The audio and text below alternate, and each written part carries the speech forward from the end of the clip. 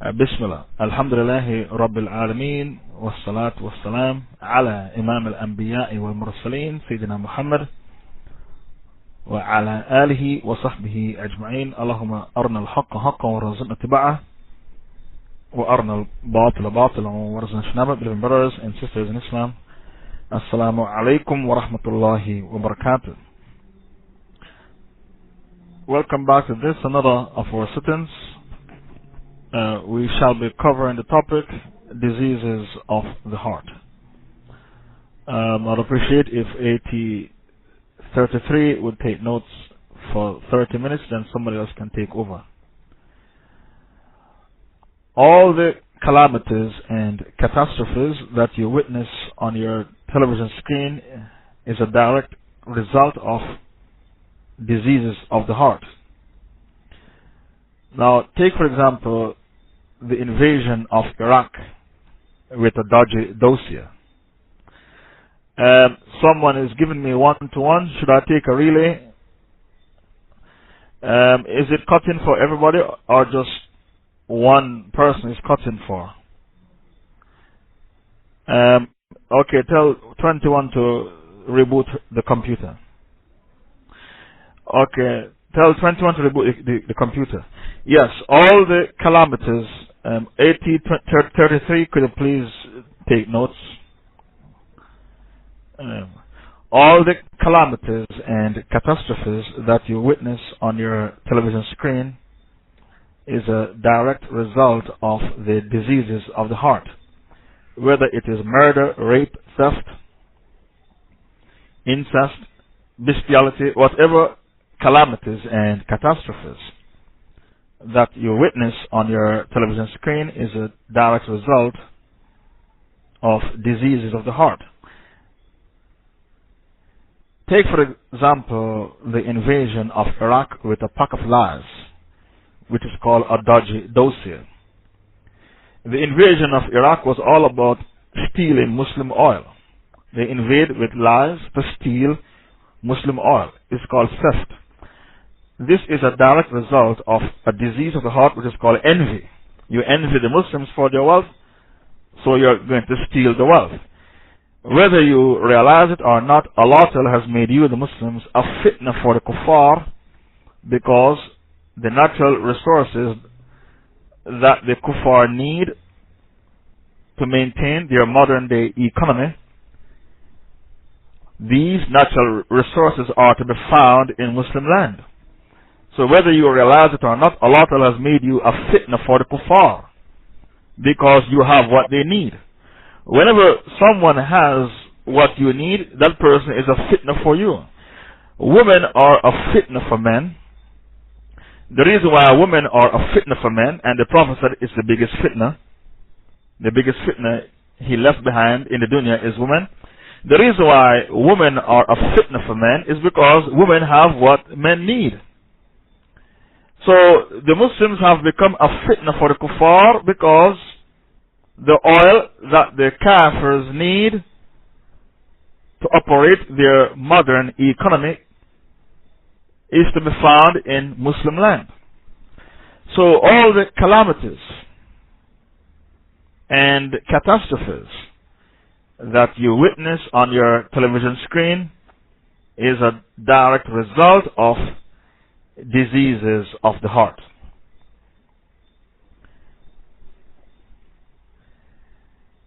The Holy Prophet ﷺ said, in your bosom there is a lump of flesh. If it is pure, all of you become pure. And if that lump of flesh is corrupted, all of you become corrupted. Verily, that lump of flesh is the heart.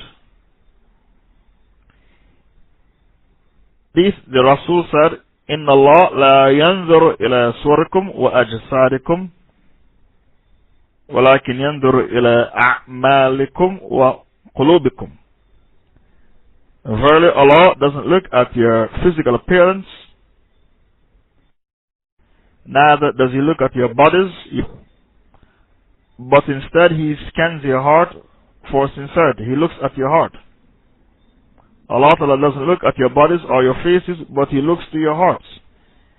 And the Rasul pointed towards his heart with his fingers. So your heart is very important, and you to your heart, physically and spiritually. If you have a car and you don't take care of the engine, the car is going to fail. You put proper oil in the car engine. If you drive your car without oil, the engine is going to seize up. If you drive your car without water, you're going to blow the head gasket. It's very, very expensive to blow a head gasket. The engine is the heart of the car. And whenever you're going to buy a car, a used car, you take a qualified mechanic to check the engine. The most important thing of the car is the engine. That's the heart of the car. If you don't take care of the engine, the car will break down. Likewise, the most important thing in your body is the heart. You need to look after your heart physically and spiritually as well as emotionally. You look after your heart physically, spiritually, emotionally. And you look after your heart by practicing the deen. This is the best way to look after your heart, by practicing the deen and learning the right aqidah. If you have dodgy aqidah, your heart is corrupted. You are not allowed to corrupt your heart by hanging out with dodgy people and develop dodgy aqidah, dodgy concepts. Can you imagine you hang around people who are nationalists and racists and tribalists? A'udhu billah.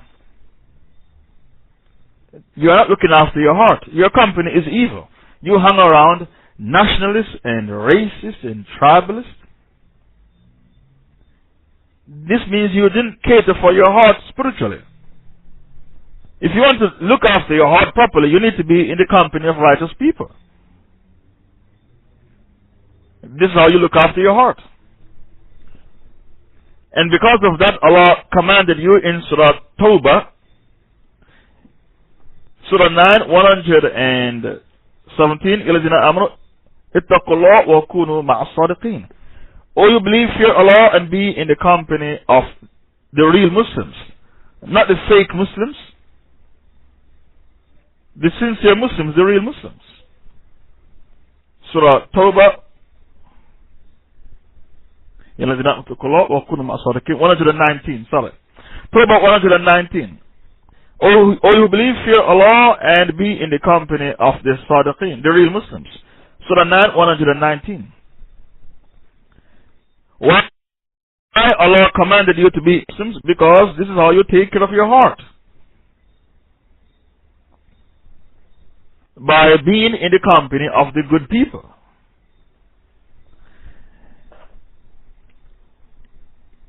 The heart of the Prophet Muhammad ﷺ wasn't like my heart or your heart. His heart was purified. So Allah Ta'ala sent the angel Gabriel to split his bosom open and took his heart out and washed it with the water of Zamzam. And this miracle of the Rasul ﷺ was so important, Allah Ta'ala revealed an entire surah talking about it. Surah 94. Alam nashrah laka sadrak wa wada'na anka wizrak alladhi ankadha dhahrak wa rafa'na laka dhikrak. Have we not opened your breast for you, O Muhammad, and took your heart out and washed it with the water of Zamzam and put in your heart two things, Iman and Hikmah. Faith, Iman, Hikmah, which is wisdom.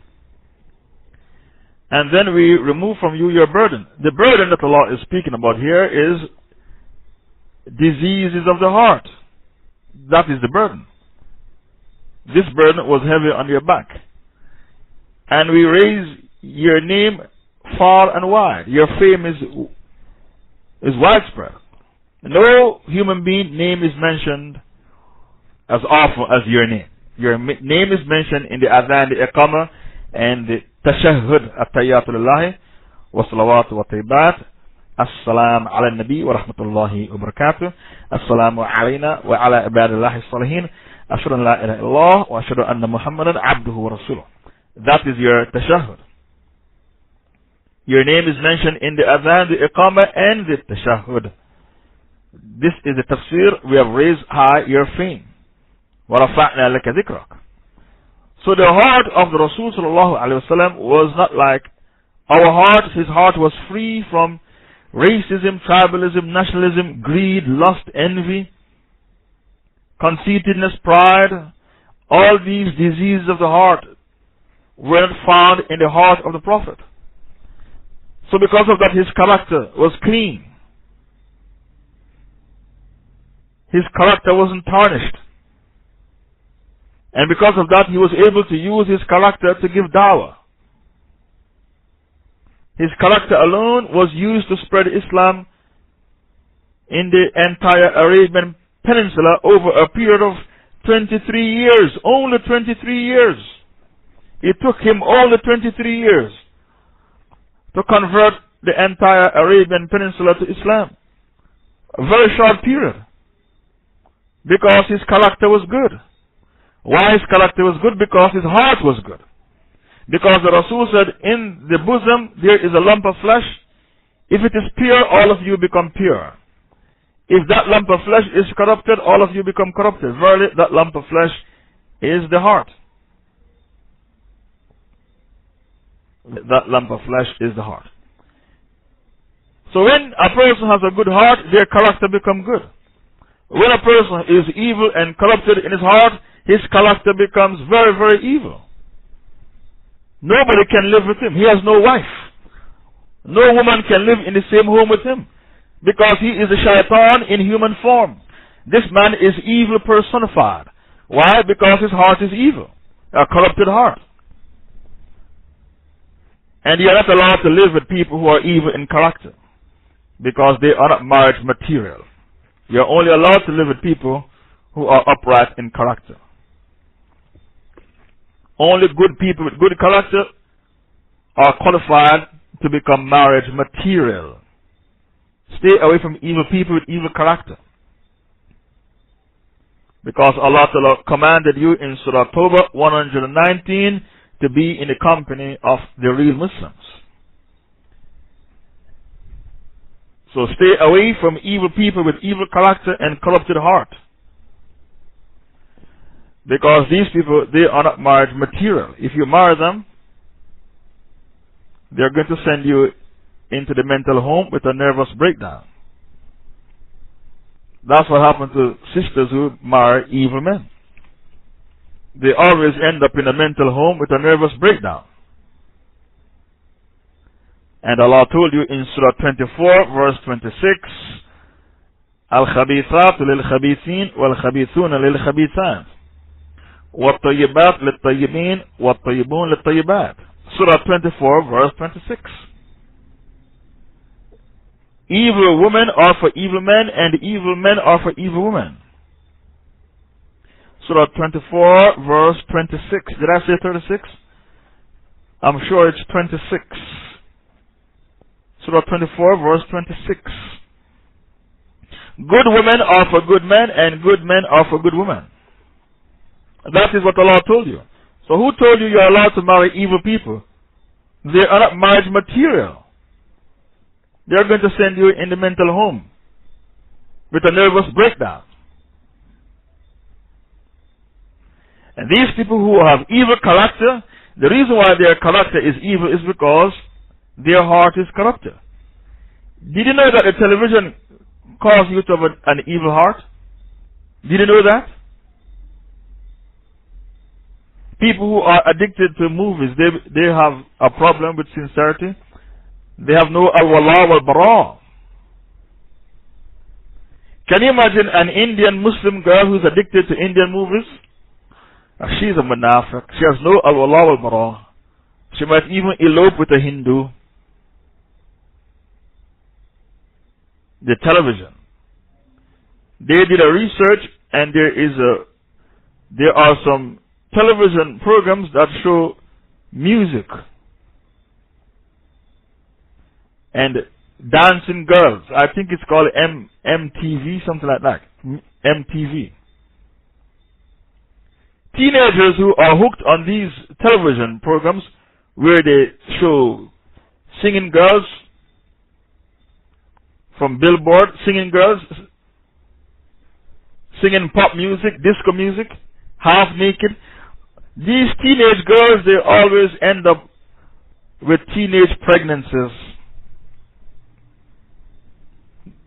The majority end up as teenage mothers because they are hooked on the television where they show MTV, singing girls dressed half naked. So the television causes you to have a problem with your heart. When you watch movies, the movies have a profound effect on your heart and turn you into a munafiq. If you have a wife who doesn't watch TV, you have a good wife. You should never divorce her. You have a wife who shuns the television. She abhors the television. You have a good wife. You should never divorce that woman. You should turn a blind eye to all her other weaknesses. That's a pious wife. She abhors the television because she doesn't like to look at the kuffar, who are scums of the earth and fuel for the hellfire. That's what these kuffar are. If you have a wife who shuns the television because of her taqwa, you have a good wife. You should never divorce that woman, and you should turn a blind eye to all her other weaknesses. So bad company causes you to have an evil heart, and the television causes you to have an evil heart. Can you imagine a person who is hooked on James Bond?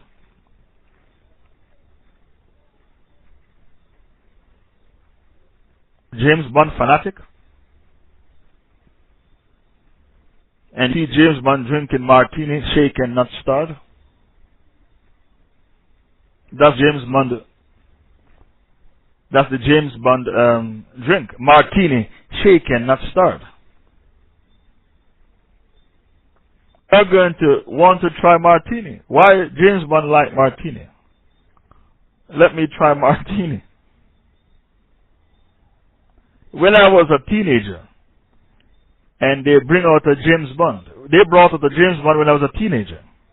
The Spy Who Loves Me. All the boys from the high school went to see it. The Spy Who Loves Me. Some James Bond were filmed in Jamaica. When James Bond ran on top of the alligator, the back of the crocodile, that was in Jamaica. They filmed it in Jamaica.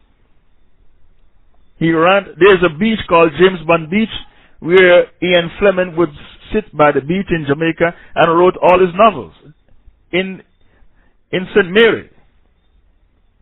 When I was a teenager, every James Bond movie came out, people used to go and watch it. The Spy Who Loves Me. A Bond's girl has to be a white girl.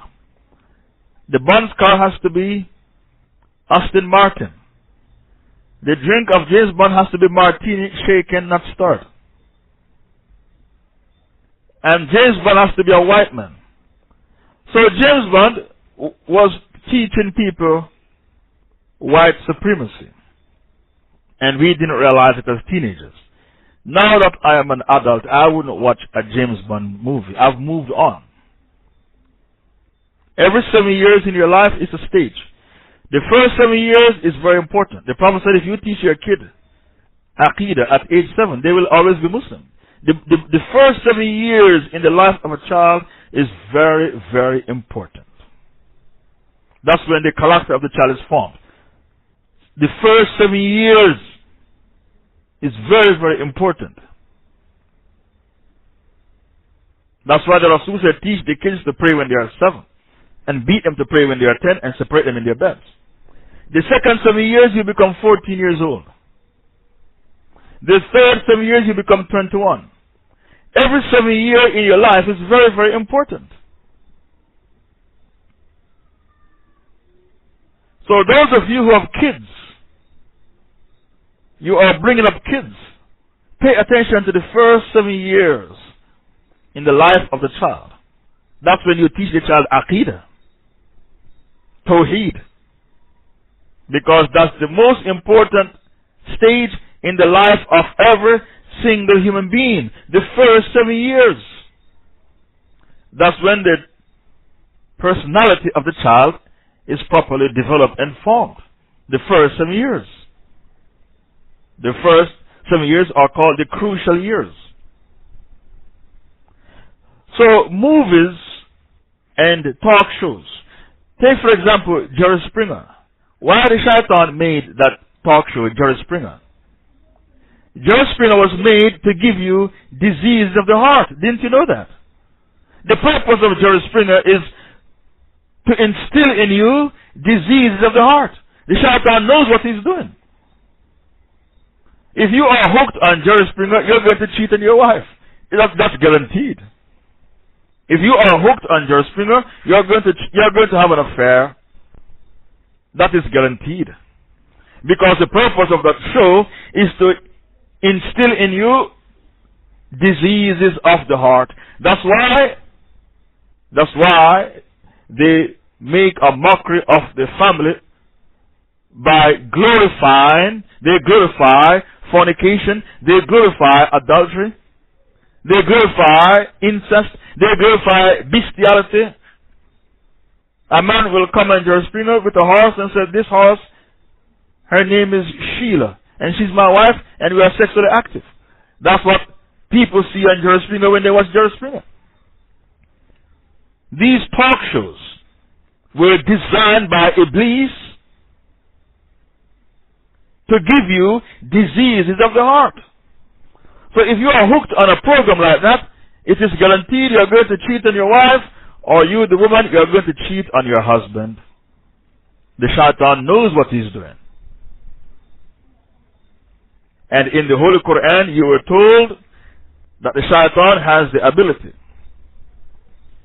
to make the most shameful deeds fair seeming. Surah 27, verse 24. وَظِلَّهُمْ الشَّيْطَانُ أَعْمَالَهُمْ. Surah 27, verse 24.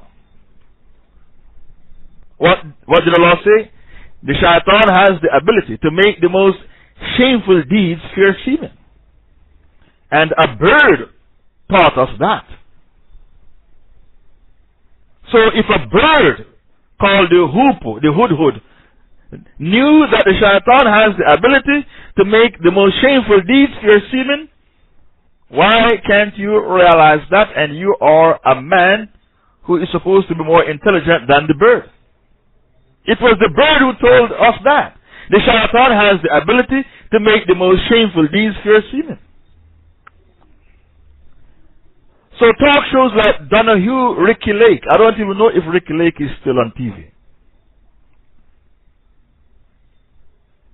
Jerry Springer, they still show him. Ricky Lake, I don't know if they still show her. These talk shows were designed by the kuffar to give you diseases of the heart.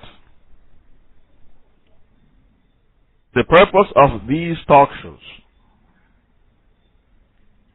By fornication, to glorify adultery.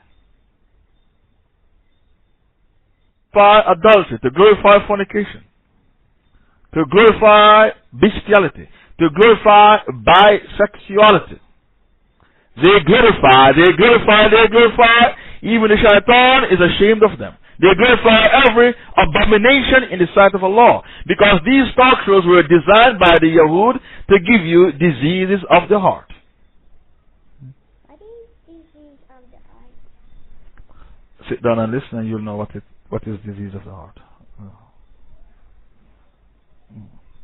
You are 10 years old, but you can understand. Yes. So these shows, this is why the Islamic State is very, very important. Why the Islamic State is important? Because these filths are not allowed in the Islamic State. When you are living in Darul Harb, it caters for diseases of the heart. Darul Harb. When I was living in Saudi Arabia, I did not see kissing on TV. I didn't see that. Kissing on TV. I didn't see gay advertisements. When you live in Dar Harb, your Muslim children become confused.com. They are unsure if they are straight or they are gay. How many of you knew that the kuffar target your kids since they were 7 years old to become homosexuals? Have you heard of Teletubbies? Have you heard of Teletubbies? The producers of Teletubbies, they said Teletubbies is gay because there is a cartoon character with a male voice walking around in the color purple with a lady's handbag in Teletubbies.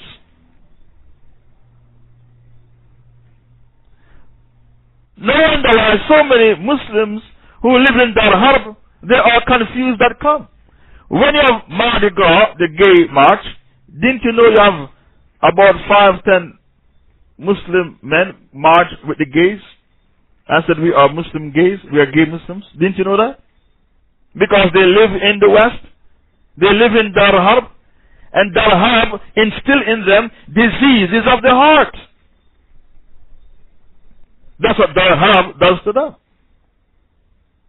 But if they were living in the Islamic State, they would become confused.com.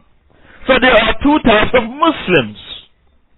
Those who you can invite to paradise and they accept your invitation and they come to paradise. They are doing haram, drinking, smoking weed, and you say ittaqillah and abandon this, and they abandon their weed and their alcohol and they follow you to paradise.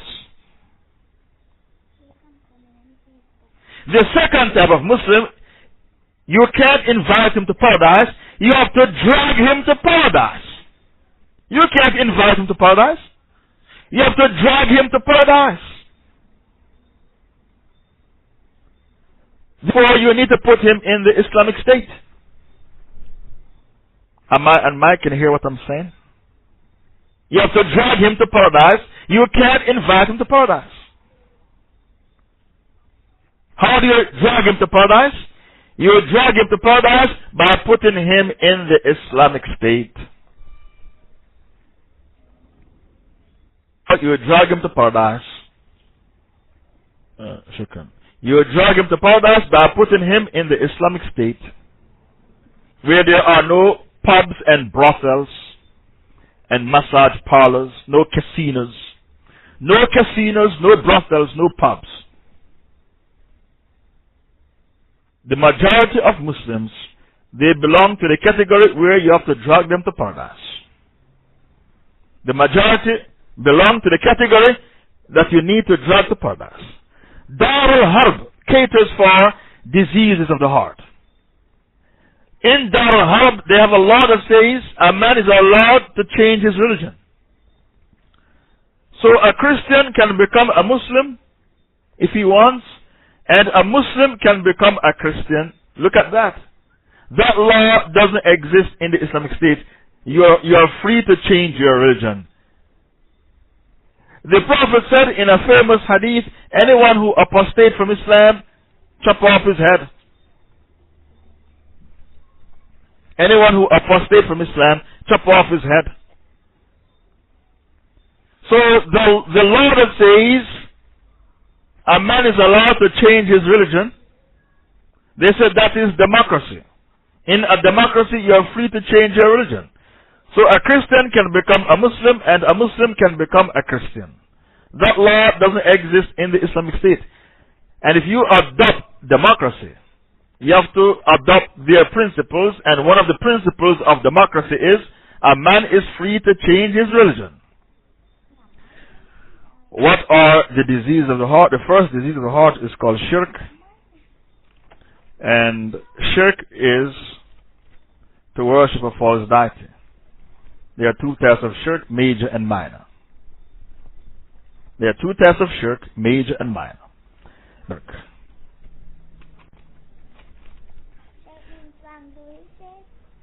To worship a false deity, a false god.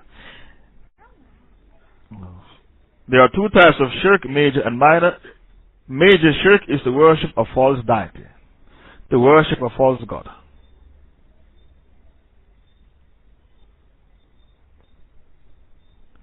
Minor shirk is to do good to show off.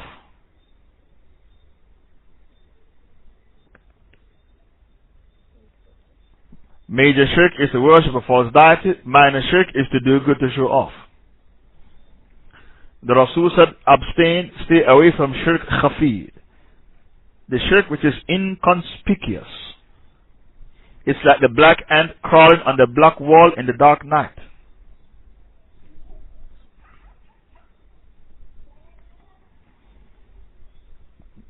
The Prophet ﷺ was describing to us the minor shirk in this hadith, which is found in the Musnad of Ahmad ibn Hanbal, to do good to show off.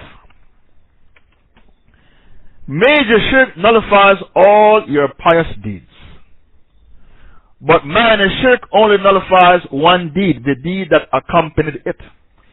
If you went for jihad to show off, jihad is nullified. One deed, jihad. But as for major shirk, it nullifies all your pious deeds. And because of that, Allah Ta'ala said in Surah 39, verse 65, وَلَقَدْ أُوحِيَ إِلَيْكَ وَإِلَى مِنْ قَبْلِكَ لَإِنْ أَشْرَكْتَ لَيَحْبَطَنَّ عَمْلُكَ وَلَتَكُونَنَّ مِنَ الْخَاسِرِينَ. Verily, we have revealed unto you, O Muhammad, the way we revealed it to all the prophets and messengers before you, that if you should commit shirk, all your deeds are nullified, and you shall be among the khasirin, the losers. If he was Muhammad, the most righteous man to walk earth, yet Allah warned him about shirk in Surah Zumar, verse 65. What about you and I? We need to take this warning more serious. So people like Mother Teresa, who did good in their lifetime, they will come on Judgment Day expecting to find good deeds. But Mother Teresa died believing in three gods: God the Father, God the Son, and God the Holy Spirit. Allah described people like Mother Teresa in Surah 24, verse 39. Allah said people like Mother Teresa will come on Judgment Day expecting to find good deeds, but their deeds is like a mirage. Allah said people like Mother Teresa, their similitude is like a man in the desert. He's about to die from thirst. When he looked, he saw water. He will rush to quench his thirst, but when he got there, it wasn't really water, it was just mirage. So why Mother Teresa is in this predicament, like Allah told you in Surah 24, verse 39, because she was a pagan, she worshipped three gods, God the Father, God the Son, and God the Holy Spirit. She upheld the Council of Nicaea. She believed in the Council of Nicaea, in which they believed in three gods: God the Father, God the Son, and God the Holy Spirit. So such a person will have no reward to get, and her similitude is like the man in the desert.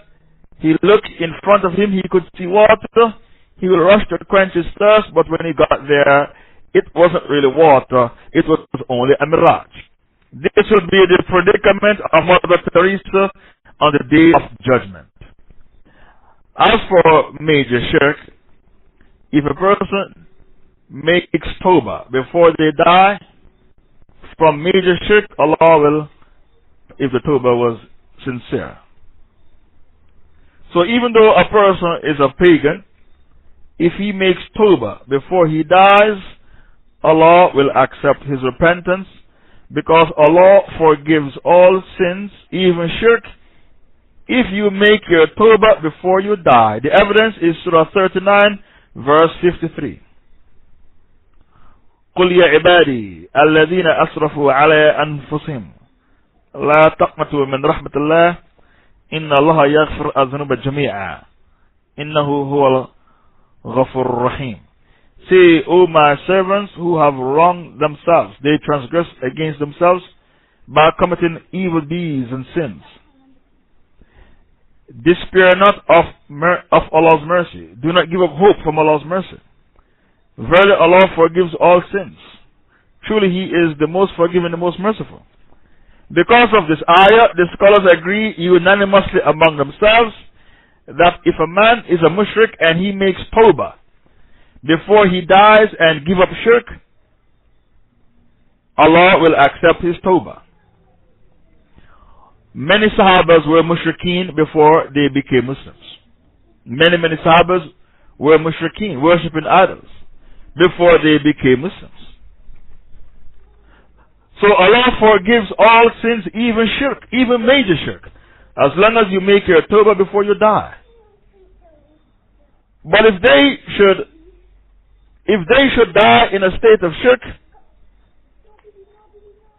they did not make tawbah before they die, and they die in a state of shirk, their destiny will be in hellfire to abide forever, and there is absolutely no hope for this person. This is the plight of the Prophet's uncle Abu Talib, who died in a state of shirk. So if your mother, father, brother, sister die as a Christian, their destiny is in hellfire to abide forever. You should give shahada to your kafir mother, father, brother, sister before they die. Because if they die outside the fold of Islam, they will be in hellfire to abide forever, and there is absolutely no hope for this person. This person is a hopeless loser. So Allah said in Surah 9, 113, ما كان للنبي والذين آمنوا أن يستغفروا للمشركين ولو كانوا أولي القربى من بعد ما تبين لهم أنهم أصحاب الجحيم. It is not right, it is not proper for the Prophet and those who believe to seek forgiveness from Allah for the pagans, the idolaters, the disbelievers in the oneness of Allah, even though they might be your own kith and kin, your relatives. After it has become clear to them that they die as dwellers of the hellfire, they die as mushrikeen to be in hellfire forever. It is haram for you to say to Allah, oh Allah, take my mother who died as a Christian outside the hellfire. It is haram. How can you make such a dua, begging Allah to take your kafir mother who died as a Christian, worshipping three gods outside the hellfire? Not even the Prophet was allowed to beg Allah to take his uncle out of the hellfire. The Prophet said, all I could do for my uncle, it was to beg Allah to give him the lightest punishment in hell. Therefore, he will be given shoes made from fire, which will cause his brain to boil. So the Rasul wasn't allowed to make dua for his uncle and beg Allah to take his uncle out of the hellfire. What makes you think you can pray to Allah and ask Allah to take your kafir mother out of the hellfire? Your kafir Christian mother, your kafir Christian father, your kafir brother, sister, your kafir uncle, your kafir nephew. Why didn't they take shahada when they were alive? Why did they die as Christians, as kuffar, pagans, worshipping three gods? So this is the plight of those who die committing major shirk. Their destiny is in hellfire to abide forever, and there is no hope for such a person, and this person is the real loser. Why? Why this is the real loser? Because Allah Ta'ala told you in Surah 3 verse 85, وَمَنْ يَبْتَغِ غَيْرَ الْإِسْلَامَ دِينًا فَلَنْ يُقْبَلَ مِنْهُ وَهُوَ فِي الْآخِرَةِ مِنَ الْخَاسِرِينَ. Anyone who follows a religion other than Islam, it won't be accepted from him, and on Judgment Day, he shall be among the losers, the khasirin, the losers. Why? Because you die following a religion other than Islam. The only religion Allah will accept is Islam. A munafiq will say to you, he will try to use Quran to fight Quran. Did you know that? When I was on tour of Nigeria, I met some goofy Sufis who followed the Tijaniya Tariqa with kafir husbands. I said, you are living in sin, your husband is a kafir, and your kids are bastard kids. These women were offended. Who are you, Shaykh Faisal, to come from Jamaica to my country, Nigeria, to tell me my husband is a kafir? My husband is not a kafir, my husband is Ahlul Kitab, people of the book. I'm not living in sin. My kids are not bastard kids. Now, I didn't come to Nigeria, I told her to water Islam down, and who am I to make it halal for you to have a Christian husband? Allah made it haram for you to have a Christian husband in Surah 60 verse 10. So any sheikh who makes it halal for you to have a Christian husband, that sheikh becomes a kafir. The Quran is clear, Surah 60 verse 10. You can't have a kafir husband. Goofy Sufis are murji'ah. They don't make takfir. A goofy Sufi doesn't make takfir. So as far as they are concerned, Christians are not kafirs. As far as they are concerned, a Christian is not a kafir. And the goofy Sufis, they prefer a Christian over you. Did you know that? They prefer Christians over you. Because a goofy Sufi and a Christian belong to the same religion. A goofy Sufi and a Christian belong to the same religion. The goofy Sufi, they quote Baqarah 62 to say Christians are not kafirs. Can you believe it? They are trying to use Quran to fight Quran. Baqarah 62 is their hujjah. الذين آمنوا والذين هادوا والنصارى والصابئين من آمن بالله واليوم الآخر وعمل صالحا فلهم أجرهم عند ربهم ولا خوف عليهم ولا هم يحزنون. Verily, those who believe and those who are Jews and Christians and Sabians, the followers of Ibrahim and David, whoever believes in Allah and the last day and does righteous good deeds shall have their reward with their Lord. On them shall be no fear, nor shall they grieve. This is the ayah the goofy Sufis try to use to checkmate us. To say, my Christian brother is not a kafir. So they are trying to use Quran to fight Quran. We are going to use an ayah to flush their dodgy aqidah down the drain. Surah 98. Bring me the ayah, Surah 98, verse 6. This is the ayah that got me in trouble in Belmarsh prison in London. Because I gave the tafsir in prison when I gave a khutbah. And they said I'm preaching hatred in their prison. إِنَّ الَّذِينَ كَفَرُوا مِنْ أَهْلِ الْكِتَابِ وَالْمُشْرِكِينَ فِي نَارِ جَهَنَّمَ خَالِدِينَ فِيهَا أُولَئِكَ شَرٌّ بَرِيَّةٌ. Verily, those who disbelieve in the religion of Islam, the Quran, and the Prophet Muhammad, Jews and Christians, and the mushrikeen, the pagans, will are ashes. Not only did Allah call the Jews and Christians, not only did Allah promise the Jews and Christians forever, Allah said they are the worst of creatures. 2 weeks ago they made it to have sex with animals in the ark. I repeat, because they are Sharr al-Bariyah, the worst of creatures.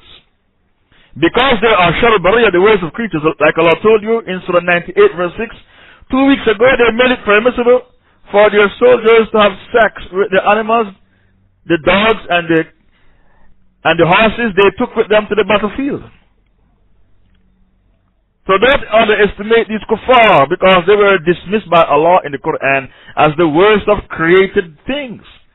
Sharr al-Bariyah. Surah 98 verse 6. So you are promising Christians and Jews paradise, and Allah promised them the hellfire in Surah 98 verse 6. So you are trying to veto Allah. That means you are a zindiq, a heretic. You have made up your own religion. The second disease of the heart is called kufr. I'm not going to go into the many shirk. Go and listen to the CD shirk. I'm sure the admins put it on the blog. Go and listen to shirk to learn about the 15 types of shirk. I don't have time to go into it right now.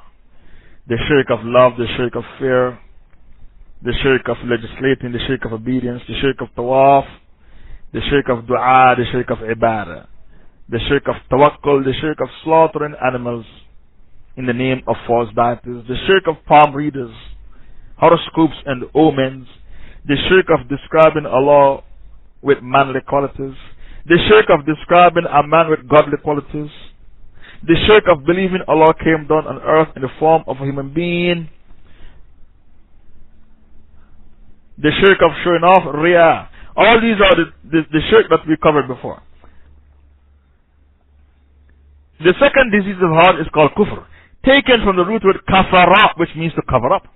So a kafir is a person who realizes that Islam is the truth, and then he pretends he doesn't realize it's the truth.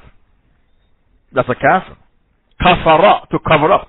So he realizes Islam is the truth, but he rejects faith in it. The most excellent example of a kafir is the Pharaoh of Egypt. Did you know that in his heart he was convinced that Prophet Musa brought the truth?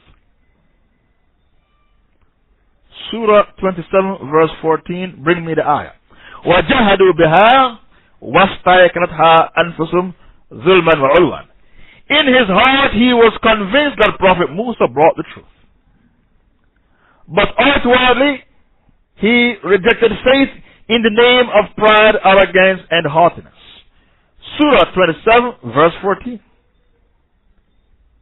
So the Pharaoh is the most splendid example of a kafir, because in his heart he realized that Prophet Musa brought the truth, but outwardly he rejected faith in the name of pride, arrogance, and haughtiness. Kafir is a person who realizes Islam is the truth, and he rejected faith. He refused to follow in the name of pride, arrogance, and haughtiness.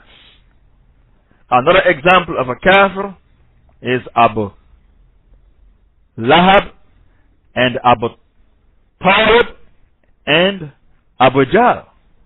All three of them knew Islam was the truth, but their pride wouldn't allow them to let it go. To let what go? To let go of kufr and shirk. Did you know that there are millions of kuffar in the USA, the UK, in all over Europe, in Australia, in India, who realize Islam is the truth, but they refuse to follow Islam in the name of pride, arrogance, and haughtiness? They are suffering from the Pharaonic syndrome. They are in the same predicament as the Pharaoh, Abu Lahab and Abu Jahl. Now, the million-dollar question is, what happened to the Indian in the Amazon jungle who has never heard about Islam? Can we make takfir on him? The Indian in the Amazon jungle in Brazil, who is in a village with no electricity and no TV, or the black people of Papua New Guinea. Papua New Guinea, a country beside Australia, beside Fiji. They have never heard about Islam.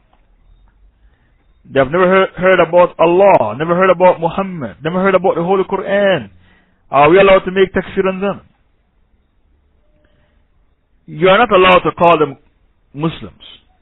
The black people in Papua New Guinea, they are cannibals, they eat people. They kill people and eat their skull, eat their brain, thinking that it will give them power. They are adding power to their power. They are cannibals. How can you pronounce cannibals in Papua New Guinea Muslims? Have you lost your mind? How can you pronounce the black people in Papua New Guinea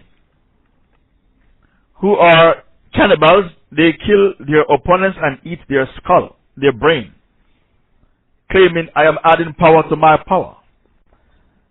They have never heard about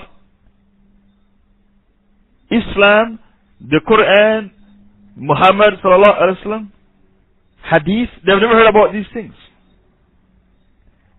And you want to pronounce them Muslims. How can you pronounce them Muslims? The first condition of Shahada is knowledge of what the Shahada means. Your Shahada has 7 conditions. The very first condition of Shahada is knowledge of what the Shahada means. La ilaha illallah Muhammadun Rasulullah. Nothing deserves to be worshipped except Allah, and Muhammad is his last prophet and messenger. That is the translation of the Shahada. The very first condition of Shahada is missing. So how can you pronounce them Muslims? Have you lost your mind? And by the way, if you commit shirk by worshipping a false deity, there is no excuse of ignorance.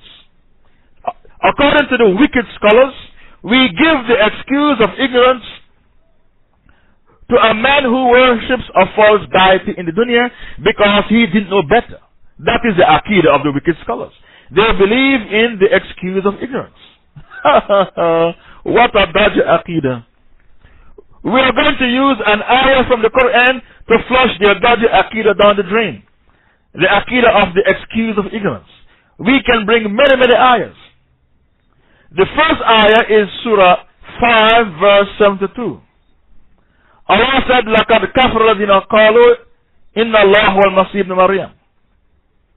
Surah 5 verse 72. Verily there are infidels who claim that Jesus, the son of Mary, is Allah. Verily there are infidels who claim that Jesus, the son of Mary, is Allah. Allah has made takfir on the Christians in Ma'idah 72. If Allah did not let the Christians off and give the Christians the excuse of ignorance, what makes you think we are going to let off the Barelwi and the Goofy Sufi and the Shady Shiites? Impossible. We'll never. If Allah did not let the Christians off, Allah made takfir on them in Ma'idah 72. What makes you think we are going to let off the Barelwis who worship the graves, the Goofy Sufis and the Shady Shiites? Never. We will never let them off. Likewise, Allah said in Surah 7, 172, وَإِذْ أَخَذَ رَبُّكَ مِنْ بَنِي آدَمْ مِنْ ظُهُورِهِمْ ذُرِّيَّتَهُمْ وَأَشْهَدَهُمْ عَلَىٰ أَنفُسِهِمْ أَلَسْتُ بِرَبِّكُمْ قَالُوا بَلَىٰ شَهِدْنَا أَن تَقُولُوا يَوْمَ الْقِيَامَةِ إِنَّا كُنَّا عَنْ هَٰذَا غَافِلِينَ. Allah said, remember, I took you from the loins of Adam, and I made you testify against yourselves, saying, am I not your one and only Lord? You said, Bala. Yes. Allah said, I did this so that on Judgment Day, you can come with the excuse of ignorance. Allah already took away your excuse of ignorance. So a man who didn't hear about Islam and worship wooden stones, Allah will not let him off on the Day of Judgment. And you, the wicked scholars who are preaching the excuse of ignorance, you are using your akal, your brain, and you have no evidence for the kufr you are propagating and peddling. You are peddling kufr in the ummah of Muhammad sallallahu alaihi wasallam. I put it to you, you have absolutely no evidence for the kufr you are peddling. I put it to you, you can't refute our hujjah, our evidence, because our hujjah is Quranic. How dare you refute our hujjah? How can you refute our hujjah when the Prophet said, Ahsan hadith kitab Allah, the best speech is the book of Allah. Wa khair hadi hadi Muhammad, and the best guidance is the guidance of Muhammad. We are bringing you a Quranic verse. I dare you to refute it. And you are not allowed to use Quran to fight Quran. You are peddling in the ummah that if a man worships a false deity, we are not allowed to make takfir on him because we give him the excuse of ignorance. I'm saying to you, your aqidah is zandaka. Zandaka means heresy. Your aqidah is zandaka, heresy. Because Allah said, I took you from the loins of Adam, and I made you testify against yourselves, saying, am I not your one and only Lord? You said, Bala. You said, yes. Allah said, I did this so that on Judgment Day you can't come to me with your excuse of ignorance. Surah 7, 172. So if Allah took away the excuse of ignorance, how dare you give hope to a pagan?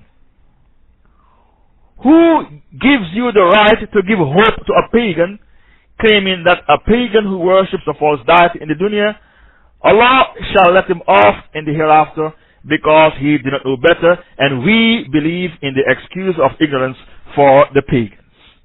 What a dodgy aqidah. Wicked scholars, Allah's Prophet warned you about them. Warned you about the wicked scholars. He said to Abu Dhar, I fear for you a fitna which is worse than the Dajjal. Abu Dhar was shocked. He was taken aback. How can somebody be eviler than the Dajjal? Not Ibn Abbas, Abu Dhar al-Ghifari. Abu Dhar said to the Prophet, O Messenger of Allah, what can be eviler than the Dajjal? What is that? The Prophet said, misguided scholars, wicked scholars. It's easy to spot the Dajjal. You can see him coming. The Dajjal, you can see him coming. He has kafir in his forehead. He's blind in the right eye, and he walks and dip. He walks with a dip. His leg is deformed. You can see the Dajjal coming. The wicked scholar, you can see him coming. He has a white thobe, a long beard. He speaks fluent Arabic, and he's quoting from Bukhari and Muslim. And he's quoting ayahs of the Quran. So where is the catch to it? The catch is he gives a dodgy tafsir. Everybody is giving his tafsir. The Shiite is giving his tafsir. When Allah Ta'ala said, sacrifice a cow in Baqarah 67, the cow Allah is talking about is Aisha. The word Baqarah, cow, is Aisha, because she fought Ali. The Khalis are giving their tafsir. A'udhu Billah. Even the Madkhali, we call them the Madkhali, the Sari Salafis, even they are giving their tafsir. When a man commits a major kufr, you are not allowed to make takfir on him until he makes it halal with his tongue. What a dodgy aqidah. How pathetic is their aqidah. When a man commits major kufr, you are not allowed to make takfir on him. You have to wait for him to make it halal with his tongue. That is the aqidah of the Saudi Salafis. If that's the case, when the man slept with his father's wife, why did the Prophet kill him as a kafir, and the Prophet didn't question the man to find out if he believes he did halal or haram?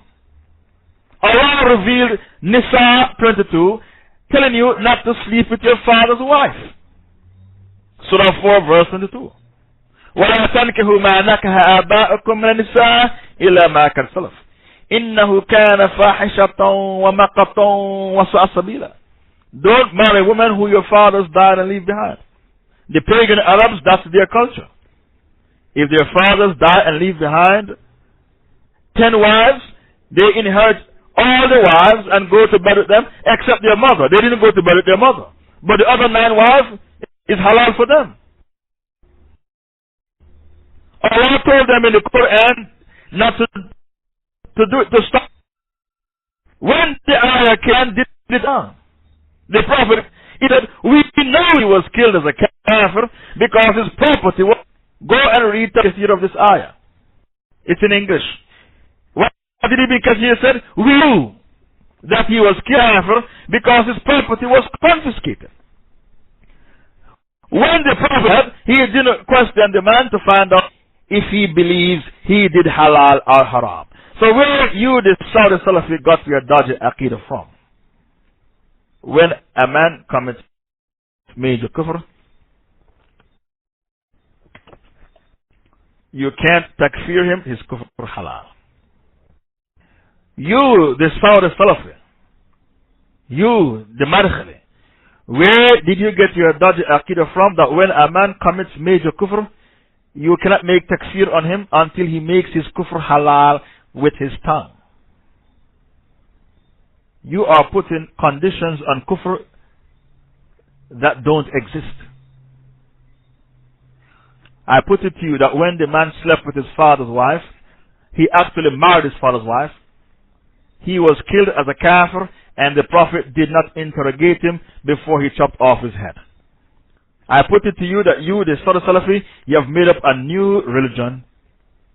You have made up your own religion, and the person who has made up his own religion is called a zindiq. Whenever you go against the ijma of the Muslims, we say to you, you are a zindiq. Your aqidah is zandaka. You have made up your own religion. Why do you think I stick to the aqidah of Ibn Kathir and Ibn Taymiyyah? I know I have a lot of enemies. If I step away from the aqidah of Ibn Kathir and Ibn Taymiyyah, I'm going to be in trouble because I have a lot of enemies. And it's better for you to follow the aqidah of Ibn Kathir and Ibn Taymiyyah because we know what they died on. They died on the right aqidah. A person like Nasiruddin Albani,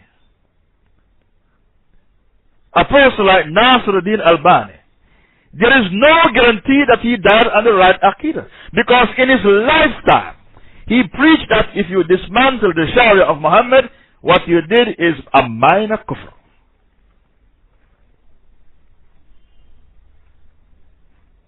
Al-Khali will say to you, Ittaqillah, Ittaqillah. Don't talk bad about that scholar because maybe he made tawbah before he died. As far as Salafi can get away with this speech in front of a person who is jahil and the person doesn't know anything about Islam. This is why they target new reverts who are coming out of Christianity, because they know that these new reverts, they don't have a clue what Tawheed is all about. What did I say to you? Ittaqillah, Ittaqillah. Don't talk bad about that scholar. Because maybe he made tawbah from his aqidah before he died. Every madkhali speaks like that to you. And you don't know how to checkmate him. The ayah to checkmate him is Baqarah 160. I told you in Baqarah 160, the tawbah of a scholar is not like the tawbah of a layman. If a scholar passed a dodgy fatwa and he wants to take it back, he has to publicly take it back, not secretly in his bedroom. Publicly take it back. Because Allah said in Baqarah 160, إِلَّا الَّذِينَ تَابُوا وَأَصْلَحُوا وَبَيَّنُوا فَأُولَٰئِكَ أَتُوبُ عَلَيْهِمْ وَأَنَا التَّوَّابُ الرَّحِيمُ.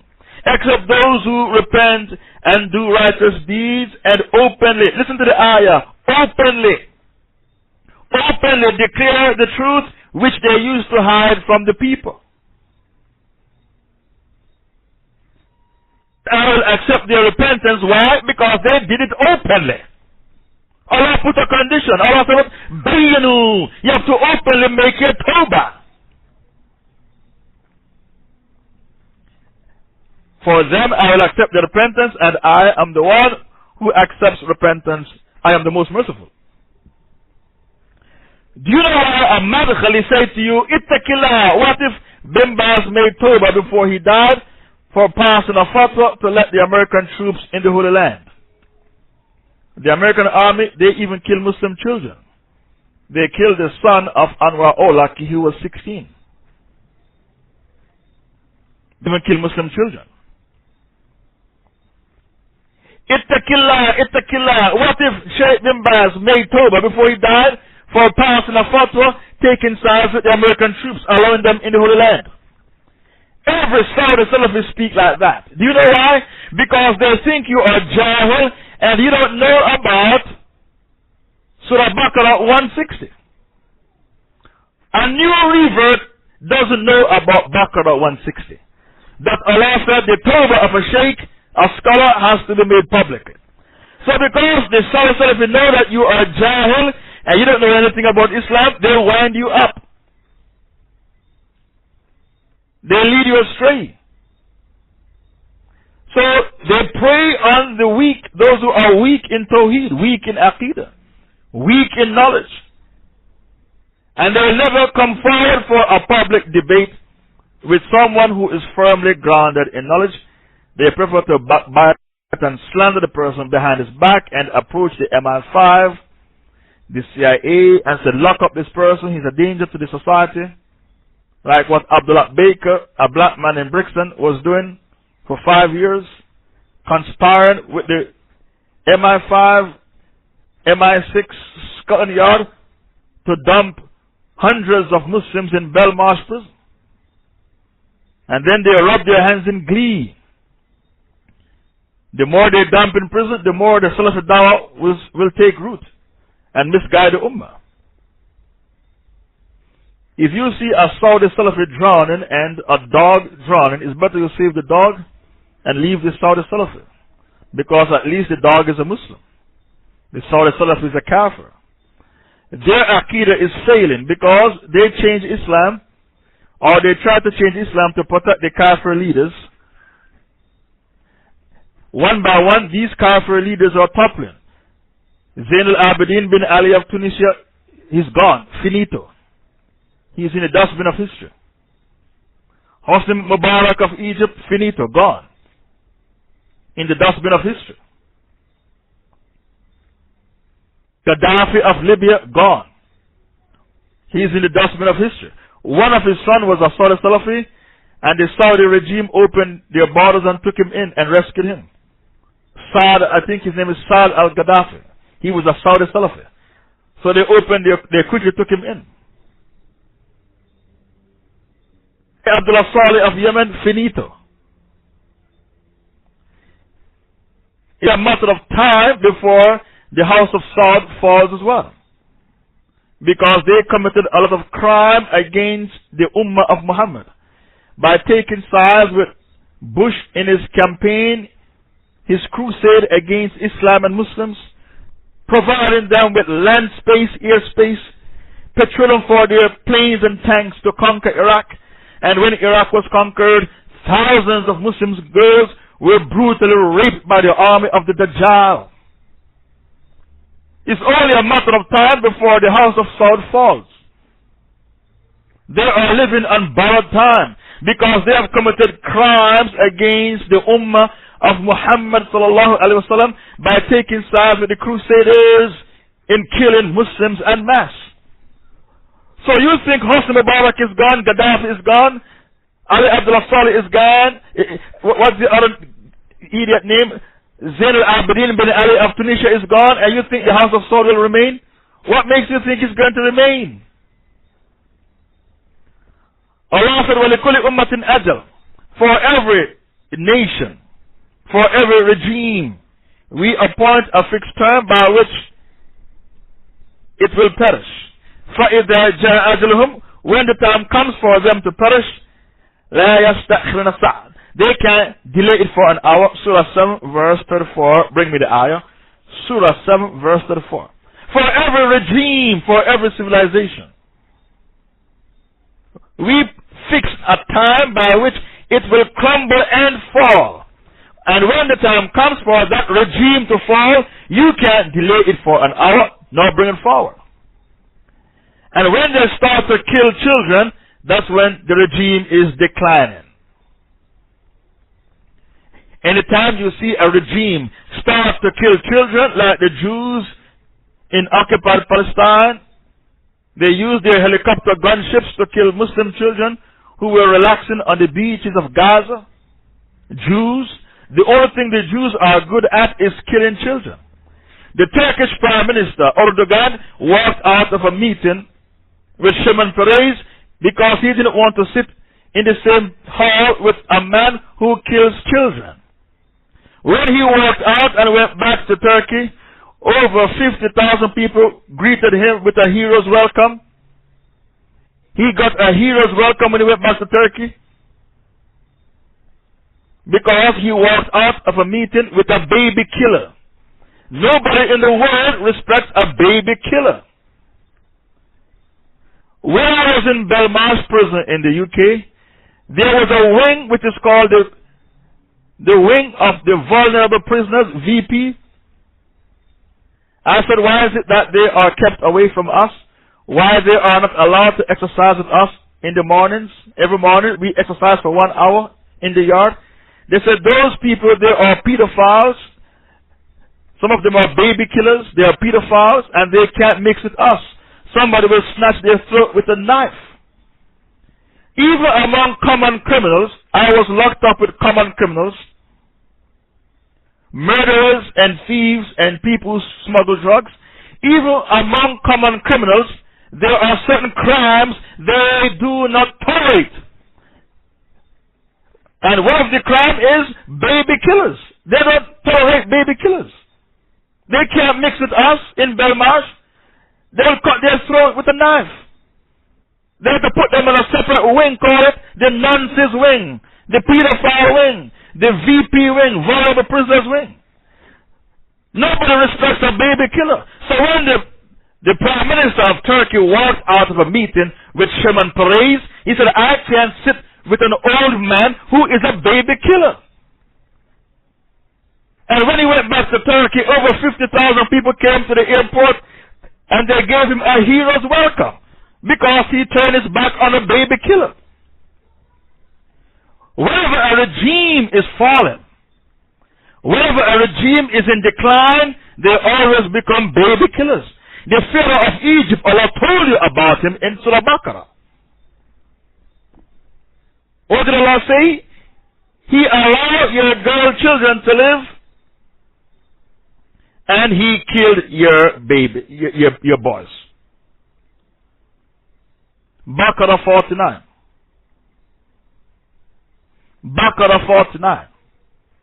وَإِذْ نَجَّيْنَاكُمْ مِنْ آلِ فِرْعَوْنَ يَصُومُونَكُمْ سُوءَ الْعَذَابِ يُذَبِّحُونَ أَبْنَاءَكُمْ وَيَسْتَحْيُونَ نِسَاءَكُمْ وَفِي ذَلِكُمْ بَلَاءٌ مِنْ رَبِّكُمْ عَظِيمٌ. And remember when we delivered you from the Pharaoh's people, who were afflicting you with a horrible torment, killing your sons and sparing your women. And therein was a mighty trial from your Lord. So Allah told you in Baqarah 49 that when a regime is fallen, they become baby killers like the Jews in occupied Palestine. Or the way the USA killed the son of Anwar Awlaki, who was 16. Then they put his age up and said he was 21 because the white kafir is ashamed about killing children. I did not know the white kafir had any shame. They put his age up to 21 because they don't want to be seen to be killing children. To become baby killers when their regime is fallen. There is no such a thing called the past. What was is still is, and it is yet to come. History repeats itself. Why? Because Allah told you in Baqarah 118, تَشَابَهَتْ قُلُوبُهُمْ, the hearts of the kafirs are alike. If Allah tells you the hearts of the kafirs are alike, there is no such a thing called the past. History repeats itself. In the time of Prophet Noah, they worship idols. Don't you have people worshiping idols today? In Japan, they worship Buddha. In India, they worship Ram, Sita, Hanuman. In the time of Prophet Musa, they dabbled in black magic. Don't you have people doing black magic today? In the time of Prophet Lut, they dabbled in homosexuality. Don't you have homosexuals today? You even have a gay city, San Francisco.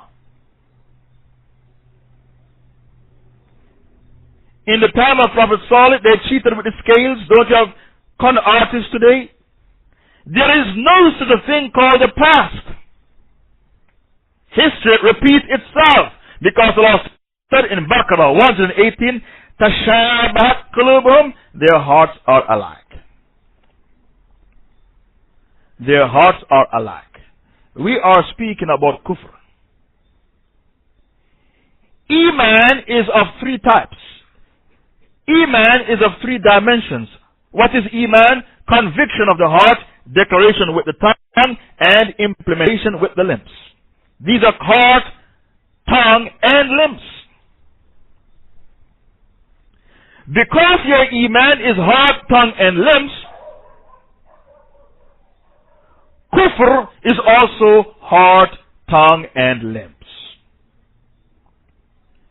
Sit down in your home and you have a doubt.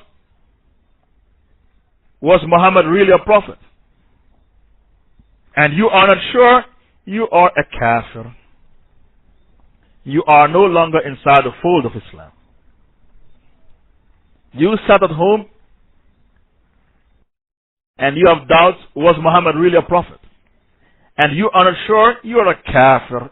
You are finished. If you die in that state, your destiny is the hellfire forever. Allah spoke about people like you in Baqarah verse 10. فِي قُلُوبِهِمْ مَرَضٌ فَزَادَهُمُ اللَّهُ مَرَضًا. In their heart is a disease and Allah has increased their disease. All the scholars of Islam say the disease Allah spoke about here is doubt. You are not sure Allah exists. You are not sure about paradise and the hellfire. You aren't even sure the Quran is Kalam Allah. There's doubt about your faith. When you doubt your faith, it is an action of the heart, and by doubting your faith, you are a kafir. So the same way iman is heart, tongue, and limbs, kufr, disbelief, is heart, tongue, and limbs. I told you in Surah 49, verse 15.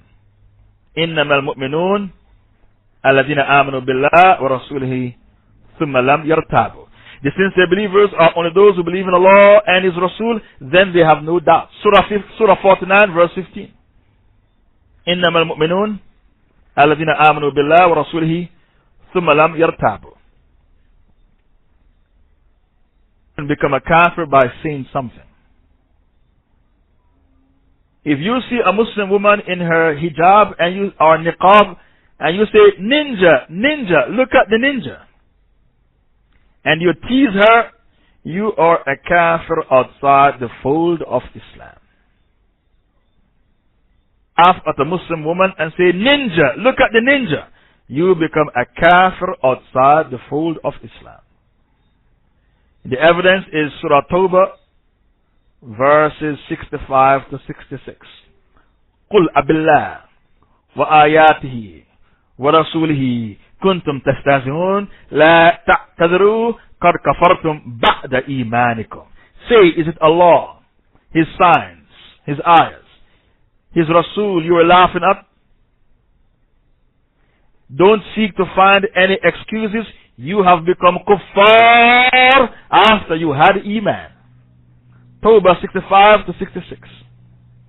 I put it to you, you can become a kafir tongue. If you say with your tongue Muhammad was a false prophet, jokingly, you're a kafir. If you say there is no hellfire, jokingly, you're a kafir.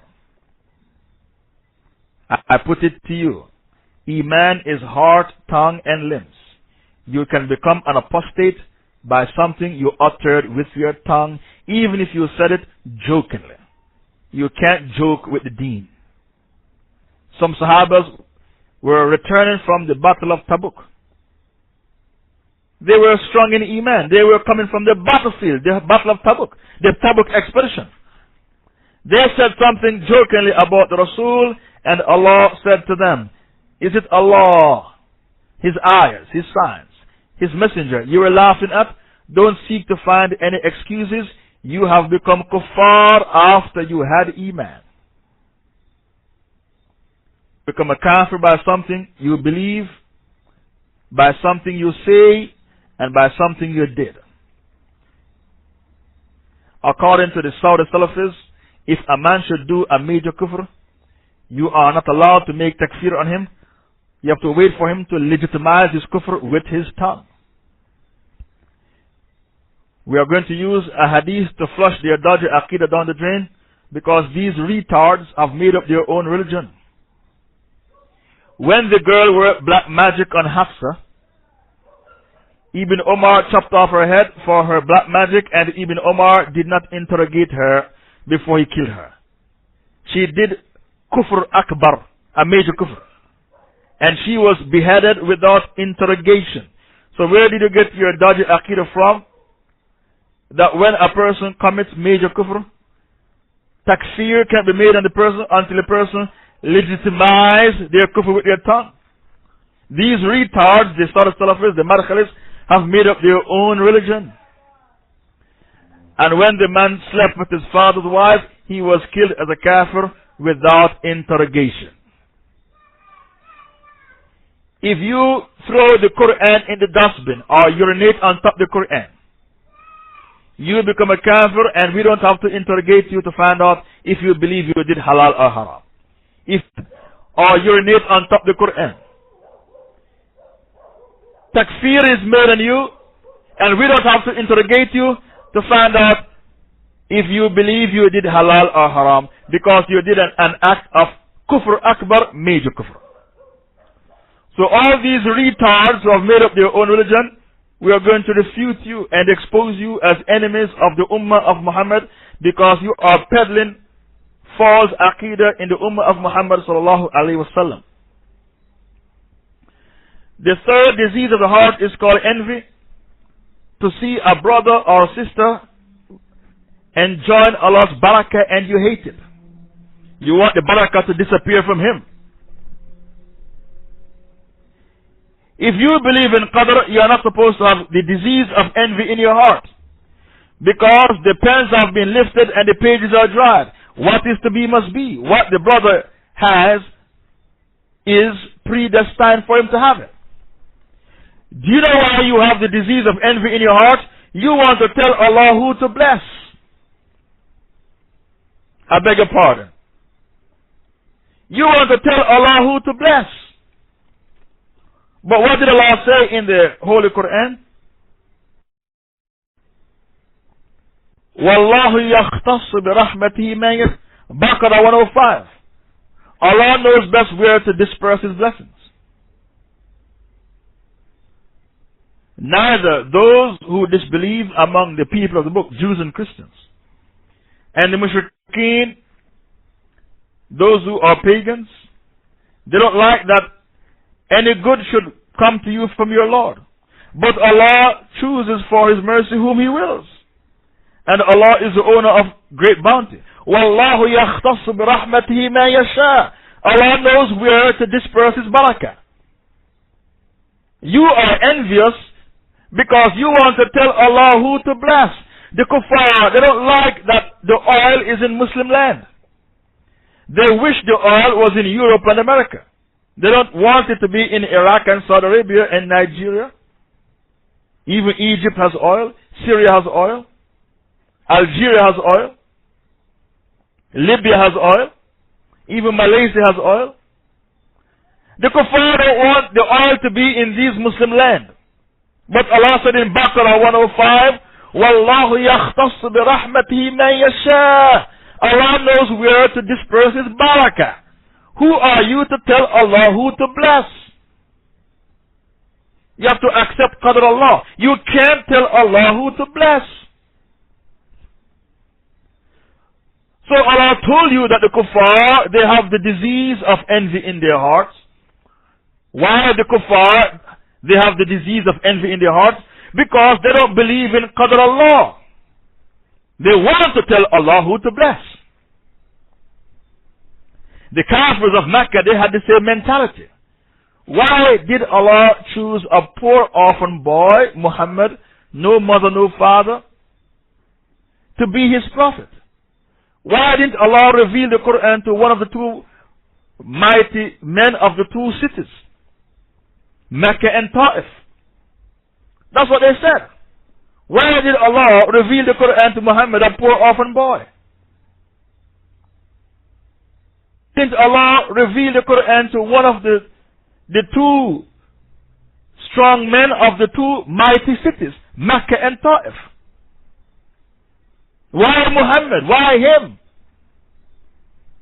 The answer to your question, Mr. Kafir, Wallahu yakhtassu bi rahmatihi man yasha. You can't tell Allah who to bless. Samuel. The Jews went to Samuel and said, we want a king to go for jihad. Samuel said, you want a king? Okay, Allah chose Saul as your king. Talut. They said, him? How can he be our king? He only has one mule. Subhanallah. The Jews have a problem with Allah's hakimiyah. How can he be the king? He's poor, we are rich. The Jews didn't like the choice of Allah. They argued with the Prophet Samuel.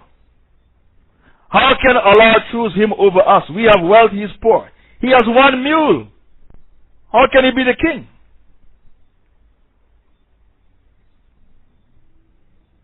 Baqarah 2:46. Yes, Allah told you the story. Baqarah 2:46.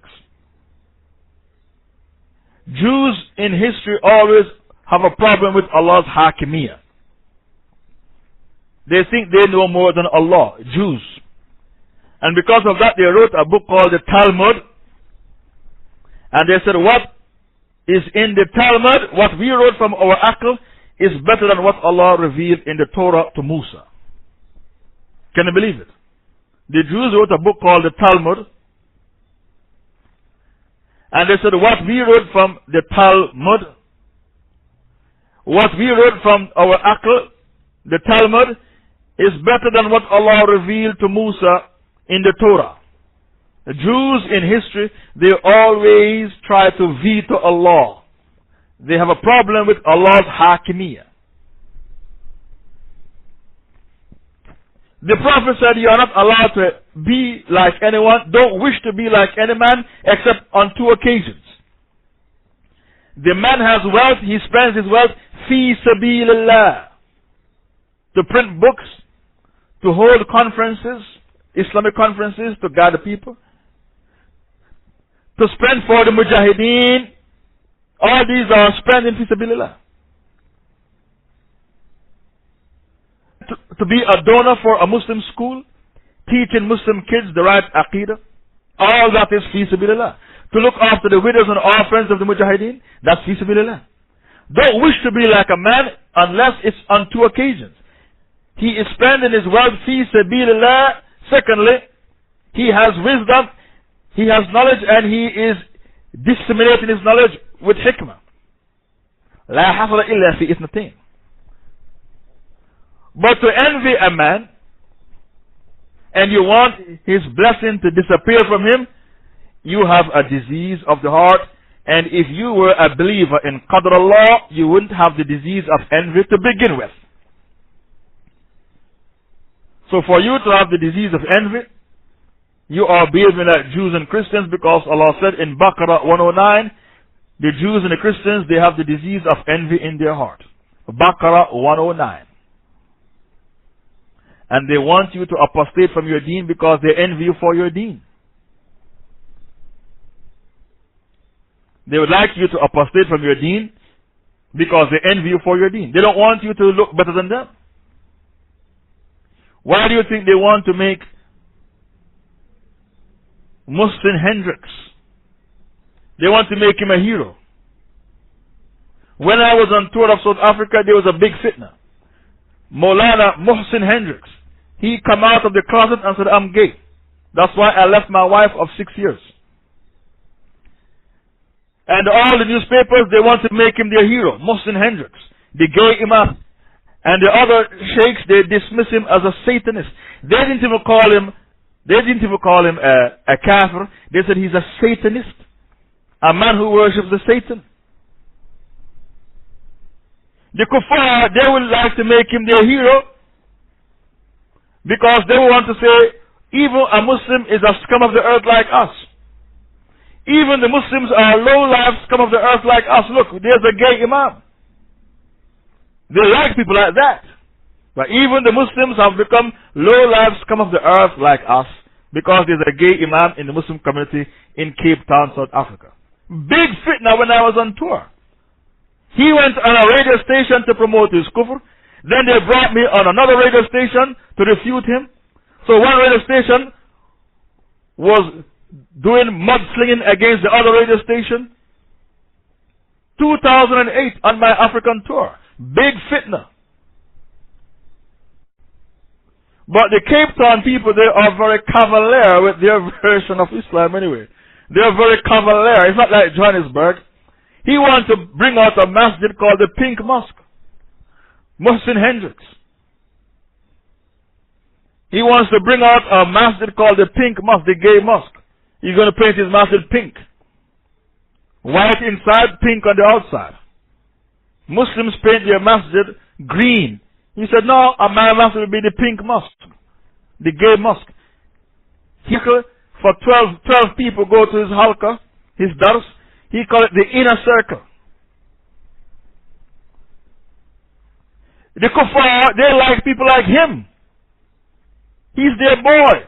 Because by highlighting him and making him a hero in all the newspapers, they say, look, even the Muslims have become low-life scums of the earth like us. There are gay Muslims as well. Even the Muslims have become low-life scums of the earth like us. This man is a hypocrite and a waste of space. This man is a hypocrite and a waste of space. No wonder the other Maulanas dismiss him as a Satanist. They didn't even say kafir. They said a Satanist, a man who worships the Satan instead of Allah.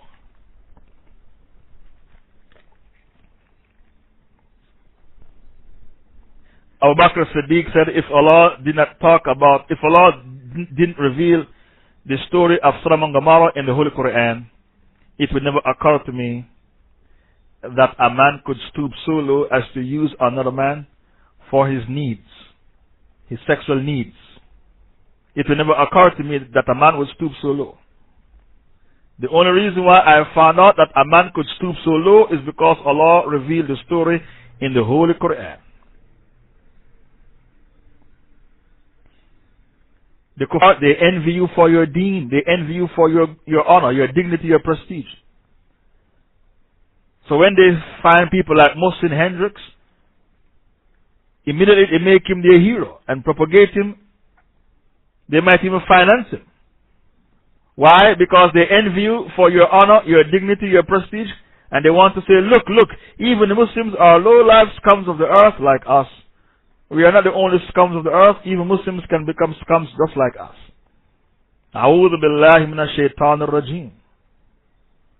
This African tour of 12 countries was a big eye-opener.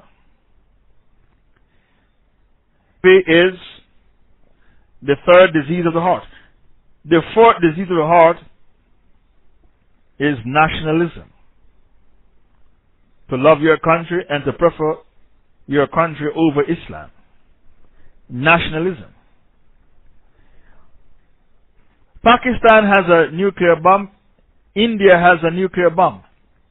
How many of you knew that the nuclear bomb which was built in India was built by a Muslim? Can you believe it? No al-wala wal-bara whatsoever. The nuclear bomb built in India was built by a Muslim to bomb Pakistan. No al-wala wal-bara. Because he's a nationalist. When you're a nationalist, you have no al-wala wal-bara. You support your country even when your country is fighting a Muslim country. Nationalism is when you are loyal to a fault to your country. You are loyal to a fault. I support my country. Here, if my country is fighting a Muslim country, I'm going to join the army and kill my Muslim brothers because I am an Indian first, Muslim last. That's nationalism. Did you know that the Arab regimes who have become apostate regimes, they will never say the Egyptian, the Islamic Republic of Egypt, the Islamic Republic of Yemen, the Islamic Republic of Syria. Impossible. They say the Arab Republic of Egypt, the Arab Republic of Yemen, the Arab Republic of Syria. Arab nationalism. So the Arabs apostated. These regimes are called apostate regimes. They apostated from Islam and they hung on to nationalism. thinking that they can get honor from nationalism. Al-Khattab said, Kunna qawman azilla wa azazna Allah bil Islam. We, the Arabs, were people who were the lowest of the low. Azillah. And then Allah gave us honor with Islam. Then Umar said, anybody who tries to get izzah, honor, from a source other than Islam, there will be disgrace in the land. Did you see what happened to Saddam Hussein when he tried to use nationalism for honor and socialism? He was hanged on Eid Day. They hanged Saddam Hussein on Eid Day. Did you see what happened to Gaddafi? Gaddafi tried to get izzah from nationalism and socialism, Arab socialism. Gaddafi was killed.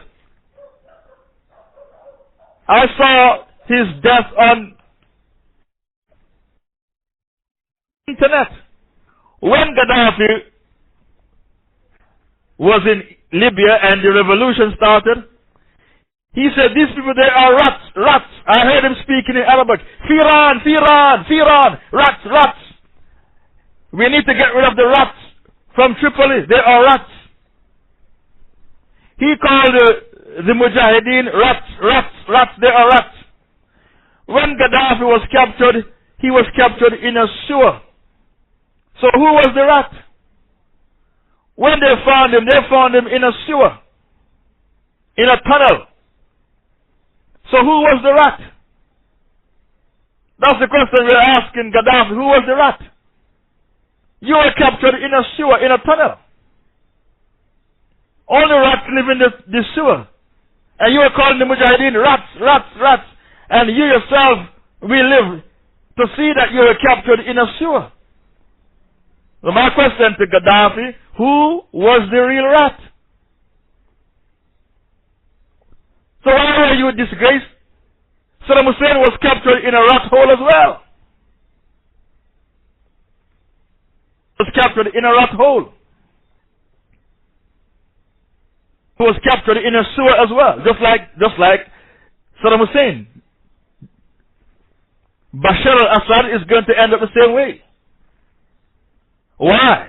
Because Omar said, we the Arabs were the lowest of the low. Kunna qawman azilla wa azazna Allah bil Islam. We the Arabs, Omar said, we were the lowest of the low. And then Allah gave us honor with Islam. Izzah with Islam. Then Omar said, anyone who tried to get Izzah from a source other than Islam, that person will be disgraced in the land. This is why you found Saddam Hussein in a rat hole, Gaddafi in a sewer, because they tried to get Izzah from Arab socialism, Ba'athism. The words of Umar al-Khattab came to pass. Why his words came to pass? Because the Rasul said, if there should be a prophet after me, it will be Umar. لو كان من بعدي نبي لكان عمر ibn al-Khattab. If there should be a prophet after me, it would have been Umar. Please bring me the hadith. I learned it from the lips of my sheikhs some 20 years ago in Saudi Arabia. If there should be a prophet after me, it will be Umar. The Arab regimes, apostate, they hung on to Arab nationalism to replace Islam. The Shiites, they toppled the Shah and they called themselves the Islamic Republic of Iran. Even though they have dodgy Aqidah and dodgy fiqh, they call themselves the Islamic Republic. Even though they have dodgy Aqidah and dodgy fiqh. They will never say the Islamic Republic. Egypt will never say the Islamic Republic of Egypt. The Islamic Republic of Syria. The Islamic Republic of Yemen. Impossible. They say the Arab Republic, because they are telling you, we have dumped Islam and we now have Arab nationalism as our new religion. That's what they are saying. We have now dumped Islam. Islam is behind us. And we have now hung on to Arab nationalism as our new religion. That's the message they are sending to the rest of the world. The Pakistanis, they are Brils, yet they call themselves the Islamic Republic of Pakistan. Isn't that so? They are Brils. They call themselves the Islamic Republic of Pakistan. The Iranians, they are shady Shiites. Even though they are shady Shiites, they call themselves the Islamic Republic of Iran. The Syrians, the Jordanians, the Egyptians, the Saudis, Kuwaitis, Qataris, Bahrainis, Omanis, they will never say the Islamic Republic. What they are saying to us, we have now dumped Islam and we hung on to Arab nationalism as our newfound religion. Omar Khattab said, we the Arabs were a people who were azillah, the lowest of the low. Then Allah gave us honor with Islam. Anyone who tries to get honor from a source other than Islam, they shall be disgraced in the land. Why Saddam Hussein was disgraced? He dumped Islam and hung on to Arab nationalism. Why Gaddafi was disgraced? He was found in a rat hole as well, because he dumped Islam and hung on to Arab nationalism. Why Hosni Mubarak is now disgraced? Because he dumped Islam and hung on to Arab nationalism. Nationalism is the fourth disease of the heart. The fifth disease of the heart is racism. I don't have time to talk about it now. I'll now pause and take 10 questions. I was told to take 10 questions. We will continue this series, Diseases of the Heart. The admins, please do recordings and pile it up to make it one single recording. And make the notes one single note. So we don't have time to talk about racism right now. We'll now stop and take 10 questions. I saw a dream fighting jihad and then captured as a prisoner of war and tortured. The interpretation of the dream is that you will be tested in regards to your faith. Of the dream, you will be tested in regards to your faith. Okay, I'm taking another 9 questions. Come, if one took Shahada and then apostate afterwards, what's the consequence in this dunya and the hereafter? If you took Shahada and then apostate, your destiny will be in the hellfire to abide forever, because Allah said in Surah 3, verse 85, the only religion He will accept is Islam. If you follow a religion other than Islam, it won't be accepted and you will be among the khasirin, the losers. Even if you apostate but you didn't follow another religion like Christianity or Judaism, still you will be in hellfire, because by you apostating, you have now followed the religion of the Satan, which is Hawa, your evil and corrupted desires. Surah 3 verse 85 tells you that the only religion Allah will accept is Islam. The person who apostates should return to Islam before he or she dies, because in the time of Abu Bakr Siddiq, some people apostated and then they came back to Islam before they died. So the person who apostated should return to Islam before they die, and Allah will accept your tawbah. Because Allah said in Surah 39 verse 53, He accepts all tawbah, as long as you make your tawbah before you die. Surah 39 verse 53. Why did Abu Bakr, Ali and Ibn Zubayr burnt gays when Ibn Abbas said, do not punish with Allah's punishment concerning the apostates? The reason why they burnt gays is because maybe they have diseases that can only be rid of by the fire. By them practicing homosexuality, it could be that they have diseases which can only be get rid of by fire. And the hikmah to burn the gays, if you burn their bodies to ashes, their relatives won't argue about the body and want to bury them in the graveyard of the Muslims. If you burn the gays and reduce their bodies to ashes, there is no body for their family to argue over and said we want to bury them in the graveyard of the Muslims. So to stop the argument as to where to bury their body, you burn the gays and reduce their body to ashes so that there is no body left for their family to come and argue with the Ummah, claiming we want to bury them in the graveyard of the Muslims. That's the hikmah behind burning the gays. Before that, shaking the hands of a woman breaks one's wudu. Could you provide hujjah? And what about if the woman is a family member?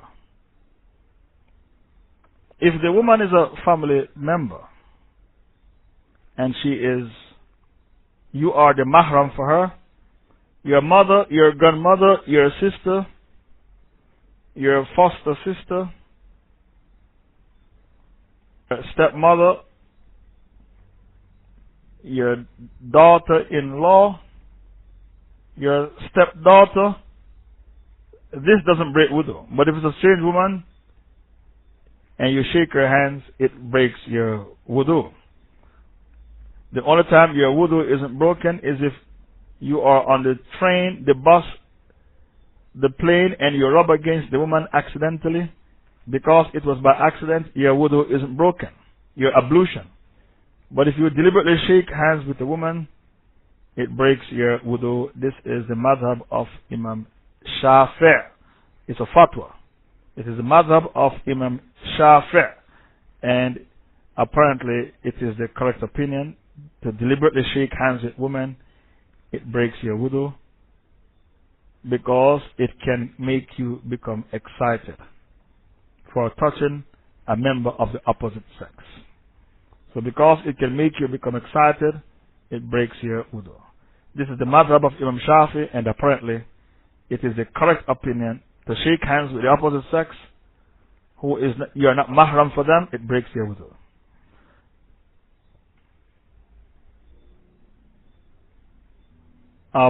Abdul Khalik. I have thrown away books with many Quranic verses in the trash, knowing in my mind that throwing the Quran away could make one a kafir, but my intention was thrown away books with many Quranic verses. I've thrown away books with many Quranic verses in the trash, knowing in my mind that throwing the Quran away could make one a kafir. And please, let me explain myself. When I say you throw the Quran in the dustbin makes you kafir, it means you dump the Quran in disgust out of hatred for the Quran. That's what it means. That makes you a kafir. You dump the Quran with disgust to get rid of the Quran because you dislike the Quran. That's when you become a kafir. If you have a newspaper, a magazine with Quranic verses, and it becomes old and you throw it away, that doesn't make you a kafir. What makes you a kafir is when you dump the Quran in the dustbin, the mushaf, out of disgust because you hate the Quran. So please do not misunderstand the speech I just delivered when I said if you throw the Quran in the dustbin, it makes you a kafir. It means you take the entire Quran with the 114 chapters and dump it in the dustbin out of disgust because you hate the Quran. That's when you become a kafir. And we were studying in Saudi Arabia. They had Quran in the masjids, and when the Quran become old, like they put 100 Quran in the masjid, they would remove that 100 Quran and replace them with new ones from the factory. There's a factory printing thousands of Quran a day. So they remove the old ones and put the new ones in the masjid. And they would burn the old ones. That's what they would do with them. They burn the old ones and replace them with new ones that they are producing on a daily basis. So, they want to throw it in the dustbin. They burned the old ones because there is a factory that produces thousands of new Quran on a daily basis. They would usually burn the old Quran. They don't burn it in the masjid. They remove the old Quran from the masjid. The old ones that are falling apart. The old Quran which is falling apart, they remove them from the masjid, replace them with new ones from the factory, and burn the old ones. In a recent dars that it is haram to pray behind to pray where garbage is dumped. What if there's a bin in my bedroom? Do I have to remove it? You don't have to remove the bin. It has to be a garbage dump. A bin is not a garbage dump. Okay, next question, please. There are 6 haram places to pray where the garbage is dumped: on top of the Kaaba, in the graveyard, in the toilet, where animals are tied up, and in the street where people walk. These are the 6 haram places you are not allowed to pray. Street, where animals are tied up, where garbage is dumped, in the toilet, in the graveyard, or on top of the Kaaba. These are the 6 haram places you are not allowed to pray.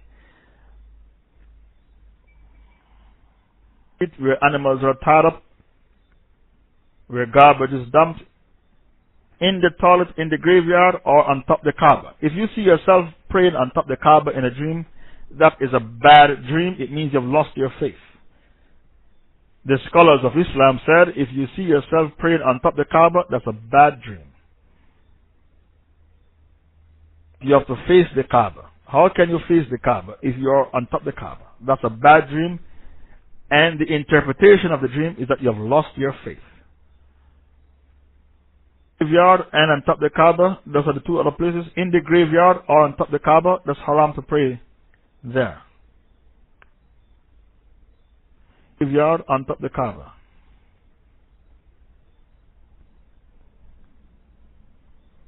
Isn't the start of Salafi Madkhalis are also munafiq, saying that don't topple the leader, but all the while their pipe helped topple the caliphs? And also, are they slandering Ibn Taymiyyah because he went against the Tatars who proclaimed Islam but followed their own laws like the House of Saud? Okay, this is an excellent question. The Madkhalis, the Salafis are munafiqs, there's no doubt, because they said don't topple the leader, yet they took sides with the British, the Lawrence of Arabia, to topple the caliphs, to destroy the caliphate. They took sides with the Lawrence of Arabia to destroy the caliphate. An admin can bring me the link, the Lawrence of Arabia.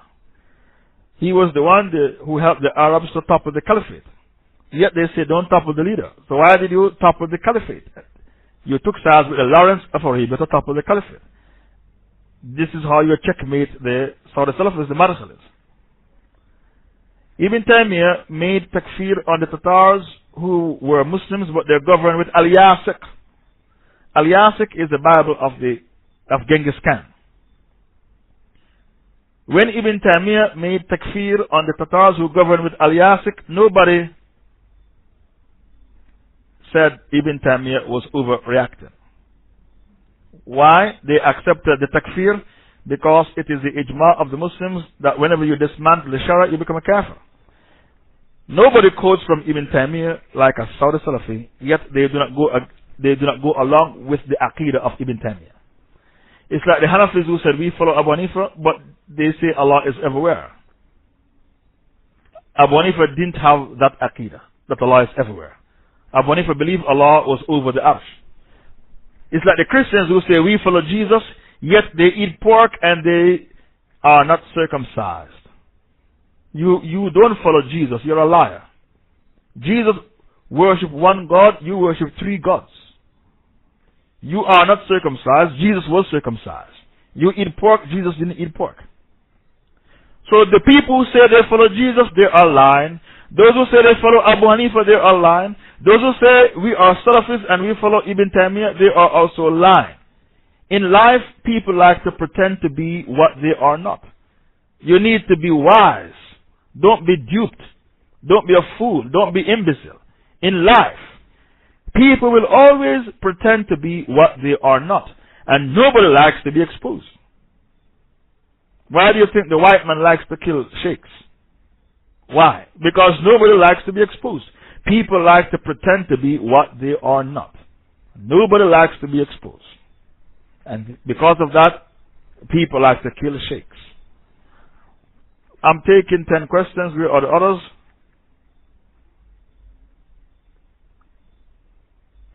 About the person in the jungle who dies as a non-Muslim without ever hearing about Islam. He said that Allah will judge him in the hereafter. It's up to Allah if He will enter him into paradise or hellfire. Yes, we said that yesterday when we gave the speech on disease of the heart. We gave that verdict. But what if this guy was upon shirk? Since Allah can choose to forgive everything even after he dies without repenting besides shirk. If he was upon shirk, he won't be in paradise because Allah said He will never forgive shirk. If he was upon shirk, his destiny is in hellfire. The evidence is Surah Nisa verse 48. Nisa 48. Inna Allah la yaghfir an yushraka bihi wa yaghfir ma duna dhalika liman yasha. Verily Allah doesn't forgive shirk, but Allah will forgive anything else to whom He please. If you die committing shirk, your destiny is in hellfire.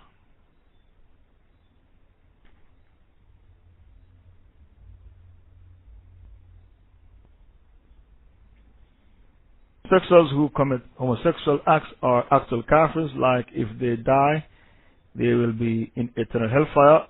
How about if they know it's a sin, but do it anyway?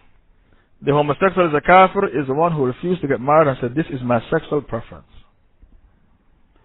I repeat, the homosexual is a kafir, is the one who refuses to get married and says, this is my sexual preference, then he's a kafir. If a person dabbles in homosexuality and abandons it and makes tawbah, he is not a kafir. The one who refuses to get married and say homosexuality, that is my sexual preference, I won't be getting married, he is a kafir. And because of that, Mohsin Hendricks in South Africa, the other Maulanas pronounce him as a Satanist because he dumped his wife after 6 years of marriage and said homosexuality is my sexual preference. He dumped his wife after 6 years of marriage and said homosexuality, that's my sexual preference. And because of that, the other Maulanas who studied in Pakistan and India, they pronounce him as a Satanist. They didn't even say kafir, they said a Satanist. Why? Because he dumped his wife of 6 years and chose homosexuality as his way of life and said, this is my sexual preference. That person is a kafir because he's seeking to legitimize homosexuality. You combine prayers for work, example like Zuhr and Asr. Do you pray 2 rak'ah each or do you pray 4 rak'ah each?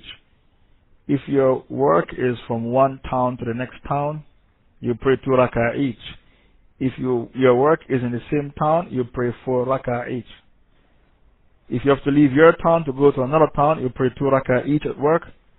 But if your work is in the same vicinity, the same town, you pray 2 rak'ah each. Subhanaka Allahumma wa bihamdik.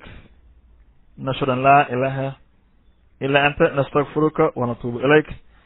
We'll continue tomorrow, inshallah ta'ala, with the rest of the diseases of the heart. I have many more diseases to explain. Alhamdulillahi Rabbil Alameen wa salatu wa salam ala Imam al-Anbiya wal Mursaleen Sayyidina Muhammad wa ala alihi wa sahbihi ajma'in. Allahumma arna al-haqqa haqqan wa rizqna tiba'ah wa arna al-batila batilan wa rizqna shnaba. Brothers and sisters in Islam, Assalamu alaikum wa rahmatullahi wa barakatuh. Welcome back to this, another of our sittings. We shall be continuing with the topic, diseases of the heart. Yesterday we covered nationalism. That nationalism is a disease of the heart. Now, how many of you knew that nationalism was worse than racism? Nationalism is worse than racism. The USA is a racist society. Not because a black man is in the White House, you're going to be naive and stupid and think there's no more racism in America. I don't want you to be naive and be like the bird called the ostrich who dips his head in the sand and pretends everything is a euphoria and a utopia. The USA is a very racist society. But did you know that if a boxer is from the USA and he's black, and the boxer is from Russia and he's white, everybody in America will rally behind the black man to beat the white man because the white man is Russian. Nationalism is a stronger feeling than racism. People beat the drums of nationalism more than they beat the drums of racism. Because it's a shame to be a racist. It's not a shame to be a nationalist. That's why nationalism is a worse disease of the heart. You have the national gathering, the national anthem. Everything is national. The national museum.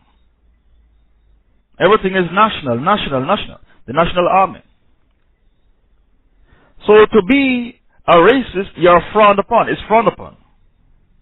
And people are ashamed of being called a racist. To be a nationalist is not shameful. It's considered a good quality to be a nationalist. And when Bush brought out draconian laws and people were opposing his barbaric laws of Bush after September 11, you know what the Bush administration said? You are not patriotic.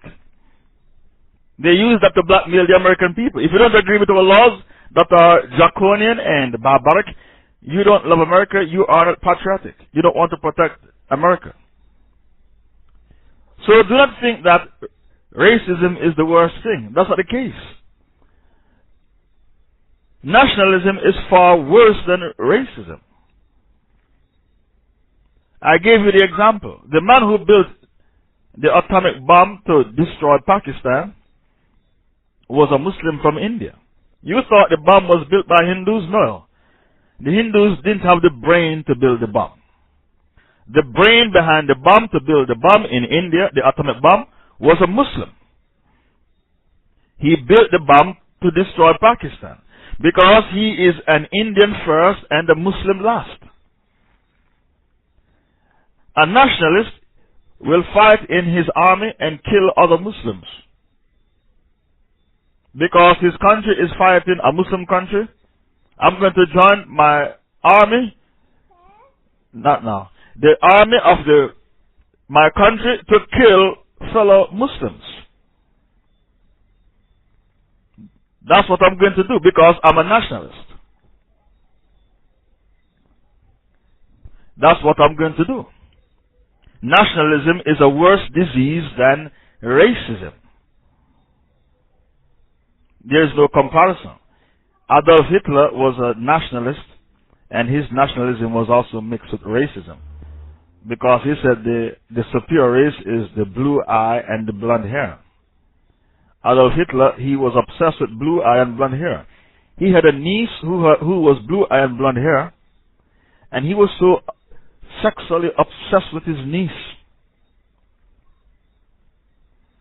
Adolf Hitler was so sexually obsessed with his niece because she had blue eye and blonde hair. She wasn't allowed to date any man. He wanted his niece for himself. She became so frustrated, she killed herself.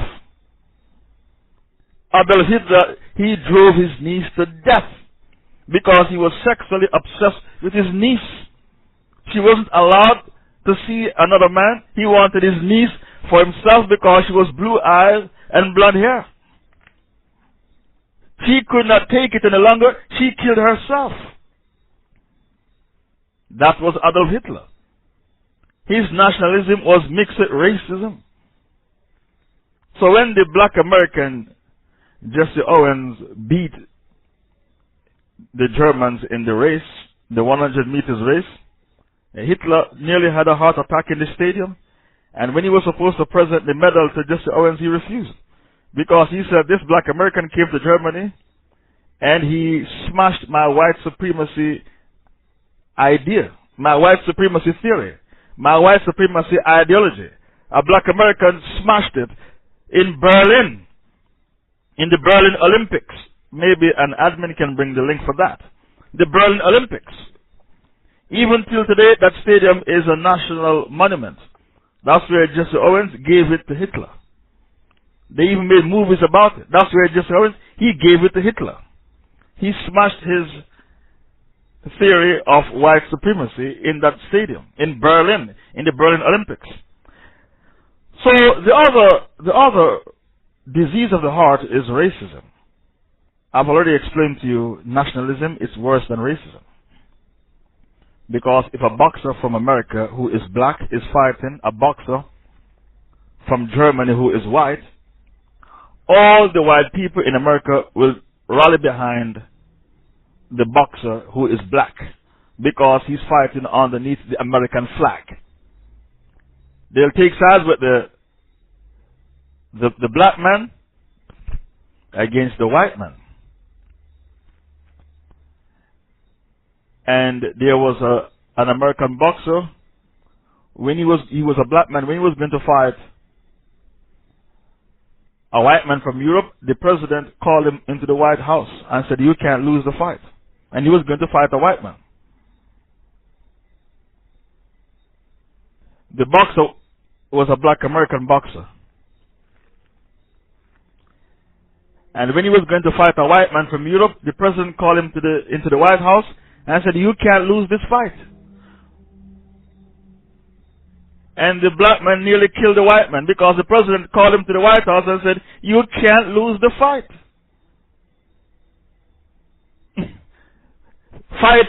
To fight and to lose is not an option. You have to win the fight. I think it was Roosevelt who called him to the White House. President Roosevelt. I said, "You can't lose the fight. Because you're fighting for American pride. The pride of the nation." When the president called the black man to the White House and said, "You can't lose the fight because you are fighting for the pride of the nation, the American nation." When he went into the ring, he nearly killed the white man. And the white man was a feared fighter who used to beat all his opponents.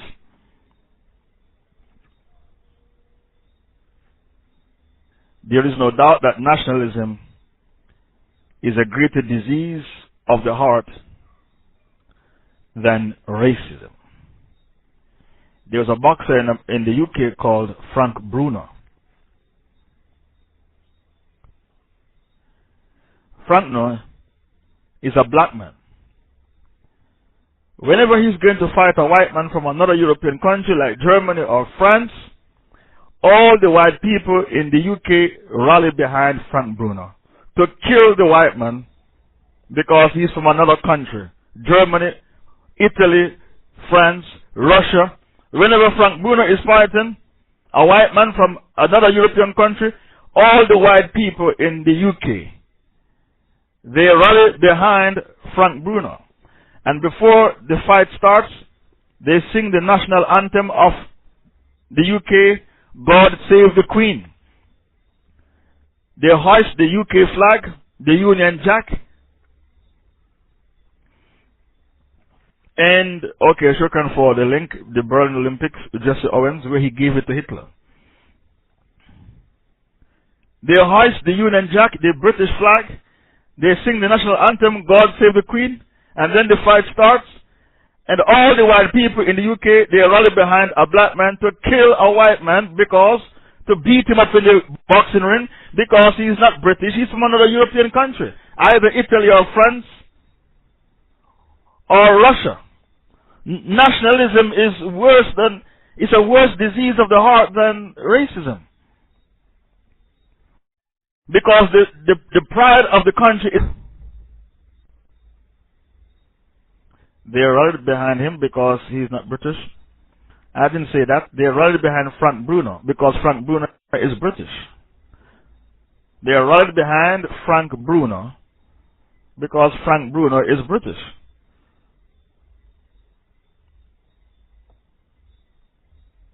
Rallied behind Frank Bruno because Frank Bruno is British. So even though Frank Bruno is black, they will take sides with Frank Bruno to kill a white man. Because the white man is not British, he's from France or Italy or Germany or Russia. Nationalism is a worse disease of the heart than racism, because when you are a racist, people don't respect you, they look down upon you. But when people think racism is blameworthy, but nationalism is praiseworthy. And because of that, this disease of the heart is worse than racism. Why? Because racism is blameworthy, but nationalism is praiseworthy. So this disease of the heart is far worse than racism.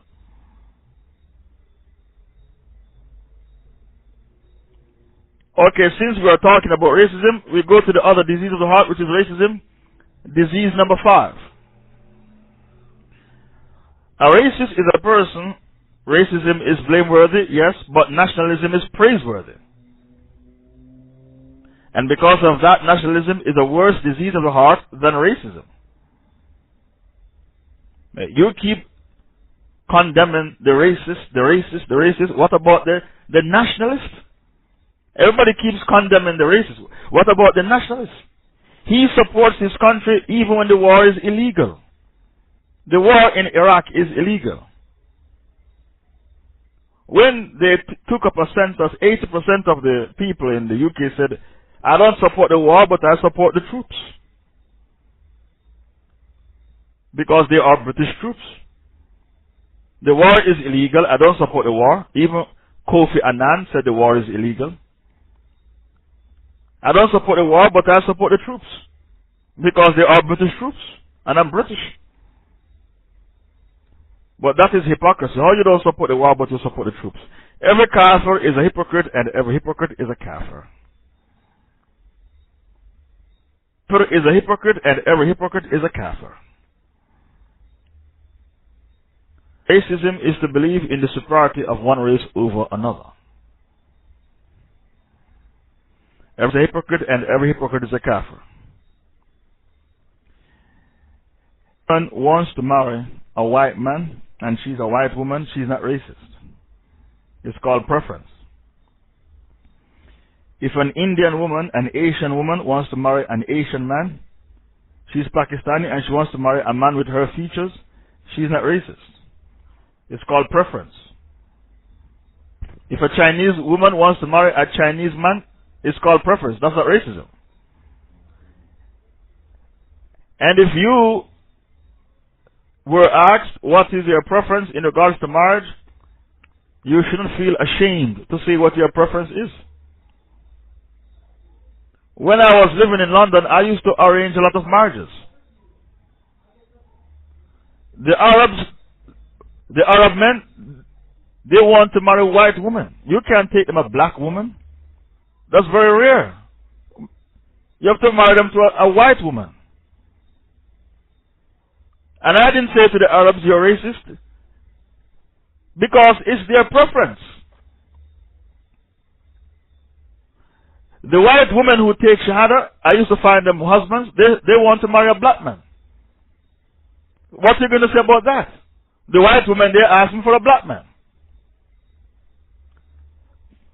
Most Pakistani women prefer to marry a Pakistani. But some of them ask for black, some of them ask for white, some of them ask for Arabs. But 80% want to marry a Pakistani. 20% will ask for other races. The black men, they can marry anybody. They don't have a preference. Black men can marry anyone. Chinese, Asians, whites, Arabs. Black men don't see color. They are the easiest in regards to race. They have no chip on their shoulder. They can marry any race under the heavens. Black men. Asian men, they want to marry Asian women. Asian men, 99% want to marry Asian women. If a person wants to marry from a particular race, he is not a racist. It is called preference. Did you know that some people, they want to marry from a particular race because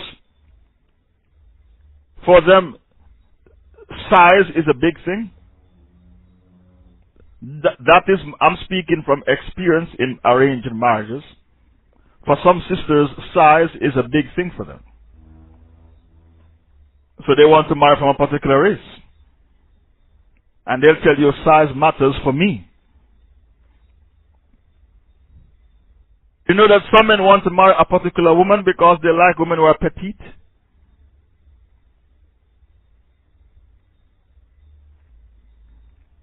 especially the white men of Europe, they like to marry Chinese women because they like petite women. Well, you can't criticize. Some people are whispering me and say, you're making me laugh. People whisper me and say, you're making me laugh, Shaykh Faisal. Yes. You cannot criticize a person for having a preference because Allah said in Surah 4 verse 3, فَانْكِحُوا مَا تَابَ لَكُمْ مِنَ النِّسَاءِ. Marry women who are pleasing to you. Did you know that I met people who cannot marry from their own race because they said it's like making love to their own sister? You know that? The amount of marriages are arranged in the UK, and I have a 99% success in arranging marriages because I will never put two people together and marry them until I'm absolutely sure about the chemistry. Chemistry means physical attraction. I will never put two people together until I'm absolutely sure about the chemistry. If a man wants to marry from a particular race, he is not a racist. It's called preference. And the reason why you need to marry who you love and stop playing games is because if you don't marry who you're attracted to, you won't be able to have an erection. The reason why you need to marry who you love and stop playing games is because the purpose of your marriage is to lower your gaze. The Prophet said your marriage is to help you to lower your gaze. So why you marry a woman you are not attracted to and then you go to the masjid? Marry who you love and stop playing games because Allah said, فَانْكِحُوا مَا تَابَ لَكُم مِّنَ النِّسَاءِ. Marry women of your choice. Listen to the word taba, from the word tayyib. Women that you fancy, of your choice. 2, 3, or 4. So I met people, they can't marry from their own race. They said, oh my God, it's like making love to my own brother. It's like making love to my own sister. I want a different race. I met people like that. And the reason why I'm able to speak is because I'm speaking from experience. Somebody came in this room to tell me I should stop arranging marriages. And that I should let the sisters go to their fathers for husbands. How can a Christian revert go to her father for a husband, a Muslim husband? And this person is very stupid. A Christian woman took Shahada. She has a Christian father. You want her to go to her Christian father to find her a Muslim husband for marriage? What a stupid person this is. And why don't you pay attention to your own problem? Because the person who was talking to me, this person was 31 years old and she didn't have a fiancé, she didn't have a husband. In her culture, men don't marry women who are old. And she's 31 without a husband, no fiancé. Why don't you worry about your life? Because your life is going around in circles. Why don't you get married? Why don't you worry about your life instead of worrying about the lives of other Muslim sisters? Why don't you mind your own business? If women approach me for husbands, and which I have been doing on many occasions, and they are happily married, why aren't you happy for your Muslim sisters? Why can't you be happy for them? Why are you jealous over them? Why don't you ask me for a husband? Maybe I could find you a husband. Because you are 31 and you are still single, no fiancé, no husband. And in your culture, men don't marry women who are in their 30s. What is racism? To believe in the superiority of one race over another. Allah Ta'ala said, Inna akramakum indallahi atqakum. The most honorable of you in the sight of Allah is that believer who is most righteous. Surah 49 verse 13. Inna akramakum indallahi atqakum.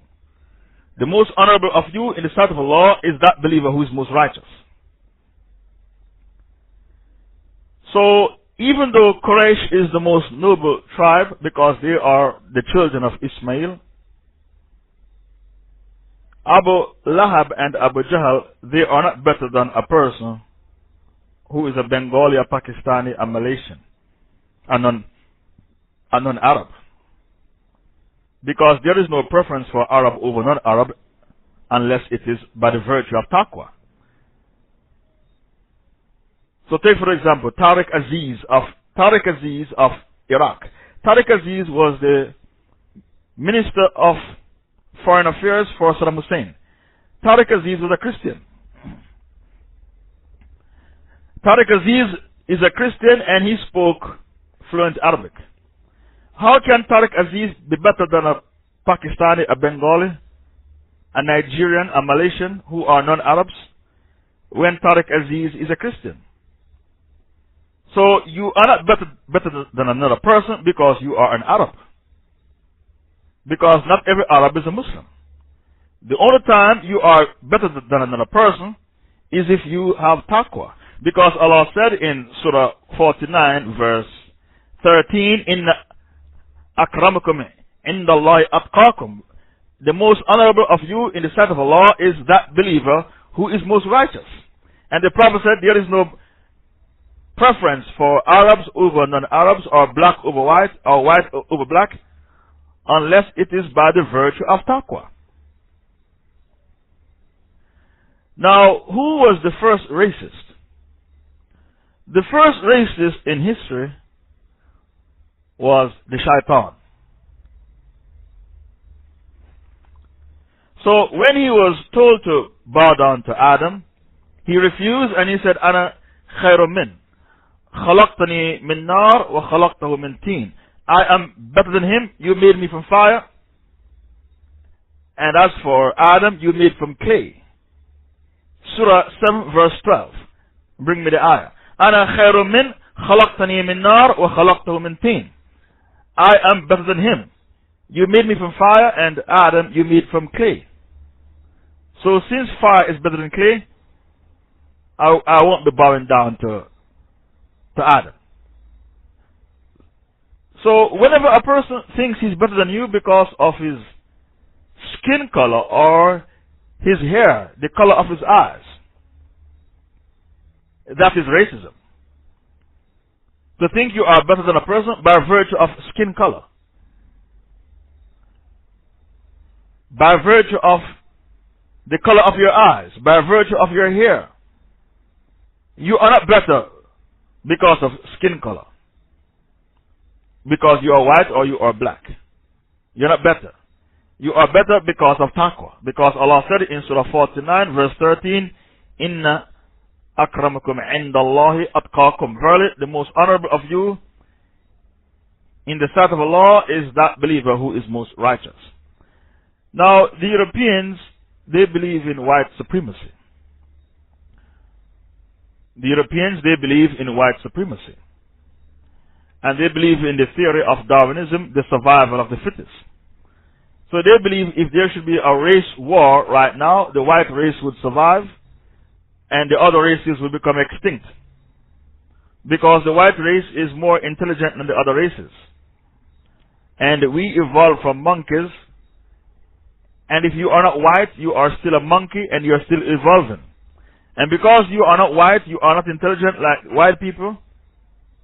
You are still a monkey, you are not intelligent as white people.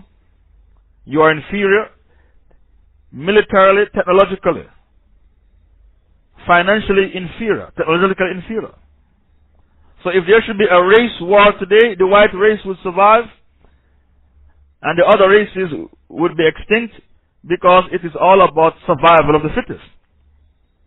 Because they believe in Darwinism, survival of the fittest, they have an organization called NATO, North Atlantic Treaty Organization. So NATO, they said we can take out any country in the world. Because NATO, who are members of NATO, the richest taxpayers in the world. The USA, Canada, the UK, France, Germany, Holland. These are the richest taxpayers in the world. NATO, there is no power on earth to rival NATO. We can take out any government in the world. Didn't you see what we did to Saddam Hussein, what we did to Gaddafi, what we did to Afghanistan? Any country in the world, we can take them out. Because NATO has no rival. It's all about the survival of the fittest. So in the event of a race war, the white race will survive. and all the other races will become extinct because they don't have the intelligence to make weapons. You don't have submarines. You don't have the Tomahawk cruise missiles. You don't have the Daisy Cutter missiles. You don't have the Apache helicopters. You don't have the Bradley tanks. What do you have? What do you have? If there's a race war, the white race will survive and the other races will become extinct. And the racism which is being propagated by the Europeans with their white supremacy ideas. They make movies and promote racism in the movies, and you didn't even realize it. Have you ever seen James Bond as a Chinese or a black man or Indian? Impossible. James Bond has to be white. The James Bond car, do you think it can be Toyota or Mazda? Are you crazy? The James Bond car has to be built in Europe. It has to be Aston Martin or BMW. I've seen a James Bond car once, and it was a BMW. But to have a James Bond car which is a Toyota, that's not possible. That's impossible. When I was a kid in high school, the Bond's girl used to be a white girl with blue eyes and blonde hair. It's only recently I saw them use Halle Berry as a Bond's girl. When I was growing up, that was impossible. A Bond's girl being a black girl, Halle Berry. That was impossible when I was a child growing up. The wine of James Bond has to be made in Europe. Martini. Shaken, not stirred. And the woman he fornicates with in the movie has to be white girls. The car he drives has to be Aston Martin or BMW. Or maybe Mercedes. It has to be built in Europe. The wine he drinks has to be brewed in Europe. His lifestyle, the suit he wears has to be designed in Europe. It can't be an Indian or African designer. Are you crazy? It has to be designed in Europe. So the James Bond movie was teaching you white supremacy and you didn't realize it. So because of the racism which is being propagated on the television screen, a lot of you have inferiority complex. You are suffering from inferiority complex. Can't you see when the white man in America says to the Japanese or the Arabs in the Gulf or the Pakistanis, jump. They say, how high should we jump? The Pakistanis, they obey the white man to the letter because they have a problem called inferiority complex. When the white man says, we are going to launch a crusade, the Pakistanis said, we are behind you with the crusade. We will help you with your crusade. So the Pakistanis gave the white man land space and airspace to invade and conquer Afghanistan. Well, Afghanistan is not really conquered. Afghanistan was never conquered. The war taking place in Afghanistan now, for nearly 10 years, it wasn't really conquered. You conquer a country when you control the entire country. But if you are in army bases, and you can't venture out, you didn't conquer the country. So you shouldn't listen to CNN and BBC and believe the crap that they're spilling out to you. Or Fox spew.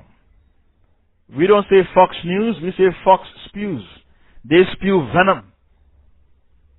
24 hours a day, every day. A Republican news station. Fox spews. They spew venom. I don't know about Fox News. What I know about is Fox spews. There are people out there who believe in white supremacy. And to prove their white supremacy, they keep other nations down. They bring about policies to keep other nations down. And if you don't dance to their tune, they destroy you. First, they spread propaganda warfare against you with BBC and CNN and Fox spews. They call you a rogue state. The second step is to go to the UN to put embargo against you. Sanction, embargo. And to trash your currency. Step is to invade you with NATO. CNN is the mouthpiece of the Dajjal. They spread propaganda warfare against you. Then they use the UN to sanction you. Then they use NATO to destroy you, to invade you and destroy you. All these organizations are controlled by people who believe in white supremacy. And controlled by whites who believe in white supremacy. And controlled by whites, they have the power to veto. And NATO is controlled by whites. I don't know how Turkey can be a part of NATO. That is laughable. How can you be a Muslim country and you are a member of NATO? That doesn't make sense. So there are people who believe in white supremacy and they have organizations like NATO, the UN,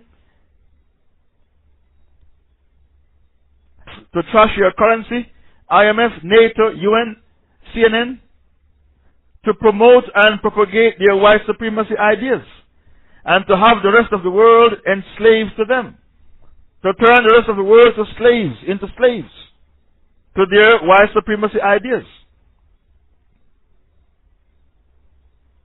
So, you have people who are suffering from inferiority complex because they were brainwashed in Darul Harb into believing in white supremacy, and they don't realize that they were brainwashed. I have a friend, Dr. Hakeem Quick. Dr. Hakeem Quick, one of my closest friends. He came to London and we held a conference. He was the main speaker in Brixton Town Hall. And the conference was a huge success. He said to me, the blacks in the UK, they're not going to accept you. The Asians will accept you, but not the blacks. I said, what are you talking about? I said, he has a PhD in black history. He has a PhD in black history. He's a doctor, Dr. Hakeem Quick. He told me that the Asians, the Pakistanis, the Bengalis, the Indians, they will accept you, and the Arabs will accept you, but not the blacks. I said, why? He said, because they were trained by the media to hate themselves. The media trained them to hate themselves. A lot of them are high school dropouts. At school, their teachers were mostly whites. The MPs are mostly whites. Those who read the news are mostly whites. So they are being marginalized in the society. So for them to accept you as a black sheikh is not going to be possible. You'll be accepted by the Pakistanis, the Bengalis, the Arabs, but not by the blacks.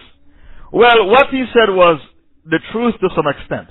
Because the blacks in South London who were high school dropouts and they smoke weed, they are unemployed, they smoke weed and they drop out of high school, they didn't accept the dawah. But when I went to North London, in Wembley, Harlesden, Wembley, the blacks there, they accepted the dawah. So what he said was the half-truth. The ones in the north who didn't drop out of high school and they don't hook on weed, they accepted it. Not the ones in South London who drop out of high school and they're hooked on weed. Even in white supremacy, they are panicking about the growth of Islam. They complain that Islam is the only threat to our white supremacy ideas. Islam is coming to pull the rug from underneath us. So because of that, the white infidels are very brutal in their treatment of Muslims. They are extremely brutal. They use newspapers like The Sun to spread Islamophobia in their society. Then they build concentration camps for Muslims. Belmarsh is a concentration camp. I was in there for a very, very long time. Belmarsh. Guantanamo Bay is another concentration camp. Why is it that Belmarsh is a concentration camp and Guantanamo Bay is a concentration camp for Muslims? And there is no outcry because the white infidels, they use their newspapers to spread Islamophobia in their society. So when they put the Muslims in concentration camp, there is no outcry because already the racist newspapers whip up Islamophobia against the Muslim community. It is very embarrassing and humiliating to live among white infidels of Europe and America. The white and black infidels of Europe and America. Why don't you educate yourself and leave Europe and America, go and live in the Gulf countries? The best treatment I got in life was from Arabs, and the worst treatment I got in life was from the white infidels of Europe. It's very, very embarrassing to be living among the white and black infidels of Europe and America, because they are the worst people in the world. They are so evil, they legitimize sodomy and bestiality in their army. In the American army, a soldier is allowed to have sex with his dog and his horses that he took with him to the battlefield. Okay, bring me the link about the sodomy and bestiality in the American army. Okay, shukran for the link. Just in case my enemies might think Shaykh Faisal is a liar and a slanderer. Now, the Senate approves a bill to legalize sodomy and bestiality in the U.S. Army. Aren't you ashamed that you are living among people like that, who believe in animal sex, gay sex? Aren't you ashamed? So, for you to live among the black and white infidels of Europe and America, it's very, very embarrassing. Because you're living among shayateen, you're living among low-life scums of the earth. And many of you have already apostated from Islam because you are living in Dar Harb and you have stopped practicing Islam. You know how many Muslim sisters are still single because they can't find a brother to marry? Dar Harb turned them into low-life scums of the earth. They are hooked on weed. They are hooked on alcohol. They are hooked on girls, kafir girls, fornicating with kafir girls. They are hooked on heroin, hooked on crack cocaine. They are hooked on every haram under the heavens. Because they are living in Dar Harb. Not everybody can survive in Dar Harb. Only the strong survive. The weak fall by the wayside. That is the law of nature. Only the strong survive. The weak fall by the wayside. So it's very embarrassing to be living among these kuffar. You need to educate yourself and migrate. You know how many of my friends are living in Mecca and Medina right now, teaching English? And they're happy. Many of my friends, they did a course to teach English. It's only about 6 weeks for the course, or a month. Then they go and live in Mecca and Medina teaching English. And they are happy because they don't see gay advertisements on the TV. What is going to happen is that only the Muslims who are on the dole and welfare will live in the West. All the educated Muslims are going to migrate. Only the ones who are uneducated will live in the West because they'll depend on handouts from the white kuffar. When you go on the internet, all you can see is American soldiers raping. You see the rape taking place. That's what is on the internet. Today, a sister posted on Facebook 4 American soldiers raping a Muslim girl in Iraq. A sister posted it on Facebook. Maybe one of the admins can bring the link from Facebook. Well, let me see who I can ask to bring the link. When you go on the internet, all you can see is American soldiers raping Muslim women in Iraq. And they said they did it in the name of the cross. In the name of the cross. Okay, somebody found the link. That is it. That's all you see on the internet. American soldiers raping Muslim women in Iraq. Gruesome pictures of American soldiers raping Muslim women in Iraq. Sheikh bin Baz, who passed the fatwa to allow the army of the Dajjal, he is being punished in his grave right now. Sheikh bin Baz. Sheikh bin Baz was even a Jew. Genetically he was a Jew, and ideologically he was a Jew. He was having a laugh. Sheikh bin Baz was a Jew. The word Baz is a Jewish name. Muslims don't have the name Baz. A Jewish tribe in the Arabian Peninsula had the name Baz. So genetically he was a Jew, and ideologically he was a Jew, Shaykh bin Baz. He is the one who gave his wallah to this army, the American army. And when you go on the internet, all you see is American soldiers raping hijabi women in Iraq. What time in his life was he ever convinced about Islam? And he is the founder of the Saudi Salafi movement.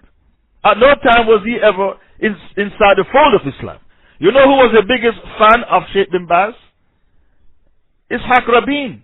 Ishaq Rabin, the Prime Minister of Israel. He was the biggest fan. Even the House of Saud, they are from the Jewish tribe called Banu Qaynuqa. The Jewish tribe who made the Muslim woman naked in the marketplace in Medina. And the Prophet drove them out of Medina and they went to the House of Saud, which is in Saudi Arabia right now. They are a Jewish tribe from Banu Qaynuqa. At no time were they ever convinced about Islam. Why do you think they give their wallah to America 100%? When the American planes want to fill up their tanks to go and kill Muslims in Iraq and Afghanistan, they fill up from Saudi Arabia. They go to Saudi Arabia for their petrol. They give their wallah to the Jews and the Christians 100%, the House of Saud. Because at no time were they ever inside the fold of Islam. They are having a laugh with the Muslims. They were put in place in Saudi Arabia by the British Empire. The British Empire, they searched for a Jewish tribe and that Jewish tribe in place. They're having a laugh. At no time were they ever inside the fold of Islam. So they give their wallah to the Jews and the Christians 100%. And Allah told you in Ma'idah 51. Ma'idah 51. If you give your wallah to Jews and Christians, you will become a kafir just like them.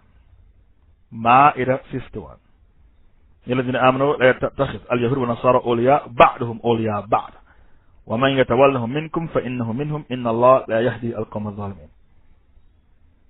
Oh, you believe, don't take Jews and Christians for friends because they are friends of each other, and if you do, you will become one of them.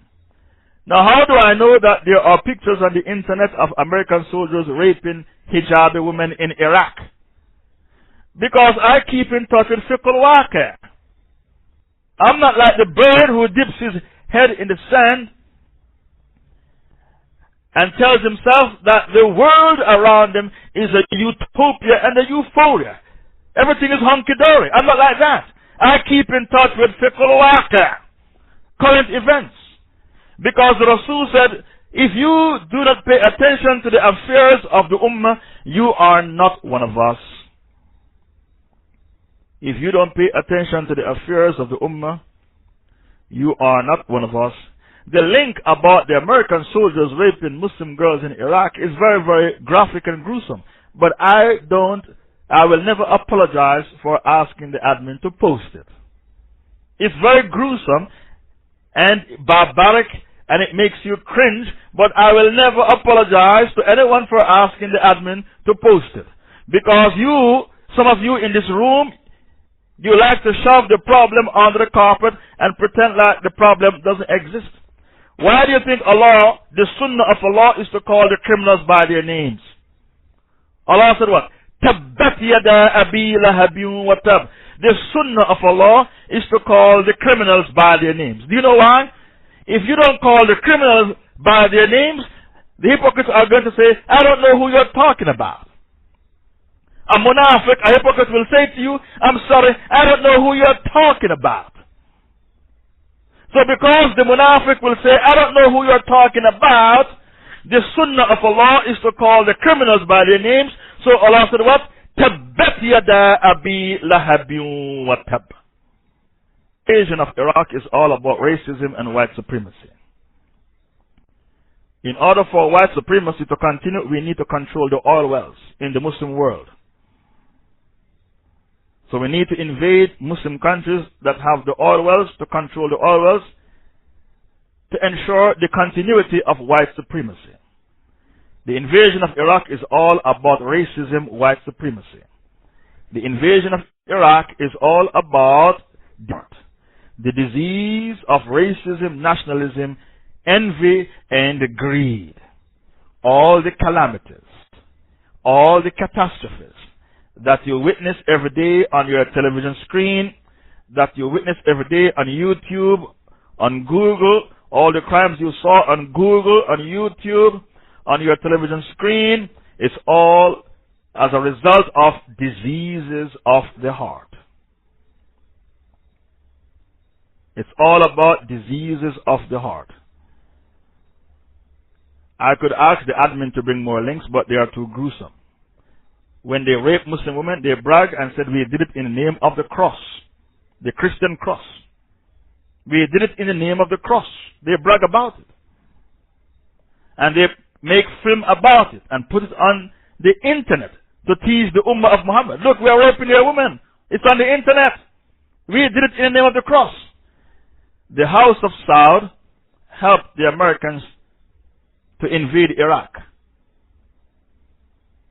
So all the Muslim women who are being raped in Iraq, that is a nail in the coffin to bury the House of Saud, once and for all. Allah Ta'ala sees and hears everything, and one of Allah's 99 names and attributes is Al-Muntaqim, the one who is swift, severe, and decisive in taking revenge. So what makes you think the House of Saud will continue when they took sides with the Crusaders to conquer Iraq, and when Iraq was conquered, thousands of Muslim girls were as young as 7 years old were brutally raped by the American army in Iraq. The link the admin brought on the screen is very gruesome and barbaric, but I will never apologize to anyone about it, because some of you are like the ostrich. You dip your head in the sand and pretend the world around you is all hunky-dory. If it didn't happen to me, it didn't happen. If it didn't happen to my sister, it didn't happen. If it didn't happen to my daughter, it didn't happen. If it's not my mother who got raped, it didn't happen. You are so selfish. Because it didn't happen to a member of my family, I'm sorry, it didn't happen.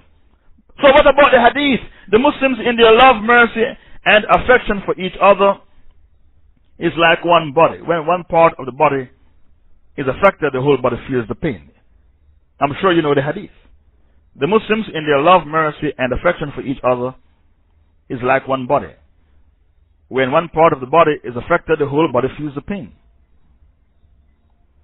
Now, sometimes you see a Muslim and he has the thobe above the ankle, and the thobe is very white, and he has a beard.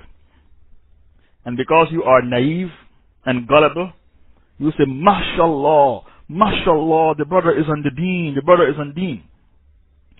Sit with that Muslim for half an hour and quiz him about his aqidah, and you'll be shocked to see the filth that comes from his mouth. You are paying attention to his thobe above the ankle. The Tablighi Jama'ah, their thobe is above the ankle, and if you ask them where is Allah, they say Allah is everywhere. The thobe is above the ankle, and he's so jahil, he doesn't know where Allah is. He will tell you Allah is everywhere. A madkhali has his thobe above the ankle. Ask him the question to dismantle the Sharia of Allah, is it major kufr or minor kufr? He'll say, forget about the Sharia, think about yourself, because to dismantle the Sharia is a minor kufr. If it's minor, why did Allah turn the Jews into apes and swine? You, the madkhali, we call them the mad madkhali. If it is minor, why did Allah turn the Jews into apes and swine in Ma'idah 60 when they tampered with the Sharia? Are you trying to insinuate that Allah was overreacting? Is that what you are trying to insinuate? Allah was overreacting? So you are impressed with the external appearance of people. These same people that you are mesmerized by, sit with them for half an hour and quiz them about their aqidah. You'll be shocked to see the filth that comes from their mouth, the kufr and the zandaqa. They believe the mujahideen are khawarij, dogs of Jahannam. It is halal to snitch on the Muslims. We are going to spy for the MI5, the CIA, the FBI against the Muslims. The mujahideen are khawarij. And to dismantle the Sharia of Muhammad is a minor kufr. That is their aqidah, the madkhalis. Yet they have their trousers above the ankle and the thobe is white. and their beard is long. Sit with them and quiz them about their Aqidah. You'll be terrified, horrified, and mortified to hear the kufr that comes from their mouth.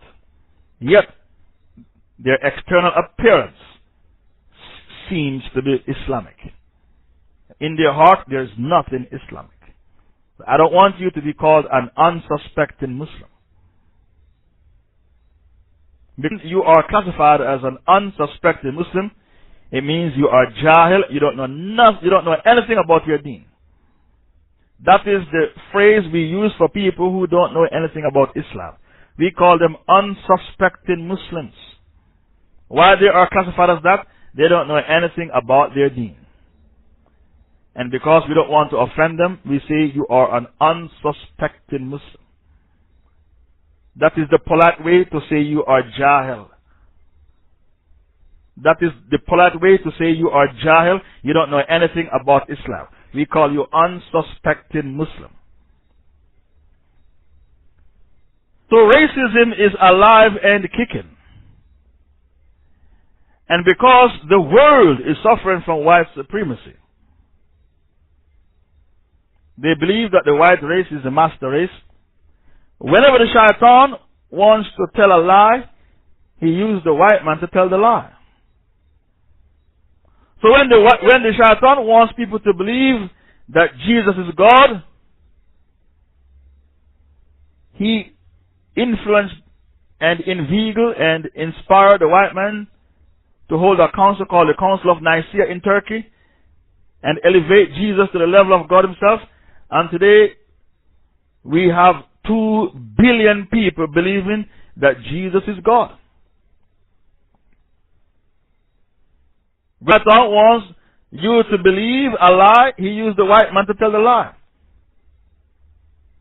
Because he knows that the majority of the world believes in white supremacy. Even the Pakistanis believe in white supremacy. Can't you see when America says jump, the Pakistanis say how high? Their situation is so pitiful, appalling, and pathetic. The Americans are killing the Pakistani soldiers. Okay, bring me the link. The Americans are massacring the Pakistani soldiers. Because when you are a traitor to Islam, you are despised by the Crusaders and you are despised by the Ummah as well. Where is the link of the American army killing the Pakistani soldiers? Why the American army kill the Pakistani soldiers? 27 of them. Because when you are a traitor, you are despised by the Ummah and you are despised by the Crusaders as well. You are despised by everybody. So your own allies turn against you and dispatch you to the hellfire. You are being dispatched. You, the Pakistani soldiers, you are being dispatched to the hellfire by the American army. Your own allies, you will gang up with them against Islam, claiming you are fighting a war on Islam, the war on terror. Your own allies dispatch you to the hellfire to abide forever and ever. Supremacy ideas. Some of you like to live tension fair between US and Pakistani army strike. Okay, shukran, Pakistani army strike. Okay, I think that is it.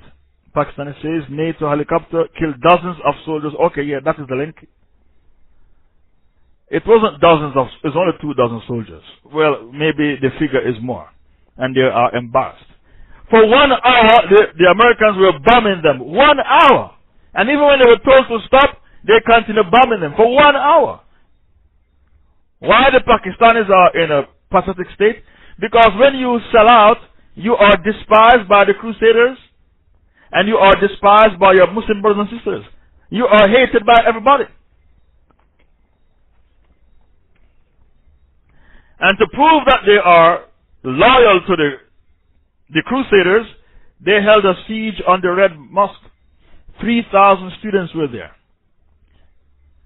They killed 1,500 niqab sisters and 1,500 hafiz in the Red Mosque. How can you kill 1,500 niqab sisters, claiming that they are radical women? 1,500 women were killed and 1,500 Hafiz of the Quran, the seers of the Red Mosque. And then they say, look to the America, look, we are killing them. Give us some more US dollars, look, we are killing them. They killed 1,500 Muslim women who were studying to become scholars of Islam, and alim, of course, at the Red Mosque on the outskirts of Islamabad in Pakistan. And 1,500 Hafiz of the Quran. Then they said, look to the Americans, give us more US dollars, we are killing the fundamentalists. We are killing the fundamentalists. These people are so desperate, they are brave. They'll kill you for $10 US.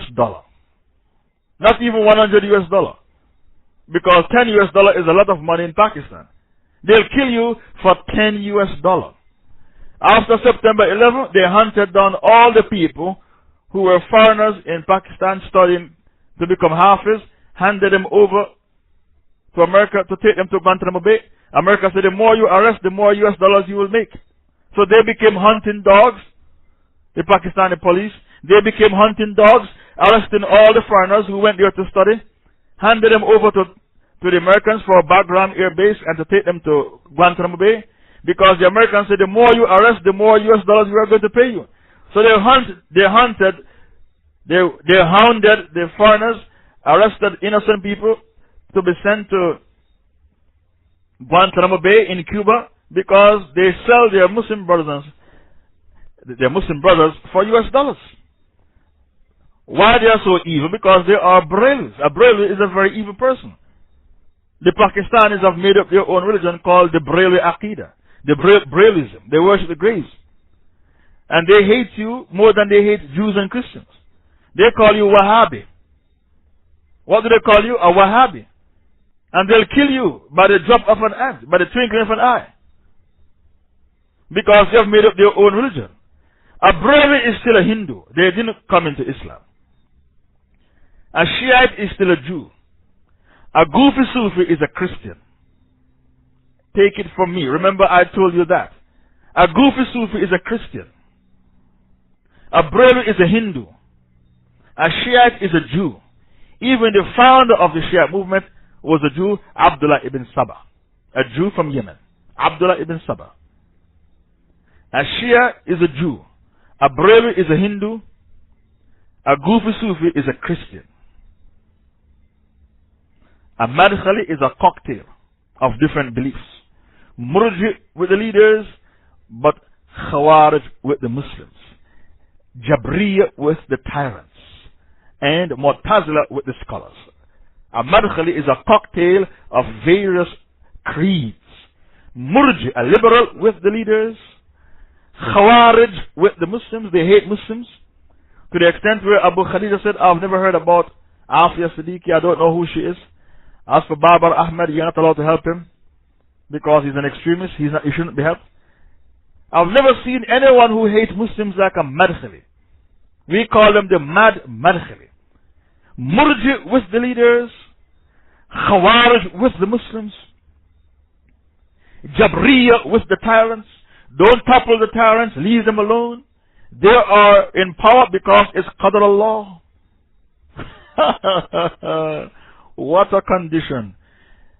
And these are the people who are corrupting the Muslim youth in the UK at the moment. Don't topple the tyrants. Leave them in power. They are in power because it is Qadr Allah for them to be in power. It is destiny. But the Prophet said, topple the leader if you see clear kufr. So who are you going to believe? The Prophet or the Madkhali? Because the Prophet said in Sahih Bukhari, topple the leader if you see clear kufr. The Madkhali said, no, don't topple the leaders. Leave them to be in power because it is Qadr Allah for them to be in power. That is the Aqidah of the Jabriya. To blame Qadr for crimes against humanity. Did you know that the Kafirs of Mecca, they had the same Aqidah as the Madkhalis? The Kafirs of Mecca, the pagans of Mecca, they said, we are mushrikeen because it is Qadr Allah. Surah 6, 148. سيقول الذين أشركوا لو شاء الله ما أشركنا ولا آباؤنا ولا حرمنا من شيء Surah 6, 148. The pagans of Makkah said, we worship Lat and Uzza, the idols, and Hubal, because it is Qadr Allah. Allah predestined for us to be mushrikeen. Did you know that the Madkhalis, the Salafis, they have the same Aqidah as the Kafirs of Makkah? They said, don't topple the leaders, leave them in power, because it is Qadr Allah for them to be in power. But the Prophet said, topple the leader if you see pure kufr. So who are you going to believe? The Rasul Sallallahu Alaihi Wasallam or the Madkhalis? You need to ask yourself that question. All of you need to ask yourself that question. So racism is alive and kicking. I said it before and I will say it again. If a woman wants to marry a white man, a black man, an Indian man, she is not a racist. She is a free human being exercising her free will. It's called preference. You have some people, they are crazy about kids who are half-caste kids. Half-caste kids means half white, half black, mixed race. I met women who like half-caste kids, half white, half black, mixed race. So if she wants to be impregnated by a man of a different race, she's not racist. She is a free human being exercising her free will. Is it true the word half-caste is politically incorrect? I was told I should say dual heritage or mixed race. Well, even mixed race, I was told that there's only one race in the world and that race is called the human race. I was told that there's only one race in the world and that race is called the human race. So even the word mixed race is politically incorrect. I was told that. So what is the politically correct word? You have to say dual heritage. That's what I was told by people in the UK. You can't say half caste and you can't say mixed race because there's only one race in the world and that race is called the human race. You have to say dual heritage. That's what I was told by many people in the UK. The word half caste is offensive. The word mixed race is offensive. Even the word colored is offensive. You can't say colored. You'll offend the people. You have to say dual heritage. The person is of dual heritage. Half white, half black. Half caste is offensive. And mixed race is offensive because there's only one race in the world. And that race is called the human race. That's what I was told by people in the UK who used to sit and listen to my speeches, and then they said, we want you to polish your speech. We don't want you to offend anyone. We want you to polish your speech. We want you to be politically correct. And then they said, use this in your speech and that in your speech, but don't use that in your speech. So they said, don't use half caste and don't say mixed race, say dual heritage, because there's only one race in the world, and that race is called the human race. I'm not in any rush to finish the disease of the heart, so we might need another sitting for this topic. The other disease of the heart is called kibr, pride. And the Prophet said, لا يدخل الجنة من كان في قلبه مثقال ذرة من كبر. Anyone with an atom's weight of pride will never enter the paradise. When the Prophet said that, a man said, O Messenger of Allah, some people like to wear beautiful clothes and beautiful shoes. The Prophet said, Inna Allah jamilun yuhibbul jamal. Allah is beautiful and Allah loves beauty. So to wear beautiful clothes and shoes is not pride, because Allah is beautiful and Allah loves beauty. So what is pride? Pride is the disease of the heart that causes you to look down upon people and to reject the truth when you hear the truth. This disease of pride was the plight of Nimrod. Very proud and arrogant. Intoxicated with power. So when Abraham said, my Lord gives life and takes life, he said, there is no difference between me and your Lord, because I can give life and I can take life. So he sent for a man who was supposed to be hanged for murder, and he said, go home. By the power invested in me, I set you free. Go home to your family. And the innocent man who was walking down the road, he arrested the man and chopped off his head. Then he said to Abraham, look, the man who was supposed to be hanged, I gave him back his life. The innocent man who was walking down the road, I arrested him and chopped off his head. So I can give life and I can take life, just like your Lord.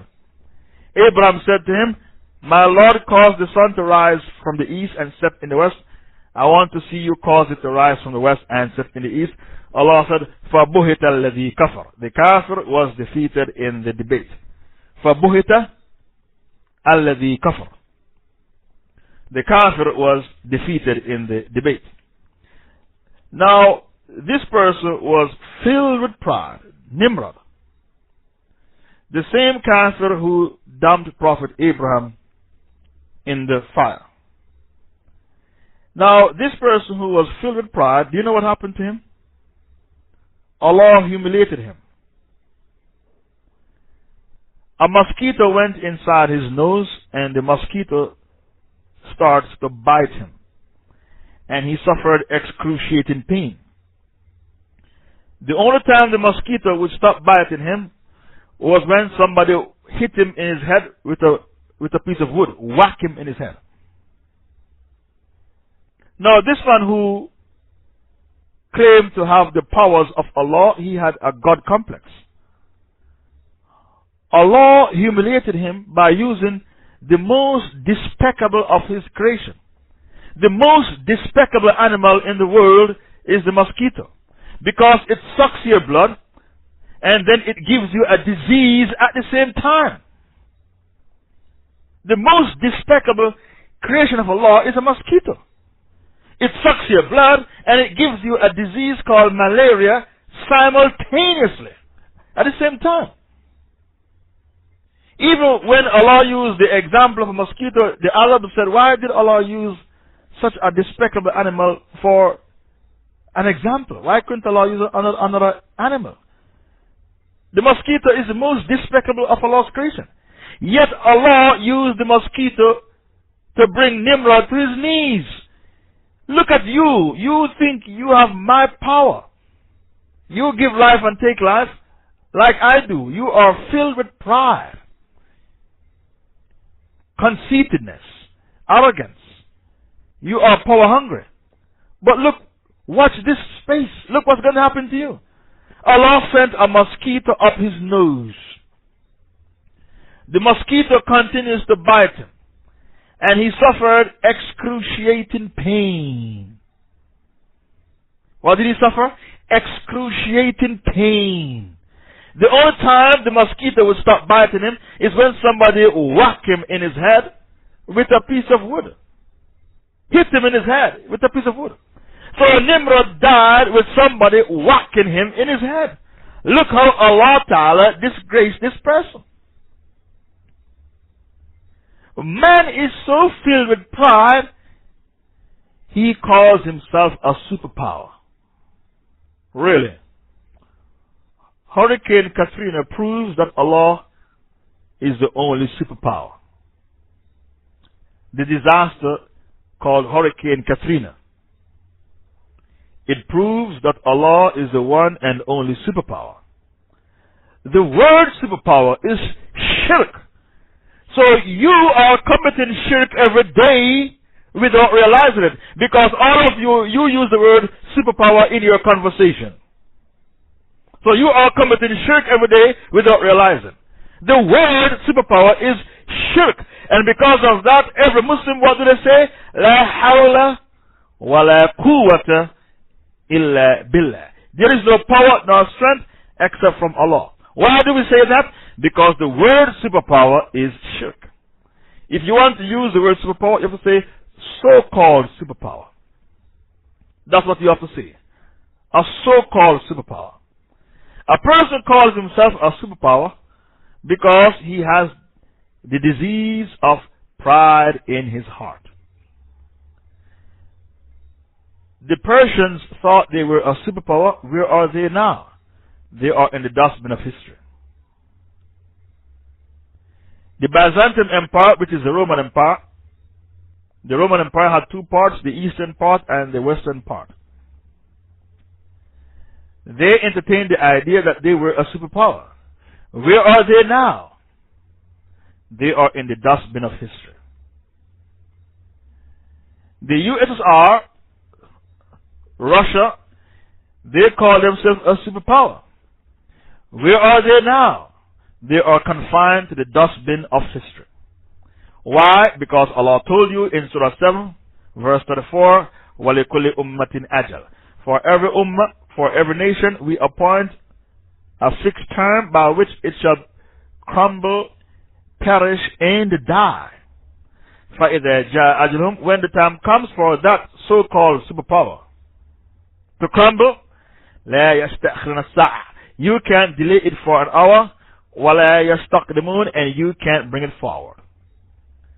Every nation that called themselves a superpower, Allah said, I've appointed for it a fixed term by which it shall crumble, it shall perish, and it shall die. These so-called superpowers, the Pharaoh of Egypt, he claimed to be a superpower. He said, I am your Lord the Most High. I am what? I am your Lord the Most High. The Pharaoh claimed to be Allah. Where is that so-called superpower now?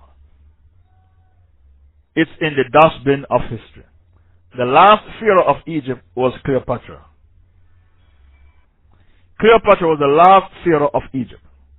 All these so-called superpowers are now in the dustbin of history. Allah is the one and only superpower. And the reason why a man used the word superpower is because he has the disease of pride in his heart. And he's suffering from a complex which is called a God complex. There are three types of complexes. You have the inferiority complex, to look down upon yourself. Superiority complex, to look down upon others and think you're better. And the third complex is called what? The God complex. Now how can man have a God complex? Man is so weak, he can't even control his own bowels. Look how pathetic man is. He wants you to think he's God. He's so weak, he can't even control his own bowels. If he stays in the sun, he dies from skin cancer. So if you go in the sun, you die from skin cancer. Yet you want us to think you're God. Look how ridiculous your claim is. Look how ludicrous you are. And the reason why a man oversteps his bound is all in the name of pride. The Rasul said, لا يدخل الجنة من كان في قلبه مثقال ذرة من كبر. Any man who has an atom's weight of pride in his heart will never enter the paradise. Nothing caused Nimrod to die a kafir except pride. Nothing caused the Pharaoh of Egypt to die as a kafir except pride. Because Allah told us in the Quran, the Pharaoh of Egypt, in his heart, he was convinced that Musa brought the truth. But he rejected faith in the name of pride. Surah 27, verse 14. Bring me the ayah. وَجَهَدُوا بِهَا وَاسْتَيْقَنَتْهَا أَنفُسُهُمْ ظُلْمًا وَعُلْوًا. Abu Lahab and Abu Jahl, nothing caused them to die as kuffar, to be condemned to the hellfire forever, except pride. So pride is the other disease of the heart that wreak havoc on humanity. The other disease of the heart is called selfishness. There is no room in Islam for selfishness. The seventh disease of the heart I have in front of me is called selfishness. In Arabic we say ananiya, from the word ana. Ana means I. There is no room in Islam for selfishness. Because the Prophet said, لا يؤمن أحدكم حتى يحب لأخيه ما يحب لنفسه. You are not a believer until you love for your brother what you love for yourself. You are not a sincere believer until you love for your brother what you love for yourself.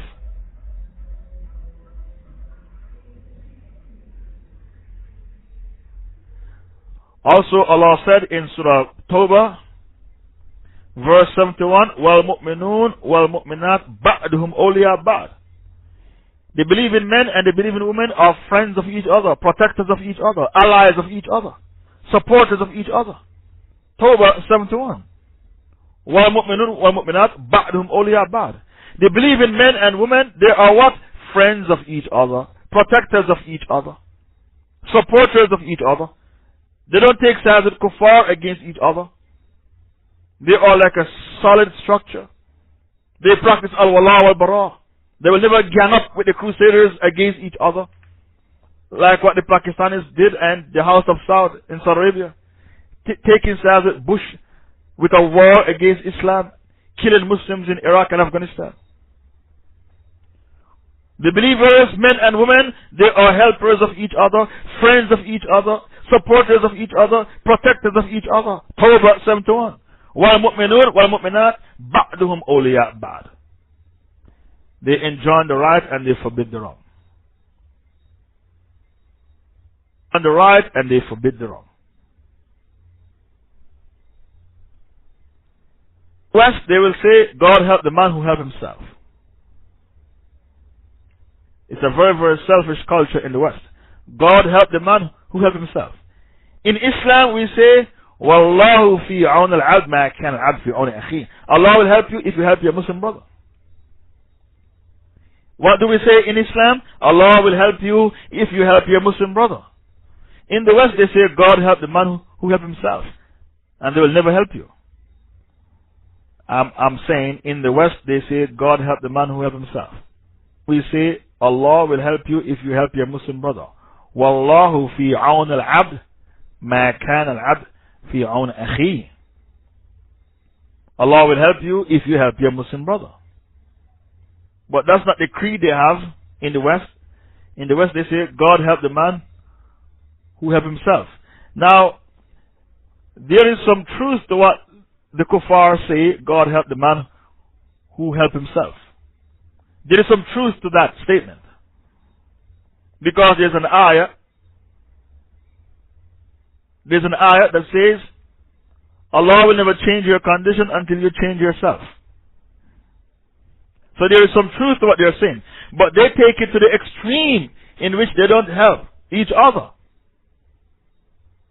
In the West, it's a very, very selfish society.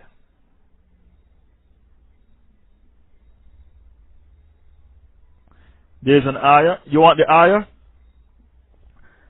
I'm sure it is in Surah 13. You want the ayah where Allah Ta'ala said He will never change your condition until you change.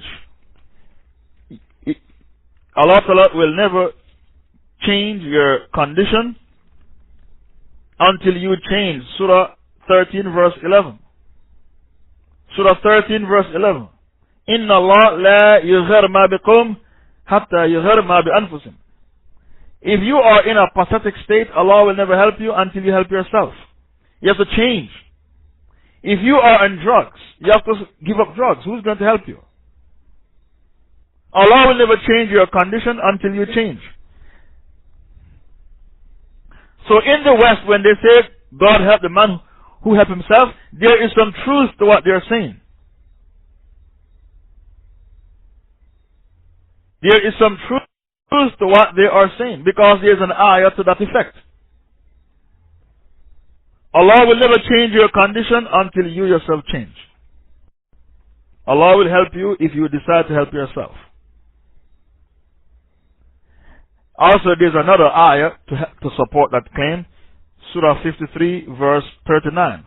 وَأَنَّ لَيْسَ لِلْإِنسَانِ إِلَّا مَا سَعَى. Man will only accomplish what he strives for. Surah 53 verse 39. Surah 53, 39. وَأَنَّ لَيْسَ لِلْإِنسَانِ إِلَّا مَا سَعَى. Man will only get what he works for. Man will only accomplish what he strives for. So there is some truth in what they are saying, that God help the man who help himself. But they take it to the extreme, in which they use that saying to promote selfishness in the society. There is no room in Islam for selfishness, because the Prophet said, you are not a believer until you love for your brother what you love for yourself. There is room in Islam for selfishness, because the Prophet said, you are not a believer until you love for your brother what you love for yourself. I'm going to stop here and take 10 questions. Tomorrow we'll continue diseases of the heart. Please don't rush me with the knowledge. I'm taking my time. I have many more diseases to cover. I'll stop here for today, inshallah ta'ala, and I'll take 10 questions. In regards to what you heard, the reason I'm taking 10 questions, I was told there are questions from yesterday which were not answered.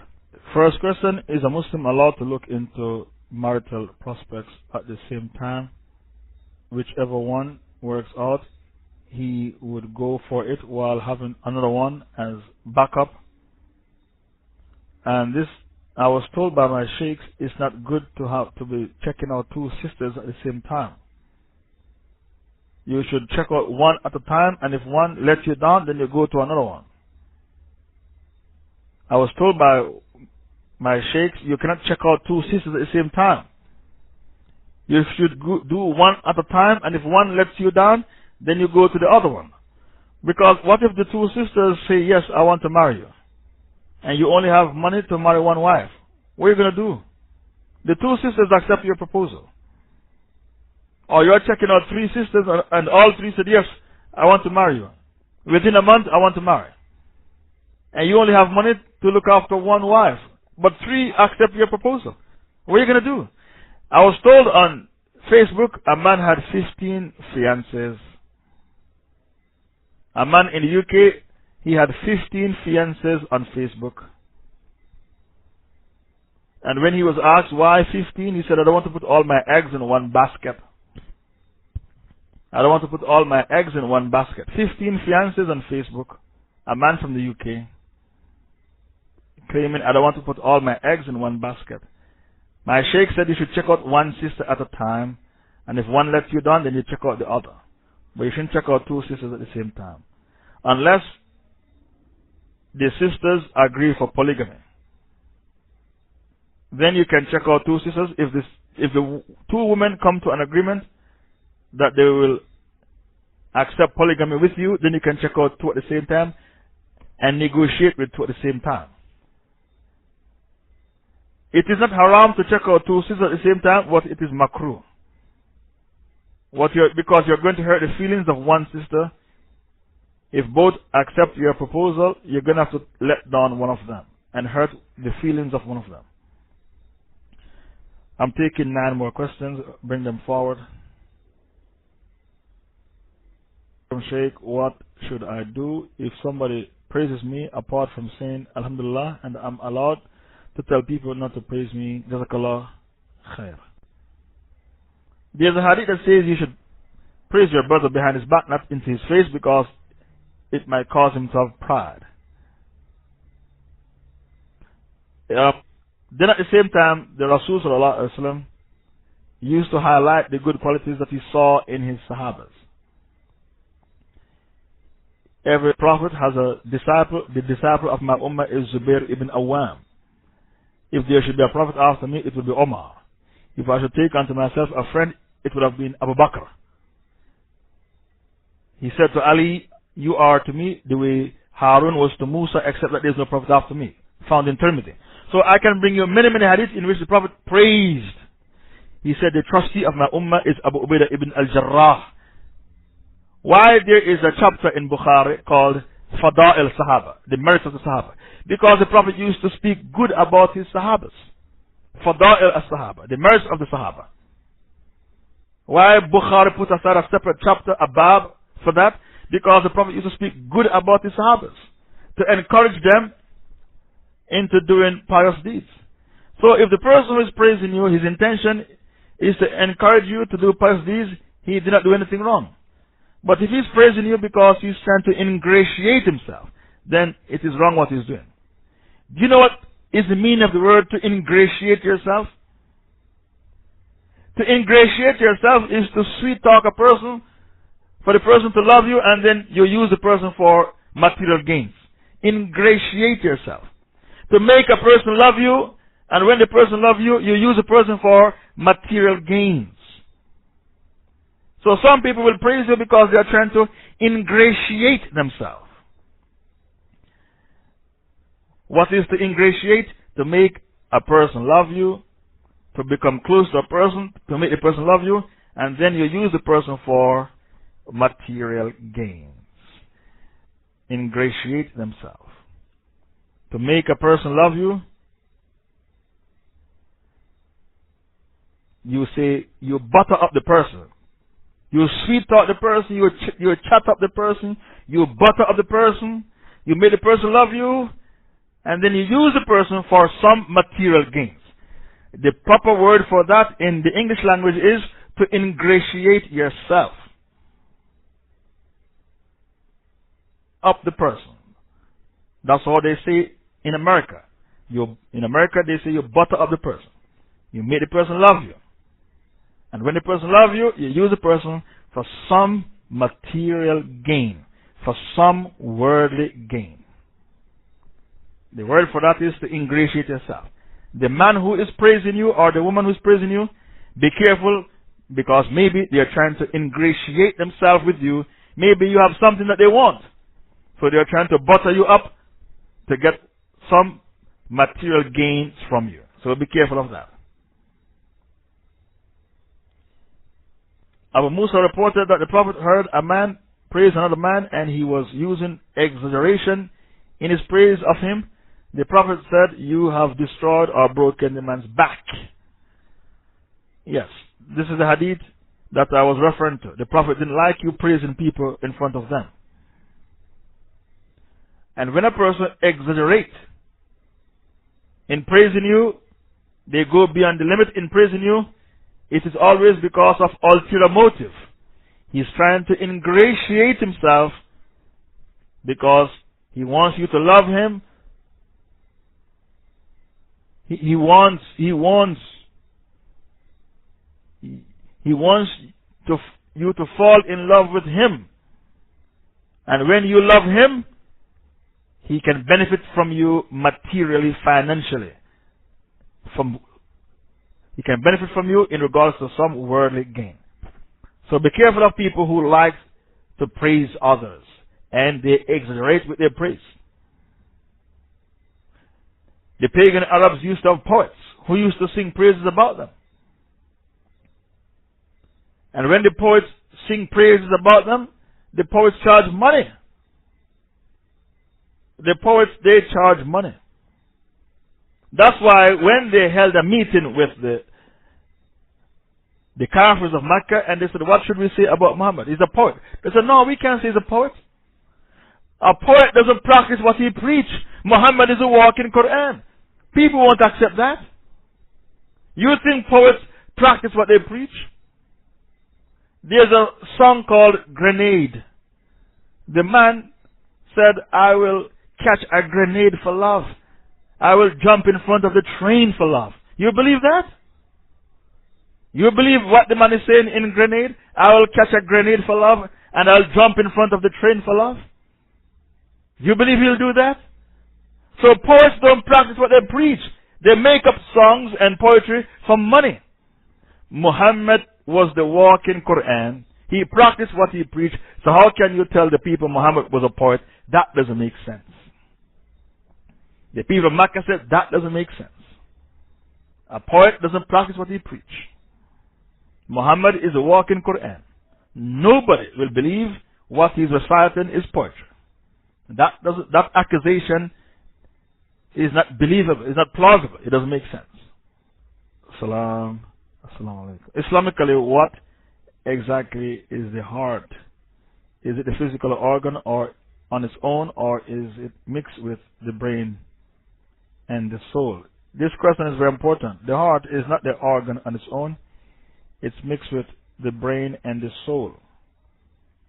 And because of that, the Prophet said, "In your bosom there is a lump of flesh. If it is pure, all of you become pure. And if that lump of flesh becomes corrupted, all of you become corrupted. Verily, that lump of flesh is the heart." If you get the heart of a Jew, you're a Muslim, and you get a heart transplant, and you get the heart of a Jew, does it mean you become a Jew? No. You still believe in Allah and His Messenger Muhammad sallallahu alaihi wasallam. Believe in Allah and His Messenger. So the heart is separate from the soul and is separate from the brain. And sometimes when it is spoken about in a spiritual manner, it includes the brain and the soul. So sometimes the heart includes the brain and the soul. when you are speaking about the heart in a spiritual way. But if you are speaking about the heart in a physical way, then it is separate. So it all depends on how you are talking about the heart. If it's a doctor talking about the heart, for the doctor it's physical, only physical. For the sheikh, it's not physical, it is physical and spiritual and emotional. So for the sheikh talking about the heart, the sheikh is focusing on the heart in regards to the physical, the emotional, the spiritual. That's for the sheikh. But for a doctor who performs heart operation, as far as he's concerned, the heart is physical and nothing else but physical. So it all depends on what profession you are dealing with when you are describing the heart. For the sheikh, it is comprehensive. Physical, emotional, and spiritual. That is the heart. Because the Rasul said, in the bosom there's a lump of flesh. If it is pure, all of you, if that lump of flesh is corrupted, all of you become corrupted. Verily, that lump of flesh is the heart. And how does your heart become corrupted? It becomes corrupted with dodgy aqidah and lust. You will corrupt your heart with dodgy aqidah and lust. So the heart of a Shiite is corrupted. The heart of a Barelvi is corrupted. The heart of a Goofy Sufi is corrupted. Because in their heart is kufr, shirk, hypocrisy, and heresy, zandaka. Their heart is extremely corrupted. And because their hearts are corrupted, it took them nothing to rally behind George Bush when he declared a crusade against Islam. When George Bush declared his crusade against Islam, the Goofy Sufis, the Madkhalis, the Barelvis, they all rallied behind him, ran behind him with his crusade, because they have no Islam and no taqwa in their hearts. Their heart is corrupted because they are fake Muslims to begin with.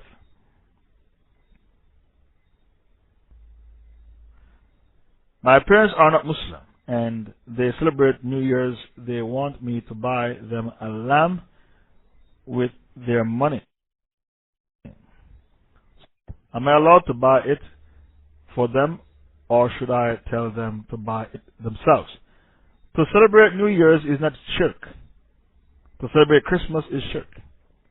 You know why? Because I asked my sheikhs about New Year's. It's very difficult for you to ask a question in this room which we didn't ask our sheikhs because we were in university for 8 years. What the sheikh said to me is to celebrate New Year is not shirk, but to celebrate Christmas is shirk. Because the year begins at a particular month and finishes at a particular month. The Christians use the solar calendar and we use the lunar calendar. So whether you use the solar calendar or the lunar calendar, the year begins and the year ends. So a Muslim who celebrates New Year's, or say Happy New Year, he did not do anything wrong. What is shirk is when you say Happy Christmas and when you celebrate Christmas. Because when you celebrate Christmas, you endorse the creed that Allah beget a son, name is Jesus, and he went on the 25th of December. And to celebrate Christmas is shirk. But to celebrate New Year is not shirk, because the year begins and the year ends. That was given to me by my sheikhs when I asked them about this issue. I don't know if you want to go along with the fatwa or you have your own opinion. I was taught that to celebrate New Year or to say Happy New Year is not shirk. Where is the shirk is when you say Happy Christmas or Merry Christmas. I'm taking 10 questions. Where are the others? Question number 5. I want to get married, but personally I want a dual heritage woman. This is my preference. I was wondering if you could set me up with a sister that you may know who is available. If you cannot find a dual heritage woman, go for a Pakistani, a Bengali, or an Indian, because they have the same physical features as a dual heritage. I don't know who's asking the question. So if I don't know who's asking the question, I don't know about your Aqidah or your character. And I cannot set you up with a sister until I'm absolutely sure about the chemistry, about the Aqidah, your character, and so on and so forth. And maybe you should ask the sheikh in your local area, because the sister in the room will say, Shaykh Faisal, where do you know this brother from? So maybe it's best you ask the Sheikh in your area. If you want a dual heritage woman, you are not a racist. It's called your personal preference. Some black men like to marry black women, some black men like to marry white women, some black men like to marry Indian women, Asian women. Some white men like to marry Chinese women. Some white men like to marry their own white women. Some want to marry Asian women. Some want to marry Oriental. Oriental women are the ones with the yellow complexion from Japan and China. They are called Oriental women. And the Asian women are the ones from India, Pakistan, Bangladesh. That's called Asian. And if they have yellow complexion from China or Japan, they are called Oriental. So there's a difference between an Oriental woman and an Asian woman. If you want to marry from a particular race, you are not a racist. It is called your personal preference. You need to marry who you're attracted to, because the purpose of your marriage is for you to lower your gaze. If you are not attracted, you will have erectile dysfunction. One of my students in the UK got married to a woman he wasn't attracted to, and he became impotent. I said to him, you deserve what happened to you. You deserve to be impotent. You claim to be my student and marry a woman you are not attracted to. You come to my study circle and I emphasize chemistry, chemistry, chemistry, and then you left the study circle and went and got married without any chemistry. Such a person deserves to be impotent. So you come to my study circle, you hear the dars, and then you leave and go and do your own thing. Is that what is happening? You come to the halqa, you listen to the dars, and then you leave the halqa and you go and do your own thing. Such a man, he deserves to be impotent because he did not follow what Allah told him in Surah 4 verse 3. فَانْكِحُوا مَا تَابَ لَكُمْ مِنَ النِّسَاءِ. Marry women who are pleasing to you. Marry women who you fancy. فَانْكِحُوا مَا تَابَ لَكُمْ مِنَ النِّسَاءِ. Surah Nisa verse 3. 2, 3 or 4. And if you can't do any justice, then stick to one wife.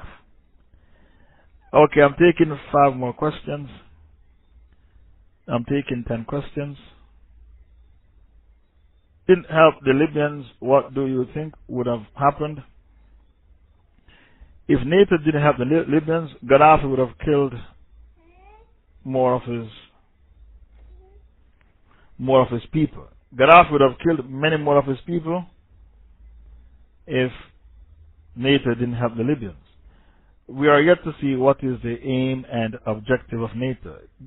Libya has the largest oil reserve in Africa. So NATO is not going to help without something. They are capitalists and they will say, what is in it for me? What will they say? What is in it for me? I was in Zimbabwe, Robert Mugabe, he's oppressing his people, and they didn't move against Robert Mugabe because there's no oil in Zimbabwe.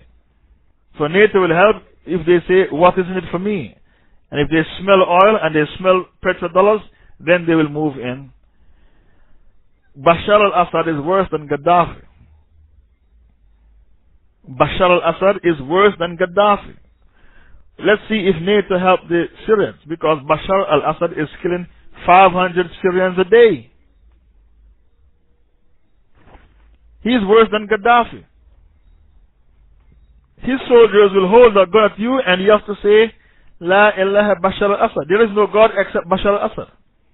If you don't recite that is the new Shahada in Syria. There is no God except Bashar al-Assad. If you don't say that, the soldiers, they'll blow your brains out with their machine gun. The Syrian mad dog of the Middle East, Bashar al-Assad, is worse than Gaddafi.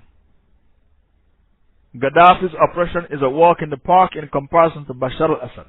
Let's see if NATO move against Syria, because Syria doesn't have large oil deposits. Syria doesn't have large oil reserves. Let's see if NATO moves against Syria. And NATO is afraid to move against Syria because Iran is going to get involved. Iran is a Shiite regime and Syria is a Shiite regime.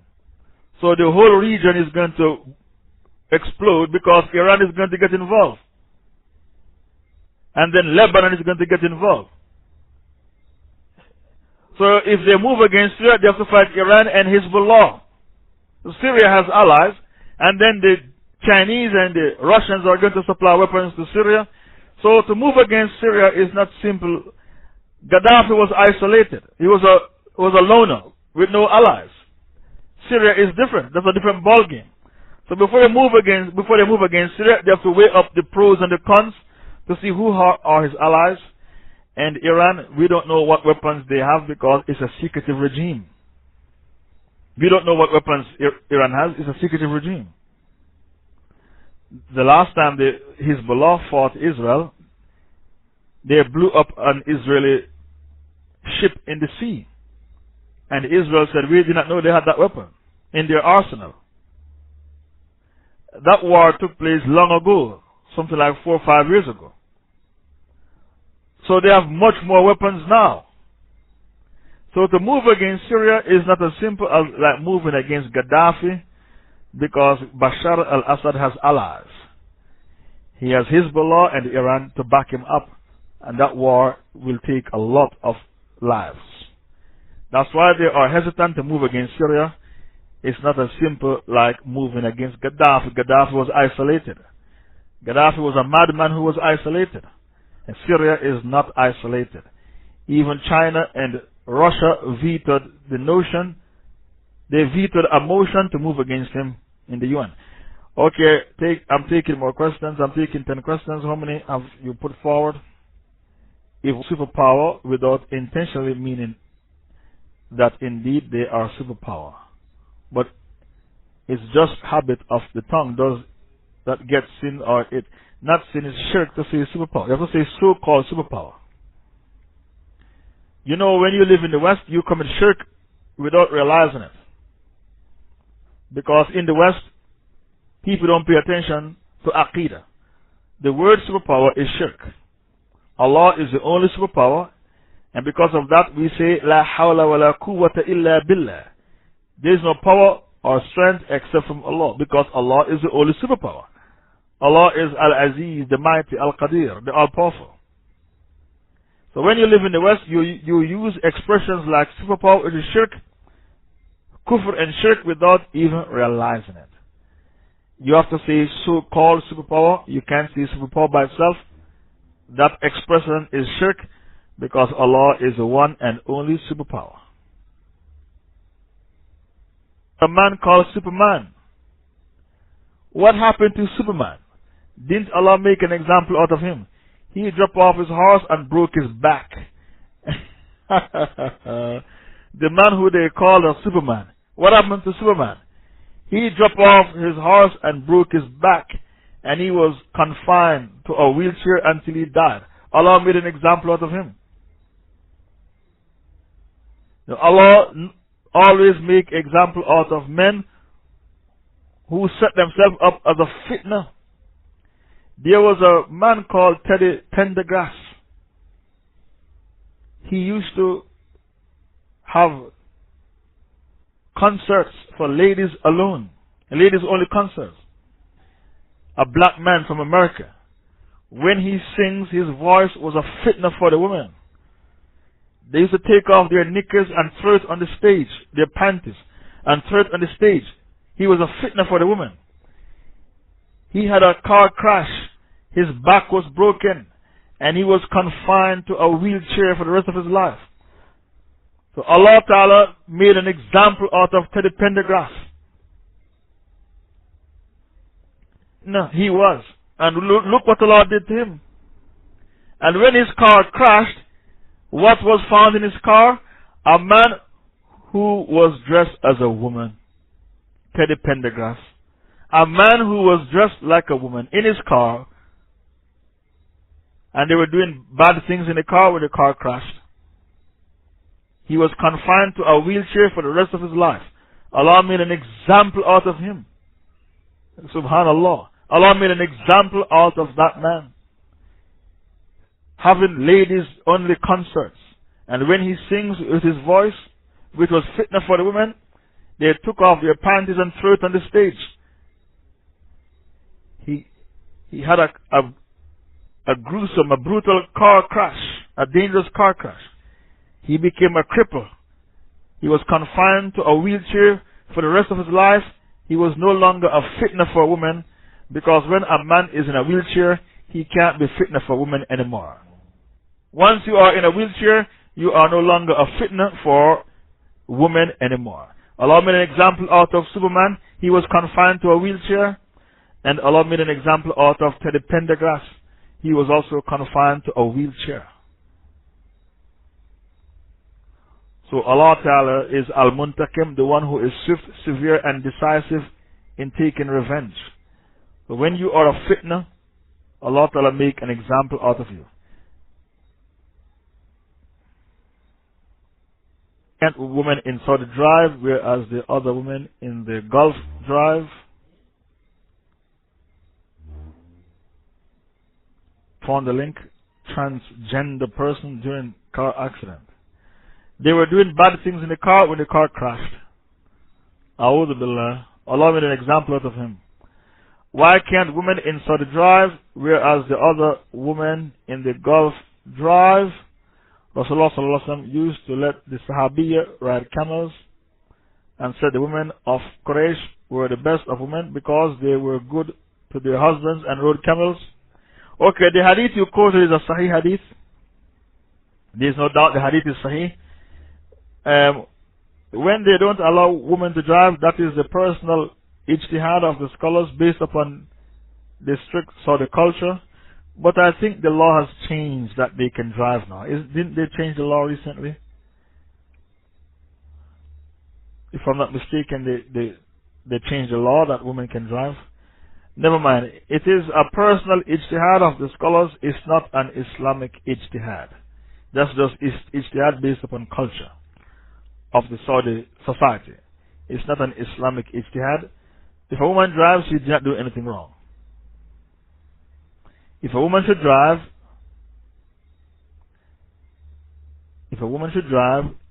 she did not do anything wrong because the female Sahabas used to drive.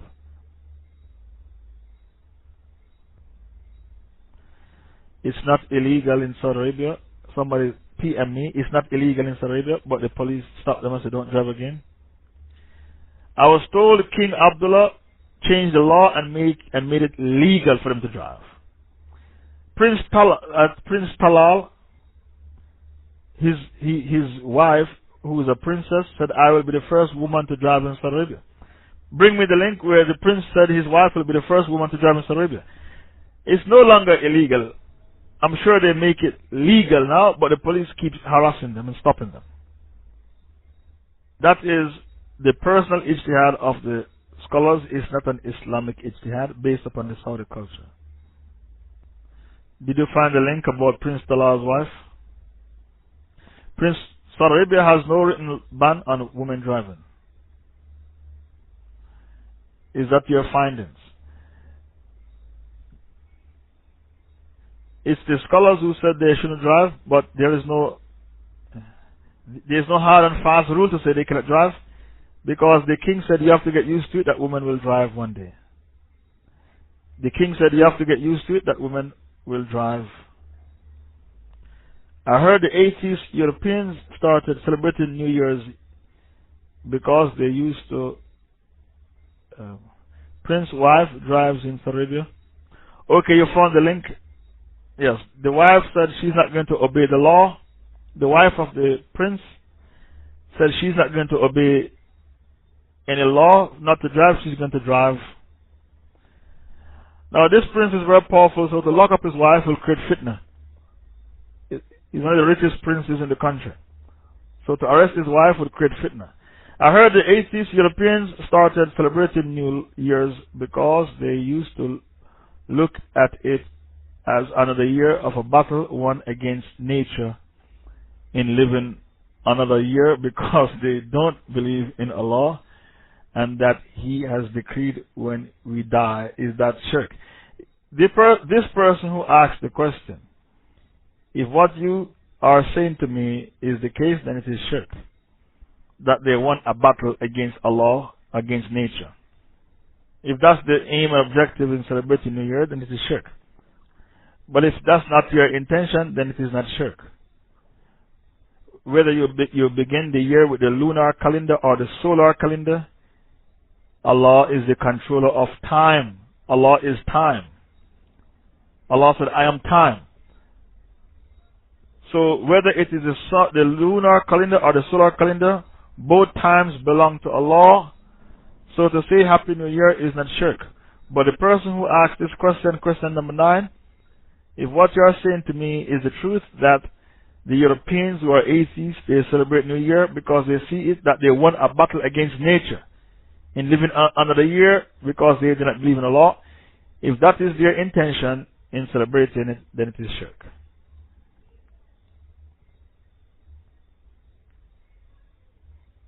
One last question before we go. To celebrate New Year's is to imitate the kuffar. Is that permissible? We are not celebrating to say Happy New Year is not shirk. To celebrate New Year is going over the board. We only have 4 celebrations. Eid al-Fitr, Eid al-Adha, the Akika, the newborn baby, and the Walima of your Muslim brothers and sisters who are getting married. Celebrating New Year, that's going over the board. That's going over the top to celebrate New Year's. It's not our Islamic culture to celebrate New Year. That was the last question.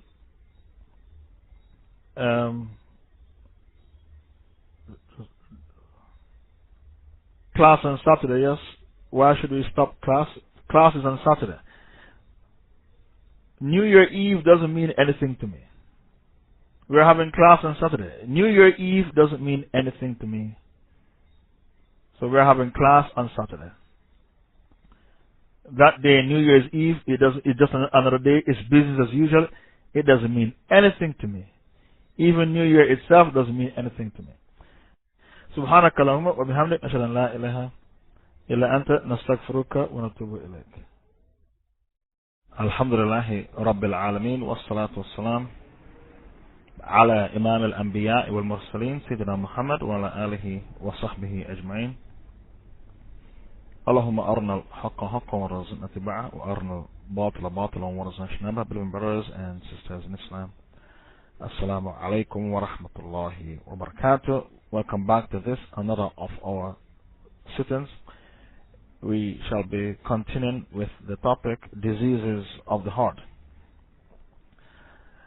All the calamities and catastrophes that you witness on your television screen, whether it is rape, murder, burglary, incest, all these are a direct result of diseases of the heart.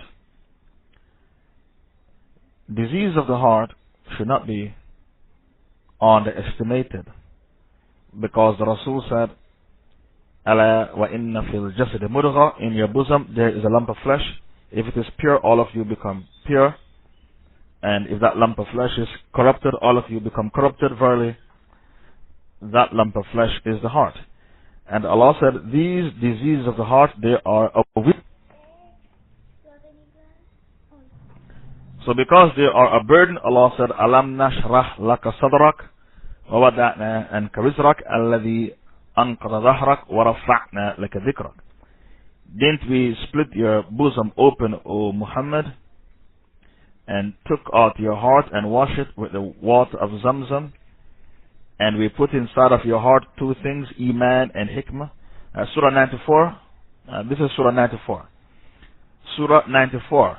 We put in your heart Iman and Hikmah, and we removed from you your burden, your wizr, which was heavy on your back, and we made your name a household name.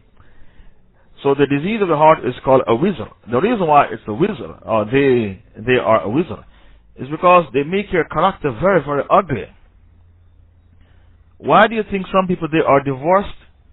They live on their own, they die on their own, and nobody can live with them.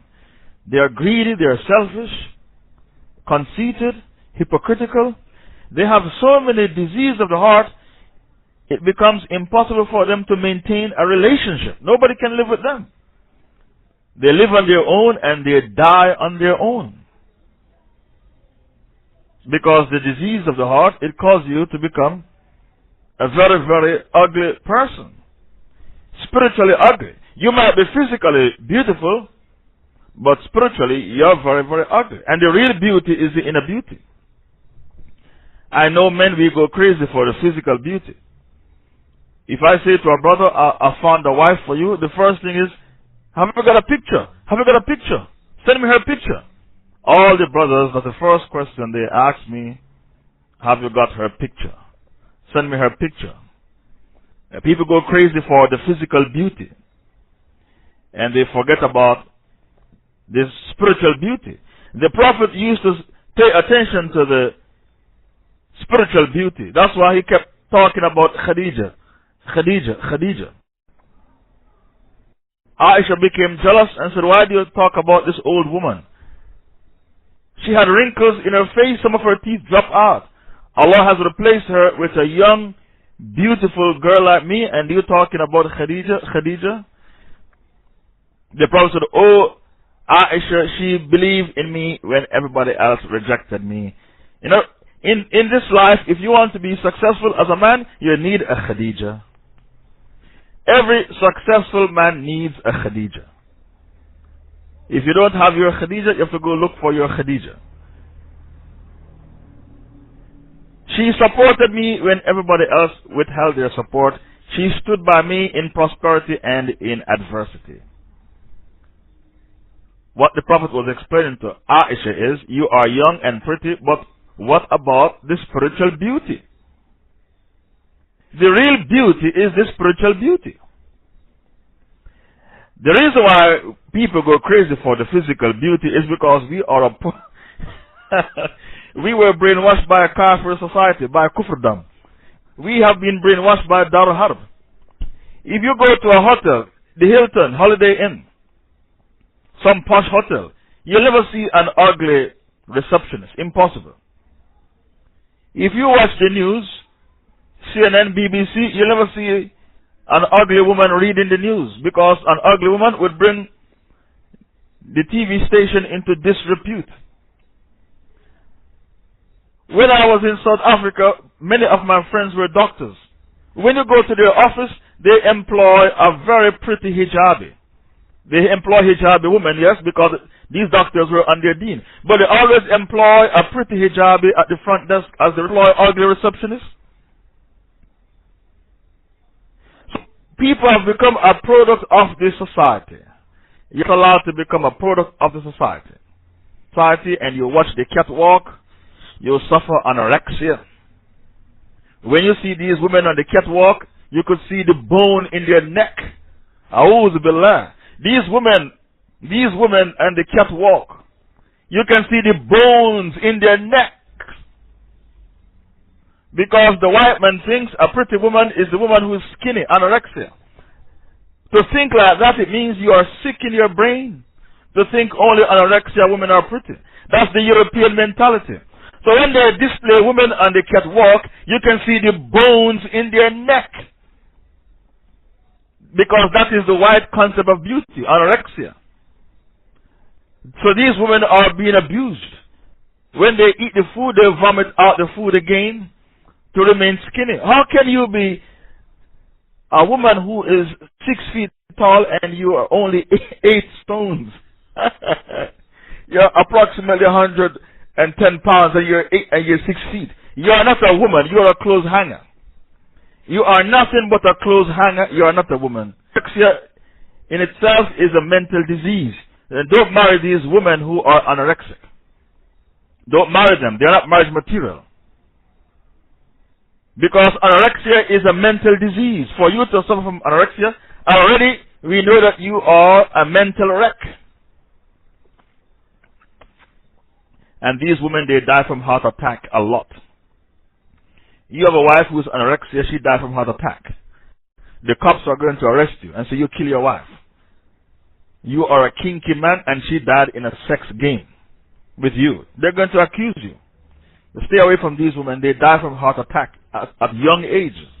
Very young women dying from heart attack because of anorexia. They are so weak physically, their hearts stop beating. Why are they suffering from anorexia? Because they are a product of the society.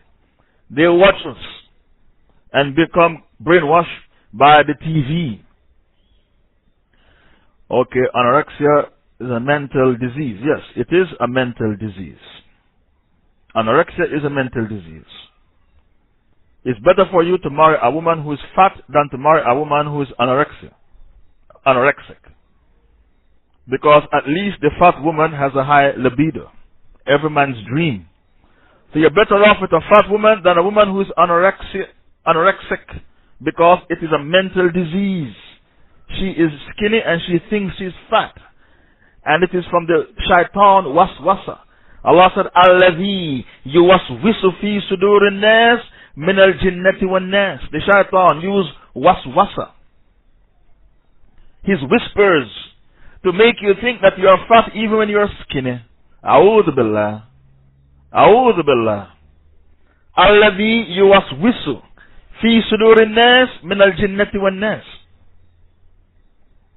So the shaitan uses his waswasa to twist your brain and to make you have all types of mental diseases. Anorexia is just one of them.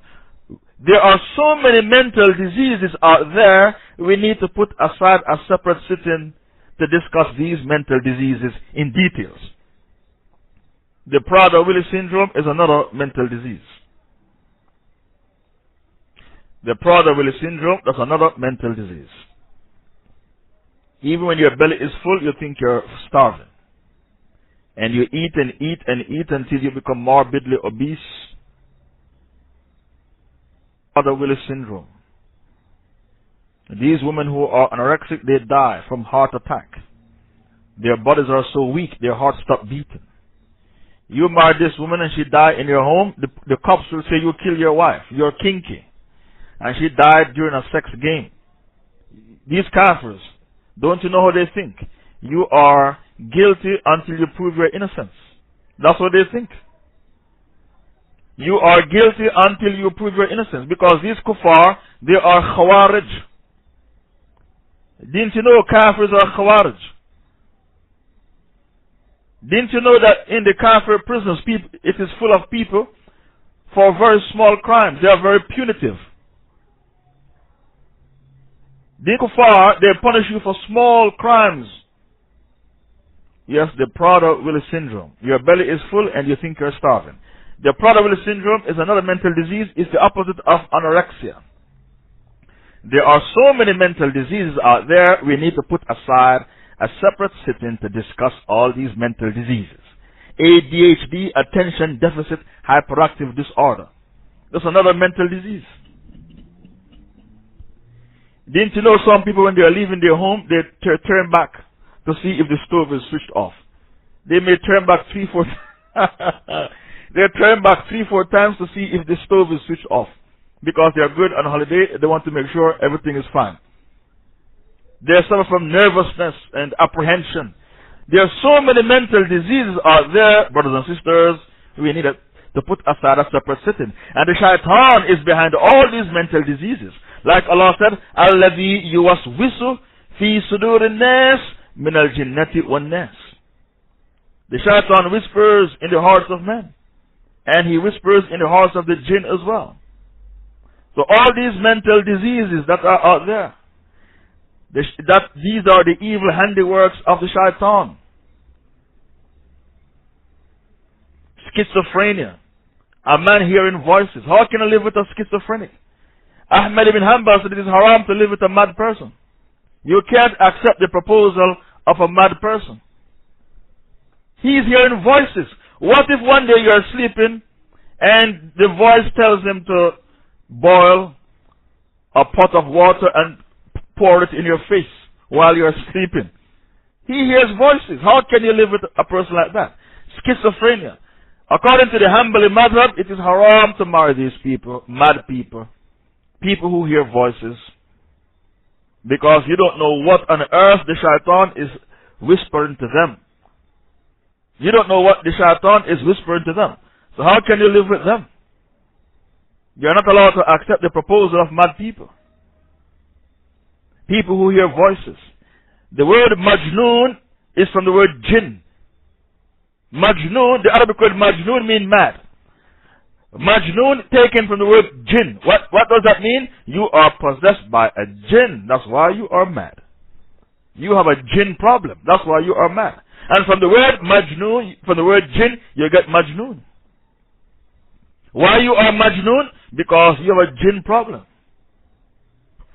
Why you have a jinn problem? Because you forget Allah. Isn't that so? Surah 43, verse 36. Surah Zukhruf, Surah 43, verse 36. I'm sure that's the ayah. وَمَن يَعْشُ عَنْ ذِكْرِ الرَّحْمَنِ نُقَيْدْ لَهُ شَيْطَانًا فَهُوَ لَهُ قَرِينٌ. Anyone who doesn't remember Allah, anyone who turns away from Allah, we appoint for him a shaitan to be his constant, intimate companion. This is the answer in the Quran why people hear voices.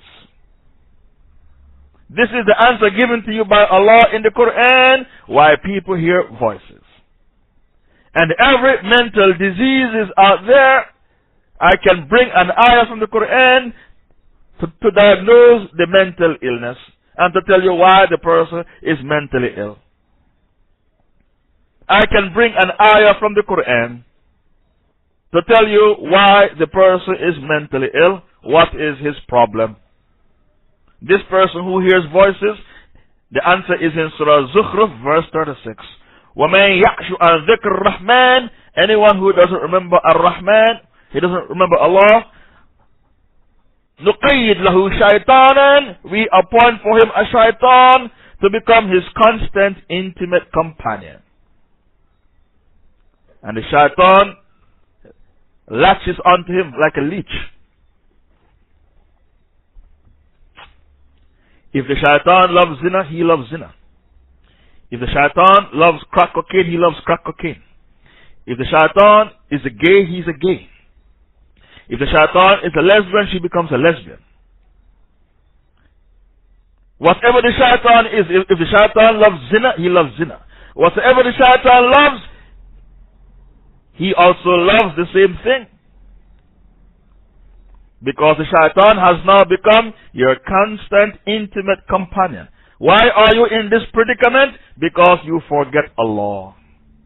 You turn away from Allah. So Allah punish you by appointing for you a shaitan who becomes your constant, intimate companion. The disease of the heart is laziness. Now we covered nationalism and we covered racism. I told you the first racist was the shaitan. And Adolf Hitler, he had the aqidah of the shaitan, who believes that the blue eye and the blonde hair is the superior race and all the other races are inferior. Adolf Hitler had a niece with blue eyes and blonde hair.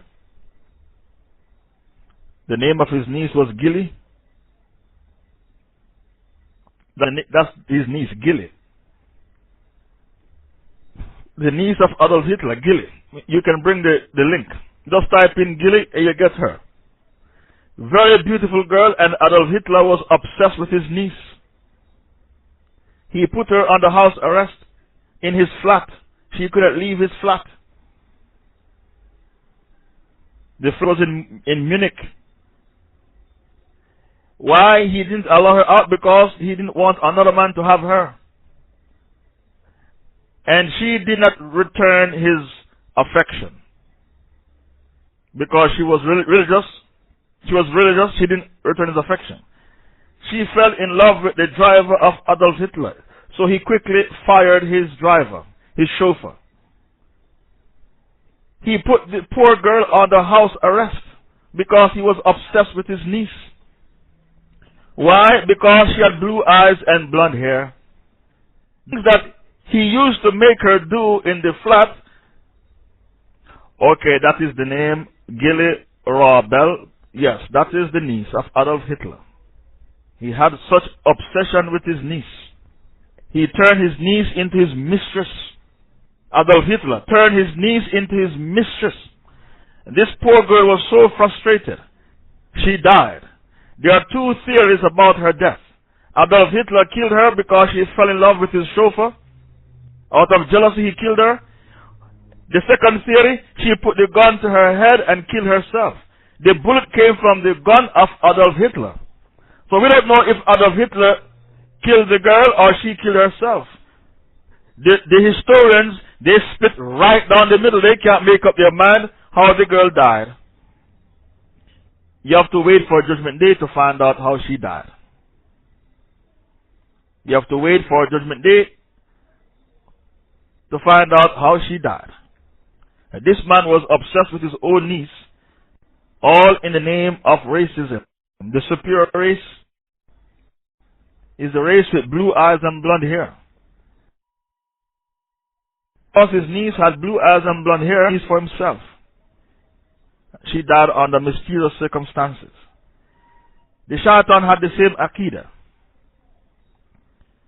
The shaitan believes you are superior to another person because of what you were created with, how you were created, your physical appearance. Surah 7 verse 12.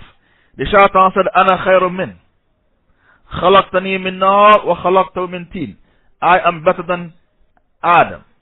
You made me of fire, and Adam you made of clay. So I am better than Adam, therefore I will never bow down to Adam. And because you prefer Adam over me, I'm going to destroy him and his progeny. I will attack them from in front and from behind, from the right side and from the left side.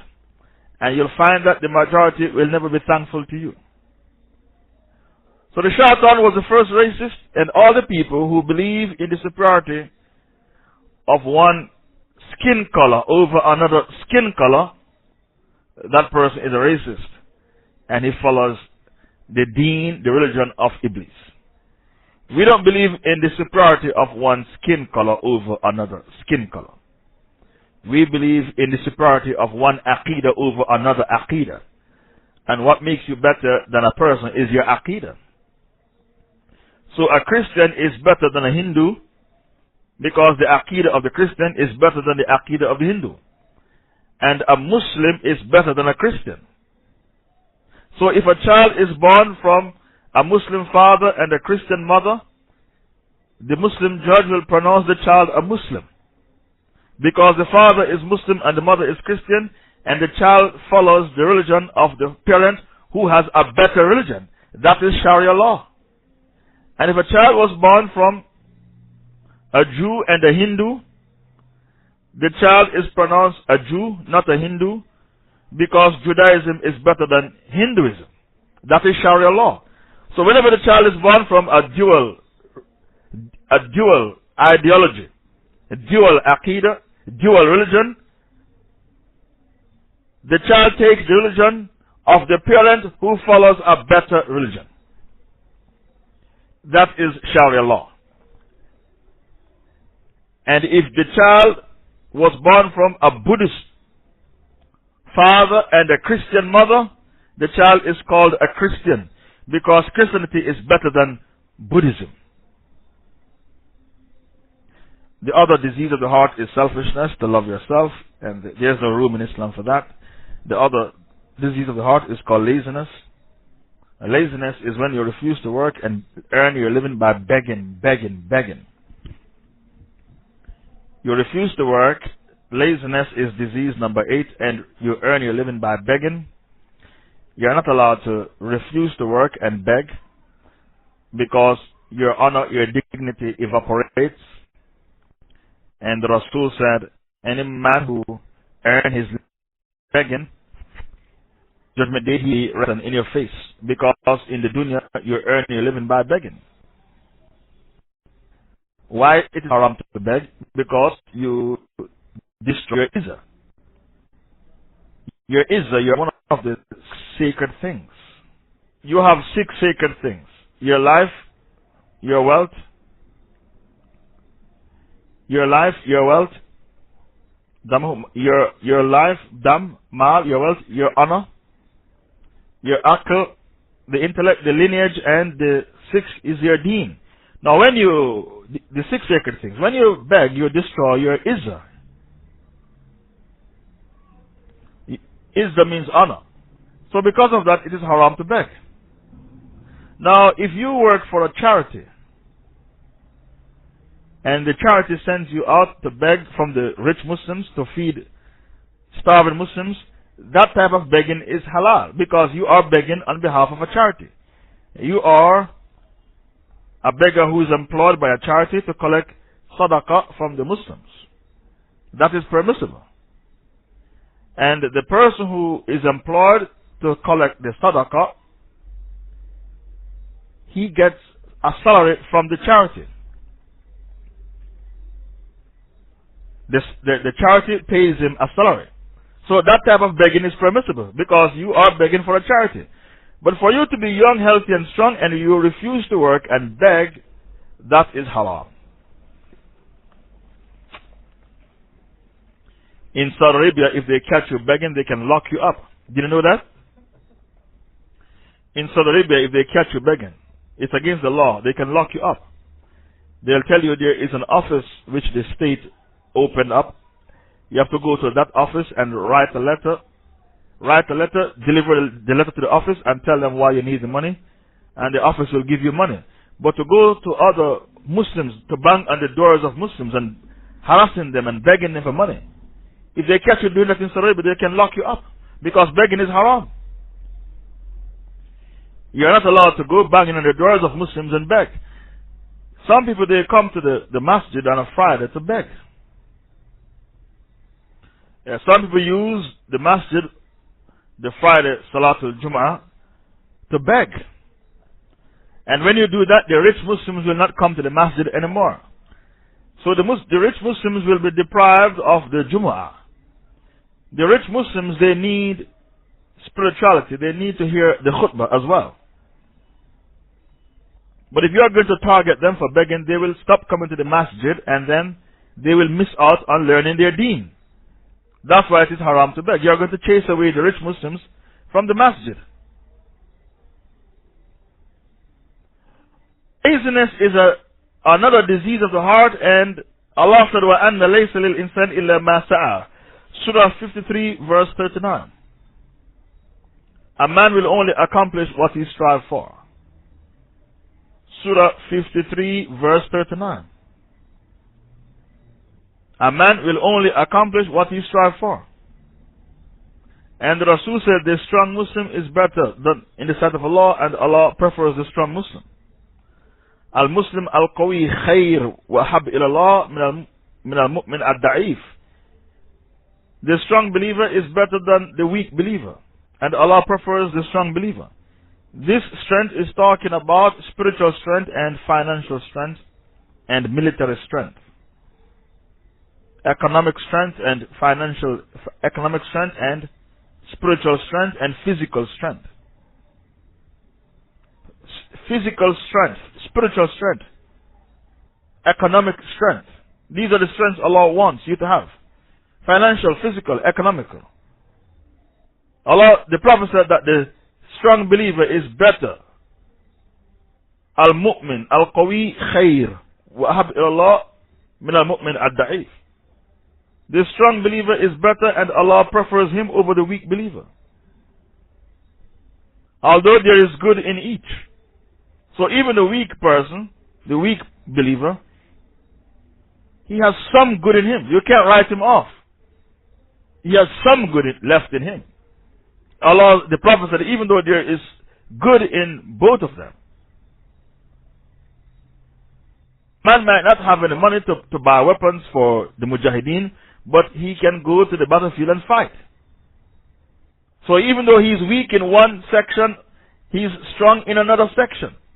He might be weak from one angle, but he's strong from another angle. But the Prophet said there is good in both of them, even though one is strong and one is weak.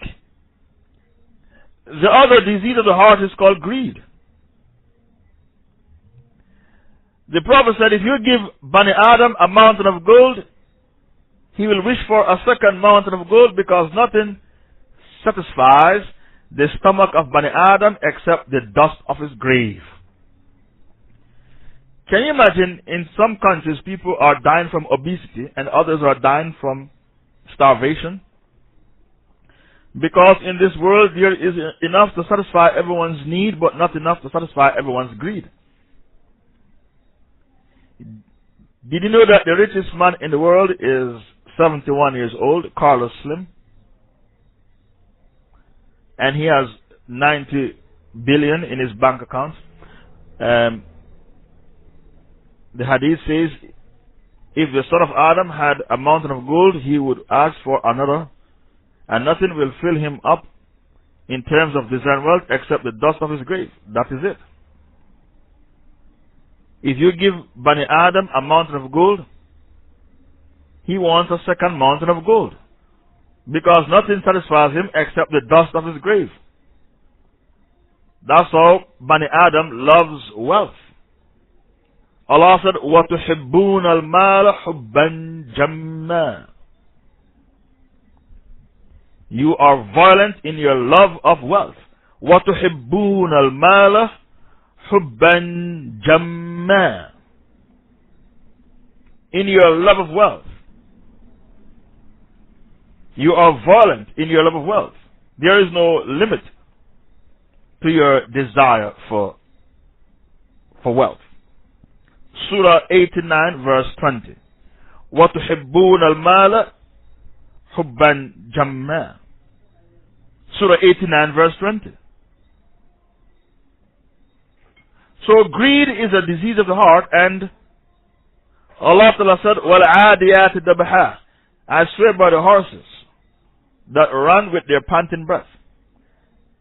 Surah Adiyat, and then Allah Ta'ala said, إِنَّ الْإِنسَانَ لِرَبِّهِ لَكَنُودٍ. Man is ungrateful to his Lord. وَإِنَّهُ عَلَى ذَلِكَ لَشَهِيدٌ. And he is a witness to his own ungratefulness. وَإِنَّهُ لِهُبِّ الْخَيْرِ لَشَدِيدٌ. And in the love of wealth, man is vicious, unscrupulous, and atrocious. That is man. I'm quoting to you from Surah 100. In the love of wealth, man is vicious, atrocious, and unscrupulous. And he has the Aqidah of Machiavelli, the Italian philosopher. What is his Aqidah? The end justifies the means. I want to get rich by any means necessary. Even if I have to pimp my own mother, I want to get rich. Because the end justifies the means. That is the creed of Machiavelli, the Italian philosopher. The end justifies the means. So I want to get rich even if I need to pimp my own mother. Did you know that the invasion of Iraq was all about greed? Of Iraq. It was all about greed. The Muslims have become a fitna for the kuffar because Allah puts the needs of the kuffar in Muslim land. Whenever a person has what you need, that person has become a fitna for you. Why women are a fitna for men? Because women have what men need. So they have become fitna for men, and the Rasul said the biggest fitna he left behind is the fitna of women. Why the Muslims have become a fitna for the kuffar? Because the oil that they need can be found in Muslim land. So the kuffar had to invade Iraq because they need the oil that is in Iraq.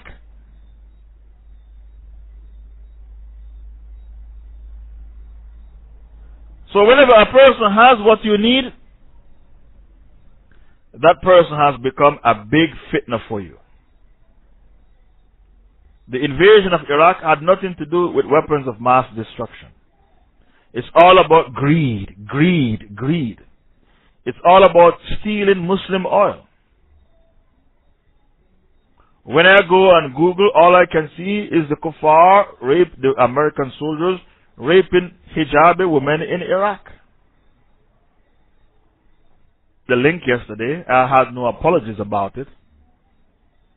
Because some of you are like the bird that dips his head in the sand and convinces himself the world is a euphoria with no problems.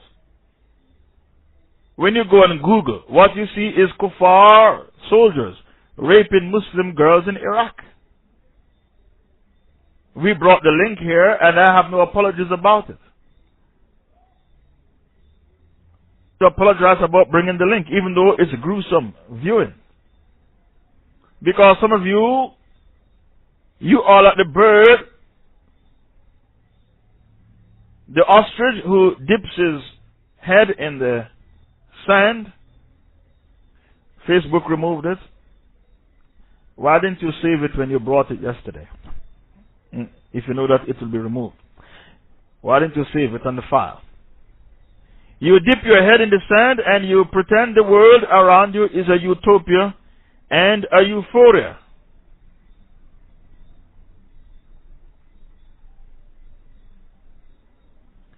You know why Facebook removed it? Because it is gruesome viewing. White kuffar raping hijabi women in Iraq. You have no al-wala wal-bara. You love the kuffar. When you hear the topic al-wala wal-bara, you say Shaykh Faisal is delivering a hate speech. You call it a hate speech. Al-wala wal-bara. Al-wala wal-bara, a hate speech. A'udhu billah. Al-wala wal-bara means to love and hate for the sake of Allah. The invasion of Iraq was all to do with stealing Muslim oil. It's called greed, greed, greed.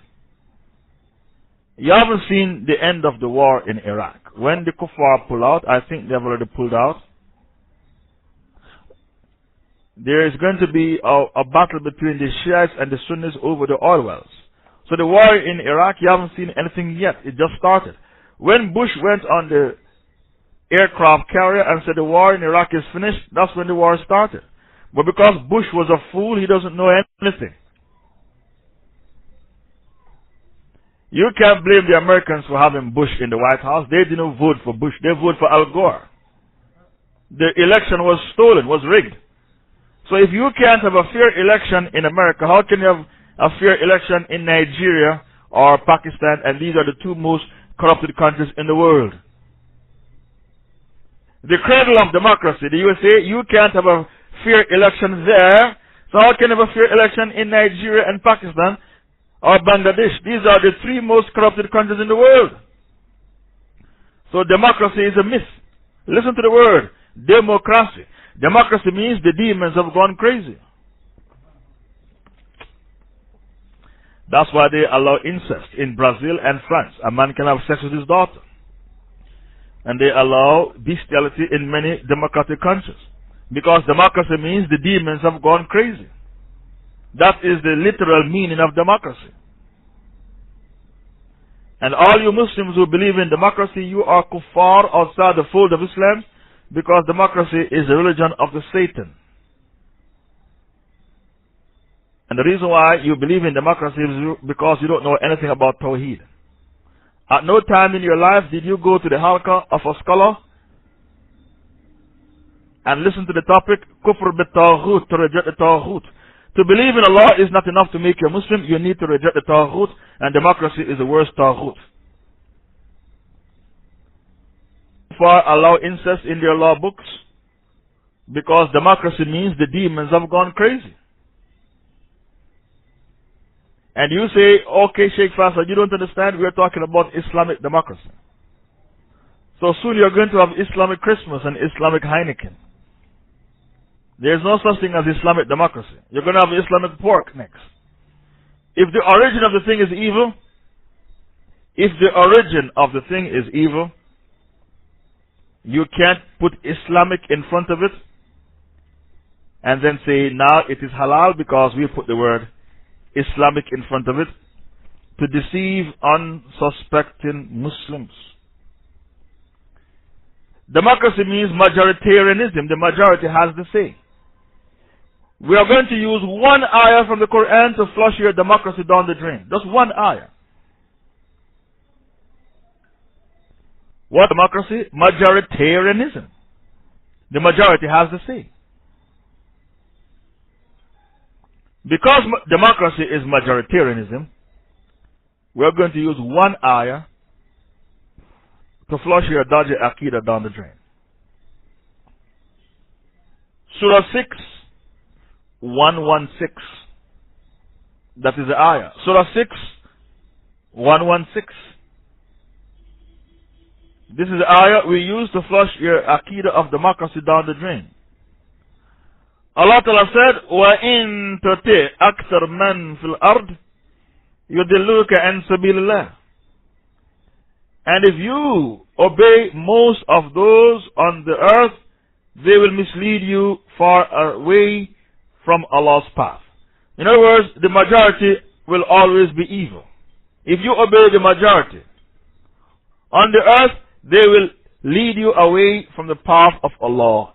When people didn't pay the zakah and Abu Bakr said we'll have a shura meeting to discuss the matter, Abu Bakr said we will fight them. The rest of the people in the meeting said we cannot fight them because they recite the Shahada. If Abu Bakr should go along with the majority, they would get away with not paying zakah. Didn't you know that?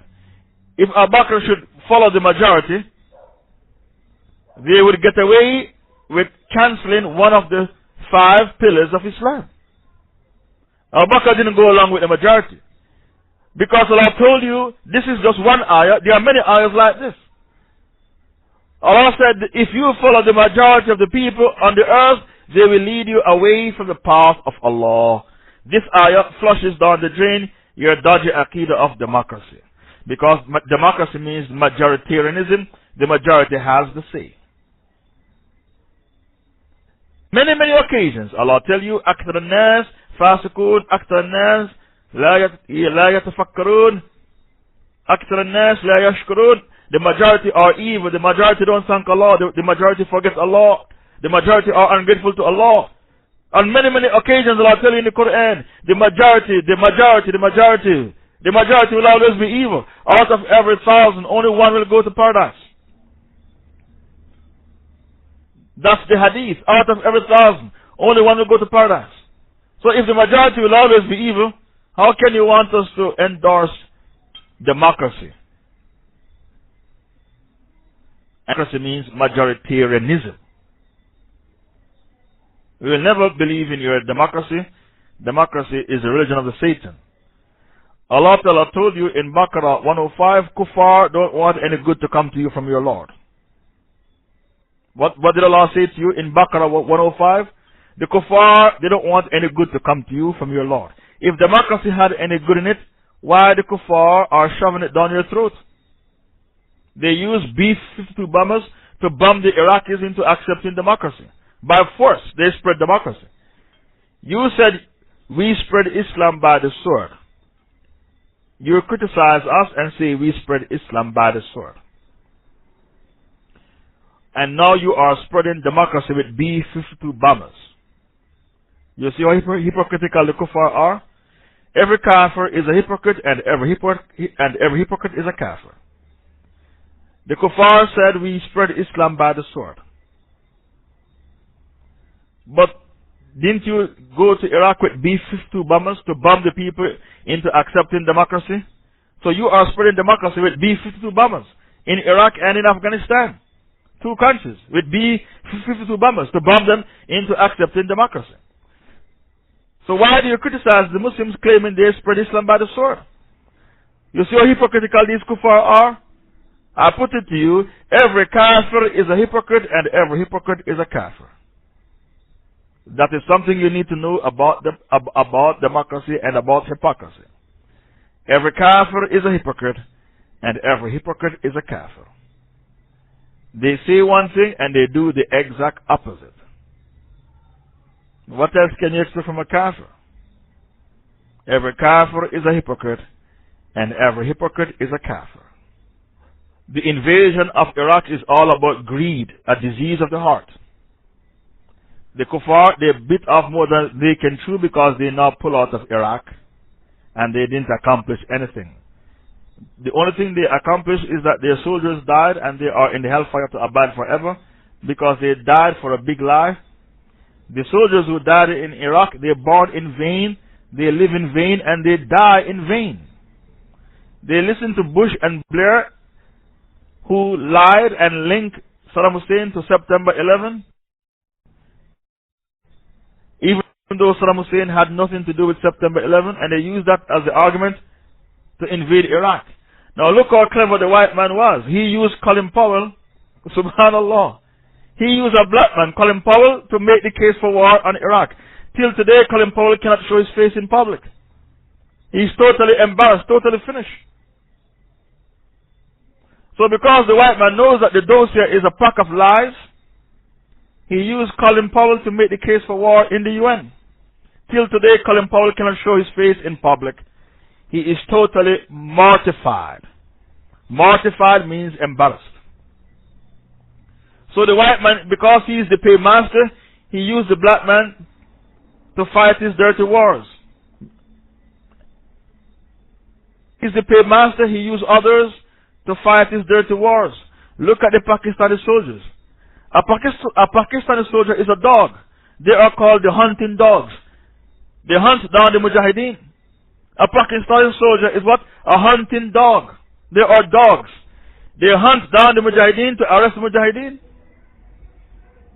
But look what happened to them. The USA bombed and killed them. Bring the link.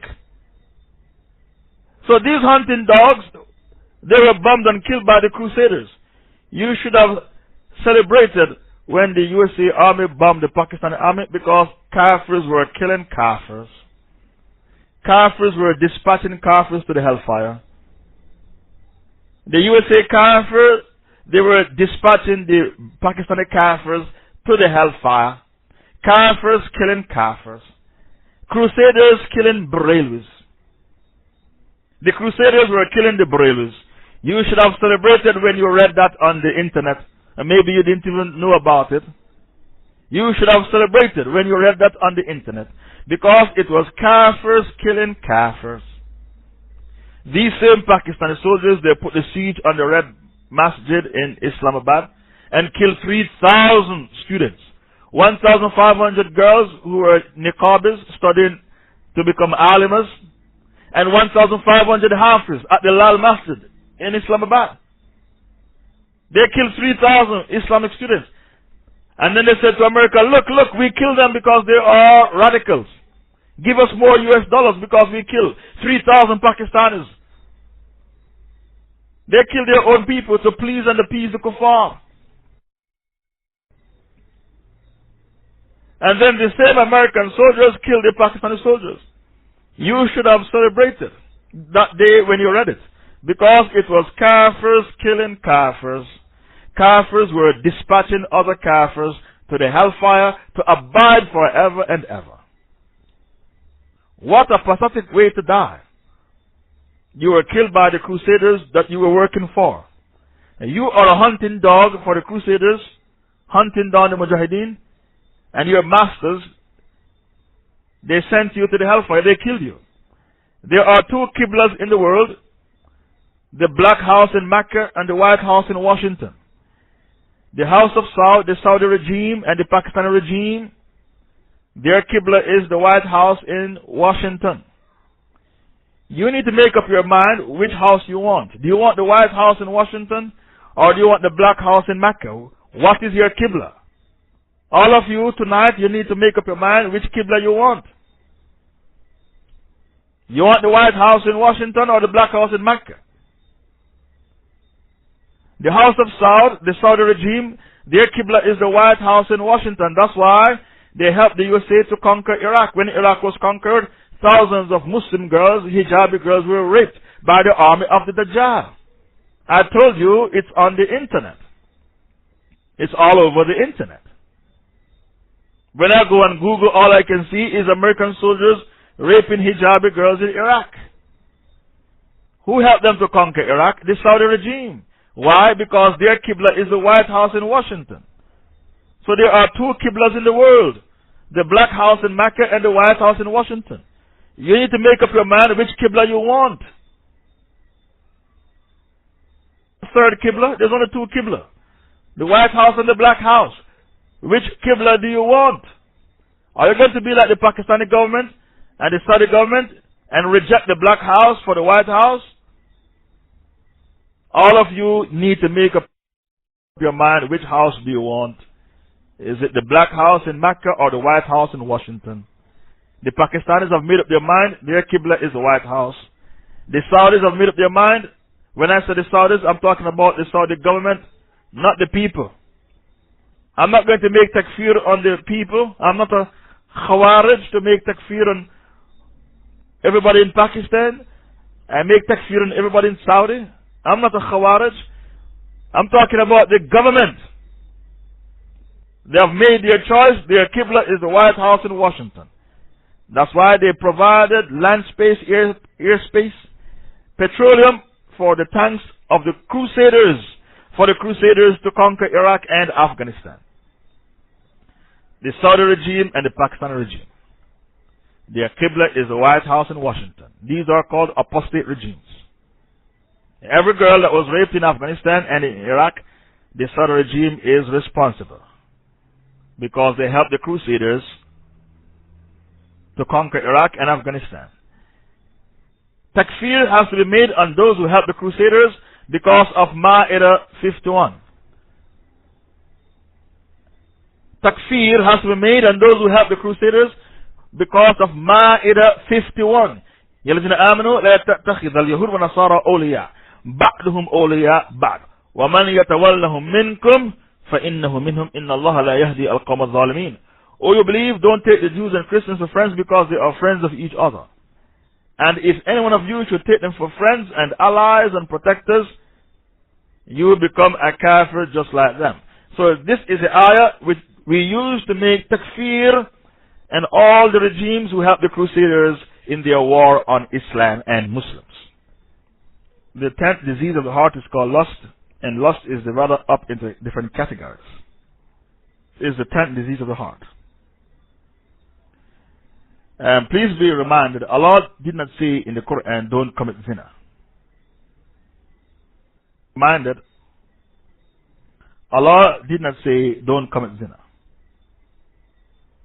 Allah said, وَلَا تَقْرَبُوا الزِّنَا. Don't even come near to zina. Surah 17 verse 32. وَلَا تَقْرَبُوا الزِّنَا. Don't even come near to zina.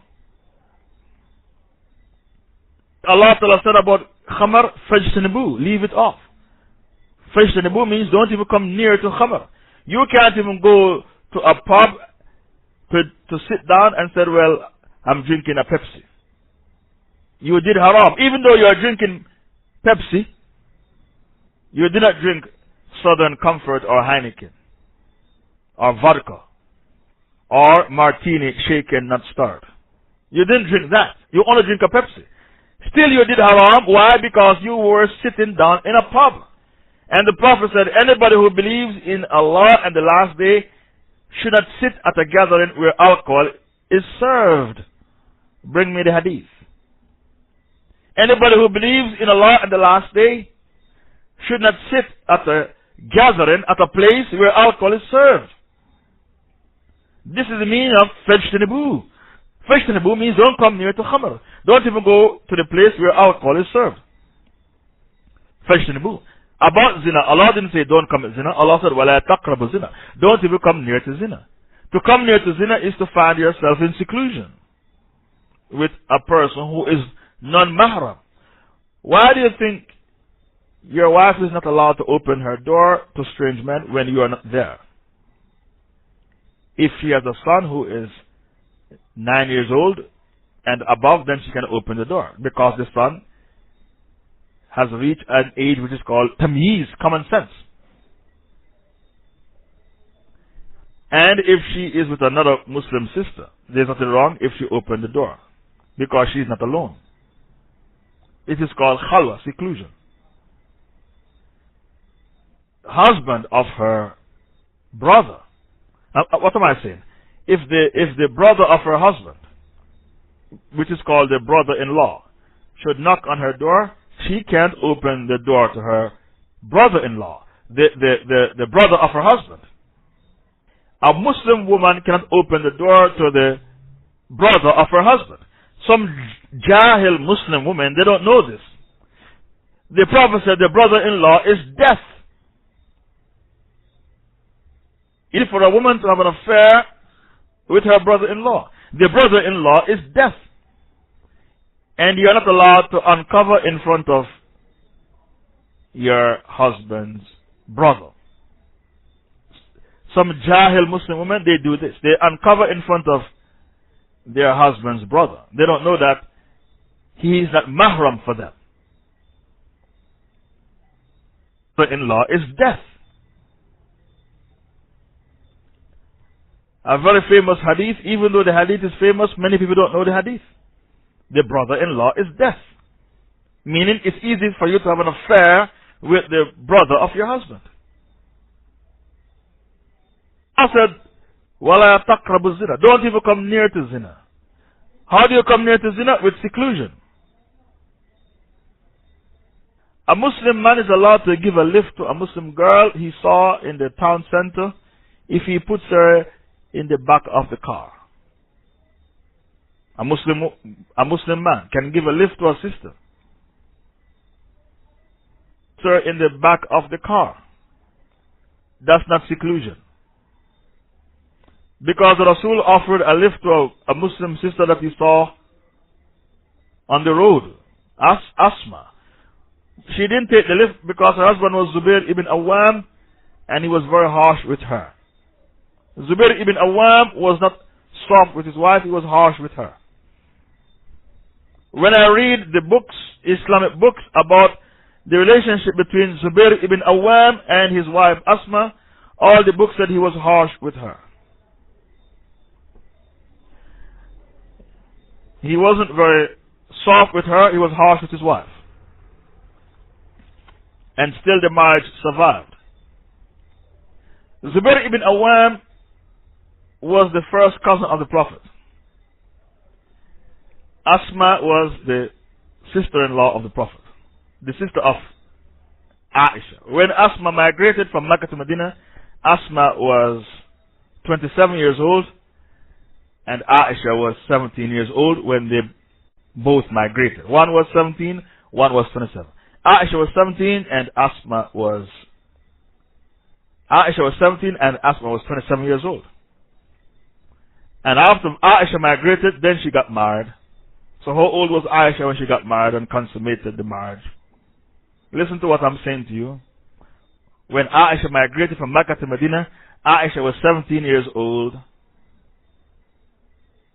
She was 27 years old.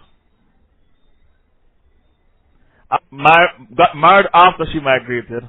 So how old was Aisha when she consummated her marriage? She was 19 years old when she consummated her marriage, not 9 years old. Debate with Christians and they bring up the age 9 and you're trying to defend age 9, you are defending something which is authentic. And this makes you look stupid. Because you are defending an age which is not authentic. And maybe many of you in the room did not know that Aisha, I said she was 19 when she consummated the marriage. Defending something which is authentic because she migrated age 17 and got married after her migration. Why you are defending something which is not authentic is because you do not know the history that Aisha migrated age 17 and got married after she migrated from Mecca to Medina. And she participated in the Battle of Badr, the raid that took place before Badr, and the Prophet did not take people on that raid unless they were 15 years and over. So how can the Prophet take a 9-year-old girl with him to the battlefield? Answer that question. How can the Prophet take a 9-year-old girl with him to the battlefield? The disease of the heart is lust. There are different types of lust. Fornication, sex before marriage. Adultery, extramarital love affairs. If a man had a wife and then the wife died and he slept with a woman, it's not fornication, it's called adultery. I repeat, because many of you, your concept of adultery is a Christian concept. You have a Christian concept of adultery. If a man was married and his wife died, and then he slept with a woman, he didn't commit fornication, he committed adultery. Because he was married before. For many of you, you have the Christian concept of adultery. A Christian country will say he fornicated. In the Islamic State, we say he committed adultery. He had a wife and she died, and then he went and slept with another woman. He didn't commit fornication, he committed adultery. This is called Sharia law. So you live in Dar Harb and you have misconceptions about many, many things. So you have to be re-educated all over. So we have to wash your brain from the muck and the filth, the kufr and the shirk and the zandak, the superstitions, all these things you have on your brain. It's called the muck. We have to wash it away with Quran and Sunnah. So we wash your brain with Quran and Sunnah. But the kuffar, they defile your brain. That's what the kuffar do. They defile your brain with kufr and shirk and superstition and zandaka, heresy, hypocrisy and heresy. So we have to use Quran and Sunnah to wash away the filth and the muck which the kuffar left on your brain. We wash your brain, but they defile your brain. So I explained to you the difference between the Islamic concept of adultery and the Christian concept of adultery. We don't agree with the kuffar in regards to anything. We don't even agree who Allah is. We don't agree who Jesus is. We don't agree who Muhammad is. We don't agree what is paradise, what is hellfire. We don't agree with the kuffar in regards to anything. And with that they are called Shar al-Bariyah, the worst of created things, in Surah 98 verse 6. Fornication, adultery, lesbianism, homosexuality, different types of lust that we have, the 10th disease of the heart, fornication, adultery, lesbianism, homosexuality, incest, rape, bestiality, pedophilia, having sex with the dead. What do you call it? Is it necrophilia? Huh? Necrophilia? Did you know that's a type of lust? Having sex with the dead, necrophilia. There's another type of lust, gerontophilia, to have a fetish for old grandmothers. There's a man in South London who used to go and rape old women who live alone in their homes. To have a fetish for old grandmothers. Gerontophilia, to have sex with old grandmothers. A fetish for old grandmothers. Necrophilia, to have a fetish for dead people. Some men, they like to have sex with dead women. Maybe you are surprised that lust is of different types, and lust is divided up into all these categories. It's not enough for me to tell you the different types of lust. I need to tell you the punishment. There are 10 types of lust: fornication, adultery, lesbianism, homosexuality, incest, rape, bestiality. Number 8, pedophilia. Number 9, necrophilia. Number 10, gerontophilia. I have in front of me in my notes 10 types of lust. I hope those taking notes, you have these 10 types. Fornication, adultery. We have them all. Fornication, adultery, homosexuality, lesbianism, incest, rape, bestiality, pedophilia, necrophilia, gerontophilia. Punishment for fornication is 100 lashes, and you are banished from the land for 1 year. The punishment for adultery is death. The punishment for homosexuality is death.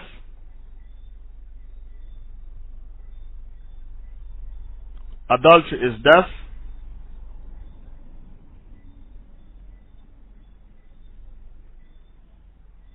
And homosexuality the person, his body should be burnt, and no janazah is prayed over the person.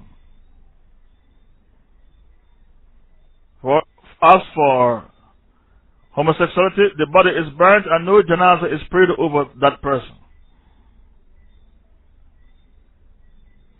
As for lesbianism, you are not allowed to kill a lesbian. You are not allowed to kill a lesbian because lesbian sex is fake. Scholars say you don't kill the lesbian. Now you will say, I don't agree because these women, they have strap-ons. We say to you, the strap-on is fake. That's why you don't kill them, because it's fake. The strap-on is fake. Punishment for the lesbian is 100 lashes. For a lesbian is 100 lashes. You can't kill the lesbian because lesbian sex is fake. The punishment for rape is death. The punishment for the rapist is death. Number 7, bestiality. The punishment for bestiality is death. You kill the man and you kill the animal, and nobody is allowed to eat the meat of the animal. As for pedophilia, if the child dies in the act, you kill the man because it's pedophilia plus murder. If the child he molested was his own daughter or his sister, you kill the man because it is incest plus pedophilia. Pedophilia, if the child dies, you kill the man because it's murder and pedophilia. If the child he molested was his own daughter, you kill the man because it is incest plus pedophilia. Or an uncle molesting a niece, you kill the man because it is incest plus pedophilia. He molested was a boy and he did a homosexual act with a boy, you kill the man because it is incest plus homosexuality. That is Sharia law in regards to pedophilia. As for necrophilia, am I going too fast? As for necrophilia, the man who has sex with dead people, if it is ascertained that the man who is doing necrophilia has contact with the jinns and he is a devil worshipper, he is killed because it's necrophilia plus black magic. But if there is no contact with the jinn, he receives 100 lashes. Here, if the man is dabbling in black magic, you kill the man because it's necrophilia plus black magic. If he has contact with the jinns. Without contact with the jinns, you give him 100 lashes, and no black magic is involved, you give him 100 lashes. As for the gerontophilia, the man who goes around raping old grandmothers, he has a fetish for grandmothers. He is not interested in young women, he likes grandmothers. That's his fetish. If the man is married, you kill him because it is gerontophilia plus adultery. So the 10th disease of the heart is called lust, and lust is developed up into 10 different compartments. Big scholar of Islam, Imam Shafi, said zina is a debt which you owe. If you seduce somebody's wife, one day somebody will seduce your wife. If you seduce somebody's daughter, one day somebody will seduce your daughter, because zina is a debt which you owe. Who said these words? Imam Shafi in Diwan Shafi, the compilation, the dictionary of Imam Shafi, the compilation of Imam Shafi. Diwan Shafi. Zina is a debt which you owe. If you seduce somebody's wife, one day someone shall seduce your wife. Zina is a debt which you owe. Over the 10th disease of the heart, which is, we will now continue with the other disease of the heart. Other disease of the heart is called hatred. Hatred is when you hate a person with no justification. And this is haram. The Rasul said, La tahasadu. The Rasul sallallahu alayhi wa sallam has made this disease of the heart an abomination. La tahasadu, wa la tanajashu, wa la tabaghadu, wa la tadabaru. وَلَا يَبِعْ بَعْدُكُمْ عَلَى بَيْءٍ بَعْدٍ.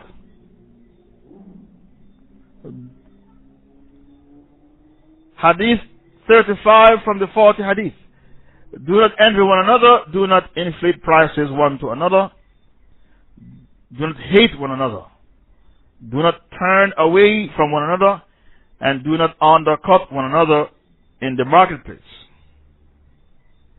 لا تحاسدوا ولا تناجشوا ولا تباغضوا ولا تدابروا. Well, what is hatred? When you have hatred for your Muslim brother with no justification, there is no need for you to hate your brother, yet you hate your brother. This is haram in Islam. You are not allowed to hate your Muslim brother. Even if he has a weakness of alcohol, a weakness of fornication, you are not allowed to hate him. You should try to reform him rather than hating him. When you hate him and you excommunicate him, he might become a Christian. He might become a Christian if you excommunicate him. You should work on his weakness rather than hating him and excommunicating him. Hatred is the 11th disease of the heart. I'll stop here for today and take 5 questions. Tomorrow we'll finish. Tomorrow will be the last segment of disease of the heart. I'll stop here for today and take 5 questions in regards to the dars which you have just heard, in regard to the diseases of the heart. Said that I've covered weird sexual practices of the kuffar who dabble in these things. Admins, could you go to the blog and bring the age of Aisha? Admins, bring the link for the age of Aisha from the blog. Somebody wants to know how old was Aisha when she consummated. I've brought the evidence. She was 19 years old, not 9. Why do we need to discuss kuffar sex acts in a halqa? I hear it too often. That's not a question. That's more like a suggestion. The topic was disease of the heart, and according to my notes, one of the disease was lust. And lust is divided up into 10 categories: fornication, adultery, lesbianism, homosexuality, incest, rape, bestiality, pedophilia, necrophilia, gerontophilia. The reason why we need to discuss this is because one day I was sitting in my living room in London. I was minding my own business, and I saw a Mardi Gras in London. Homosexuals were marching, and you had gays and lesbians marching, and some of them said they were Muslims. I hope the person who asked the question is listening. I was in my living room in London, minding my own business, and I saw a Mardi Gras on the television screen, and you had some people who said we are Muslims, and there were gays and lesbians marching, and they said we are Muslims, we are Muslim gays. Then I went to South Africa. And they asked me to give a series of lectures on a radio station called Voice of the Cape, and to refute a man whose name is Mohsin Hendricks, the gay imam. He was a Maulana, and they call him the gay imam. He wants to establish a masjid, and he wants to call it the Pink Mosque for gays and lesbians. So you were disgusted at me discussing these evil practices of kuffar. Don't you know the Muslims, they dabble in these things as well? Mohsin Hendricks, he studied in Pakistan as a Maulana. He came back to South Africa. He divorced his wife of 6 years and said, I'm gay. And he has a study circle. He called it the inner circle. And he's trying to promote this practice in the Muslim community. And he gave his own tafsir of the Quran. He said the reason why Allah destroyed Sodom and Gomorrah is because they tried to rape the angels. If they didn't try to rape the angels, Allah wouldn't bother to destroy them. He's given his own tafsir of the Quran. So you were disgusted at me covering the topic of lust, a disease of the heart, and you said it's kafir practice. Who told you the Muslims don't dabble in these things? And they need to know what is the Islamic hukum, the ruling on these things. The Prophet said, you'll follow the Jews and the Christians inch by inch, step by step. If they should enter inside a lizard hole, you'll enter into it after them. Think that Darwinism is only Kafirs who believe in it. The Saudi Salafis have a masjid called the Masjid Tawheed in Leytonstone. They preach Darwinism in their masjid. So you might be disgusted at these things and think it's a Kafir thing. All the things the kuffar are believing in, democracy and Darwinism, you have Muslims who believe in these things because they have the hadith. You'll follow the Jews and the Christians inch by inch, step by step. If they enter the lizard hole, you'll enter into it after them. I'm taking 5 questions. Where are the others? Okay, you have brought the link about the Leytonstone Masjid preaching Darwinism. What about the gay imam in South Africa? Where's the link for that? Mohsin Hendricks. There was big fitna when I was in South Africa. And he wants to establish the pink mosque for homosexuals and paint the masjid pink. So all the evils that are found among the Jews and the Christians, the Muslims will copy them. You stated that there are countless mental diseases for which we will inshallah have a separate sitting. How do we ascertain which of these people are accountable on Judgment Day and which of those are not? I understand mad people are not accountable on Judgment Day. The hadith says 3 people are not accountable: the child, the madman, and the sleeping man. So those who were classified as mad, if they were born mad, they will be in Jannah. If they became mad afterwards, they will be held accountable for the haram they did before they became mad. Won't be accountable for the haram they did after. Tafadal, I'm taking 3 more questions. Is it that Muslims are in denial that pedophilia and rape is pandemic in Muslim community? They are ashamed, that's why they are in denial. I have to cover these things and tell you the hukum, because they are pandemic in the Muslim country. Even there is a gay marriage in Morocco. There are gay marriages in Iraq, but that is among the Shiites in Iraq. Morocco is not a Shiite country. There are gay marriages in Morocco. So the Muslims don't want me to cover the topic, but the Prophet said you'll follow the Jews and the Christians inch by inch, step by step. If they enter the lizard hole, you'll enter into it after them. I know you were embarrassed about me covering the topic lust, but I have to cover it because it is pandemic in the Muslim community. Jahiliyyah. And because they envy the kuffar for their Jahiliyyah, they copy the kuffar and follow them like a lamb to the slaughter. Even if they enter the lizard hole, they enter into it after them. I was told that Usama Hassan and his father Shuaib al-Hassan were kicked out of Leytonstone Masjid because they believe in their Darwinism. I did not know. Somebody just PM me to say Osama Hassan and Shuaib al-Hassan, they were both kicked out of the Leytonstone Masjid Tawheed because of their belief in Darwinism. Please bring me the other questions. They have gay parades in Turkey. Turkey, a Muslim country. How can have a gay parade? That is because the Prophet said you'll follow the Jews and the Christians inch by inch, step by step. If they enter into the lizard hole, you'll enter into it after them. Because the Muslims are copying the kuffar with their degeneracy and debauchery, I have no choice but to cover the topic of lust and to give you the Islamic ruling, the Islamic hukum on each lust.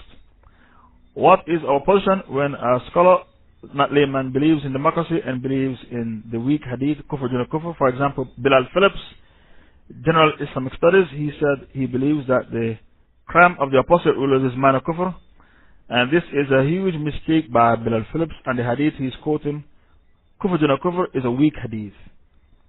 And Ibn Kathir said it is known of Islam by necessity that if you dismantle the Sharia of Muhammad, you're a kafir, and you should be fought until you return to the Sharia of Muhammad.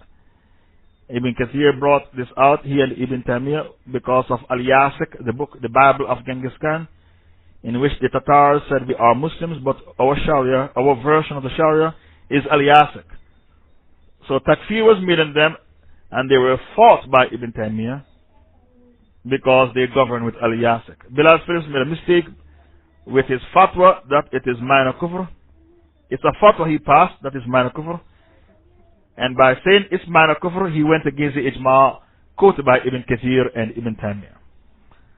In that case, you are not allowed to take your creed from Bilal Phillips if that's his Aqidah. You cannot take your creed because that's not the Aqidah of the Mujahideen. You are only allowed to take Tawheed from the Mujahideen. You are not allowed to take your creed from a person who doesn't support the Mujahideen. You only allowed to have the Aqidah of the Mujahideen and nobody else.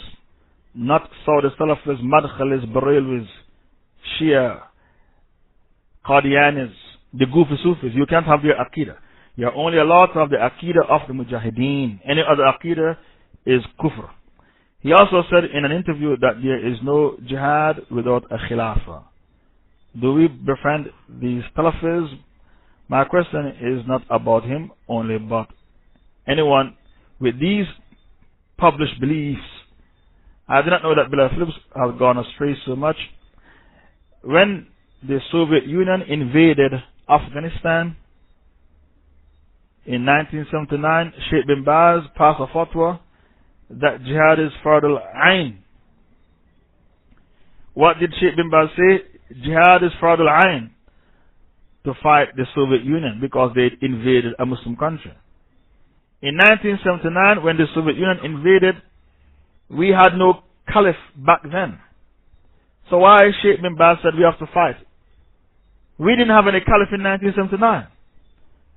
And Bilal Phillips had graduated from university back in 1979, Medina University. And that was when Shaykh bin Baz passed the fatwa that jihad is fardul ayn, to fight the Soviet Union. We say to Bilal Phillips,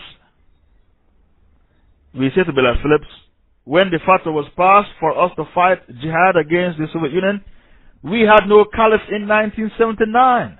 So where did you get your Aqidah from that there is no jihad without a caliph? And this is a huge mistake made by Bilal Phillips.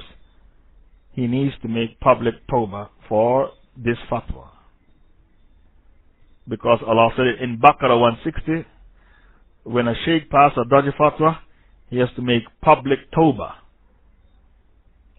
Public repentance. Not privately, public tawbah. For passing a dodgy fatwa that there is no jihad without a caliph. Because when Shaykh bin Baz passed the fatwa to do jihad against Soviet Union in 1979, we didn't have any caliph back then. So where did they get their dodgy Aqidah from that there is no jihad without a caliph? So Bilal Phillips had no choice but to make public tawbah for lying to the Muslims. Those who say no jihad without a caliph, they are lying to the Muslims, because when the Soviet Union invaded Afghanistan in 1979, Shaykh bin Baz of Saudi Arabia passed a fatwa and he said jihad is fardul ayn. Not fard kifaya, fardul ayn, compulsory on everybody. We didn't have a caliph in 1979 when the Soviet Union invaded Afghanistan. So those who say we need a caliph to do jihad, they are lying. If a sheikh should pass this fatwa, he's a liar and he needs to make public tawbah, public repentance for lying to the Muslims. Because Allah said in Surah Baqarah 160, the tawbah of a sheikh has to be made public. Not secretly, but publicly. Fardul ayn means it's compulsory on everybody. An individual duty. Fard kifaya means a collective duty. A few should do it for the many. Even before I started my speech, I heard Ali Tamimi explain to you Fardul ayn and Fard kifaya. I heard Ali Tamimi explaining this concept to you. To call the adhan is Fard kifaya. You don't need everybody to call the adhan. One Muslim calling the adhan, that's Fard kifaya. But to make wudu is Fardul ayn. It's compulsory on every Muslim to make his individual wudu. I heard Ali Tamimi giving you the examples as well before I took the mic and gave my speech. Okay, I'm taking the questions that you have posted to the admins. I was told it's 8 questions. Could you please bring the questions? Question number 5. Assalamu alaikum. About the Arab Spring, what is your position to, for example, the democratic elections in Tunisia or Egypt? Is this also kufr because democracy is kufr? Democracy is a religion of the Satan. Listen to the word democracy. It means the demons have gone crazy. Democracy. The demons have gone crazy. Democracy is majoritarianism. The majority has the say. We can use one ayah, Surah 116, to flush your democracy down the drain. Allah said, if you obey the majority of the people, they will lead you astray from the path of Allah. The majority will always be evil. Allah told you in many ayahs in the Quran, the majority will always be evil. Surah 116. If you obey the majority of the people in the world, they will lead you astray from the path of Allah. This one ayah is enough to flush democracy down the drain. All the Muslims who believe in democracy have become kuffar outside the fold of Islam. What we believe in is Sharia, Khilafah, Jihad. That's what we believe in. Our manhaj is what? Sharia, Khilafah, Jihad. There is no room in Islam for democracy. There is no room in our manhaj for democracy. We believe in Sharia, Khilafah, Jihad. That is our manhaj, not democracy.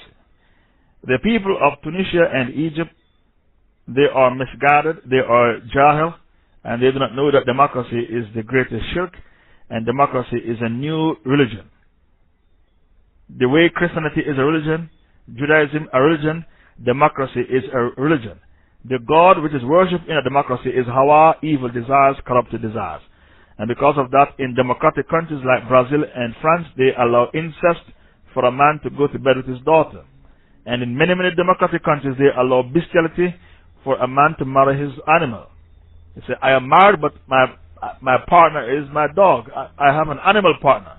Why is it that in the USA Army, they allow their soldiers to have sex with the dogs they took with them to the battlefield and the horses?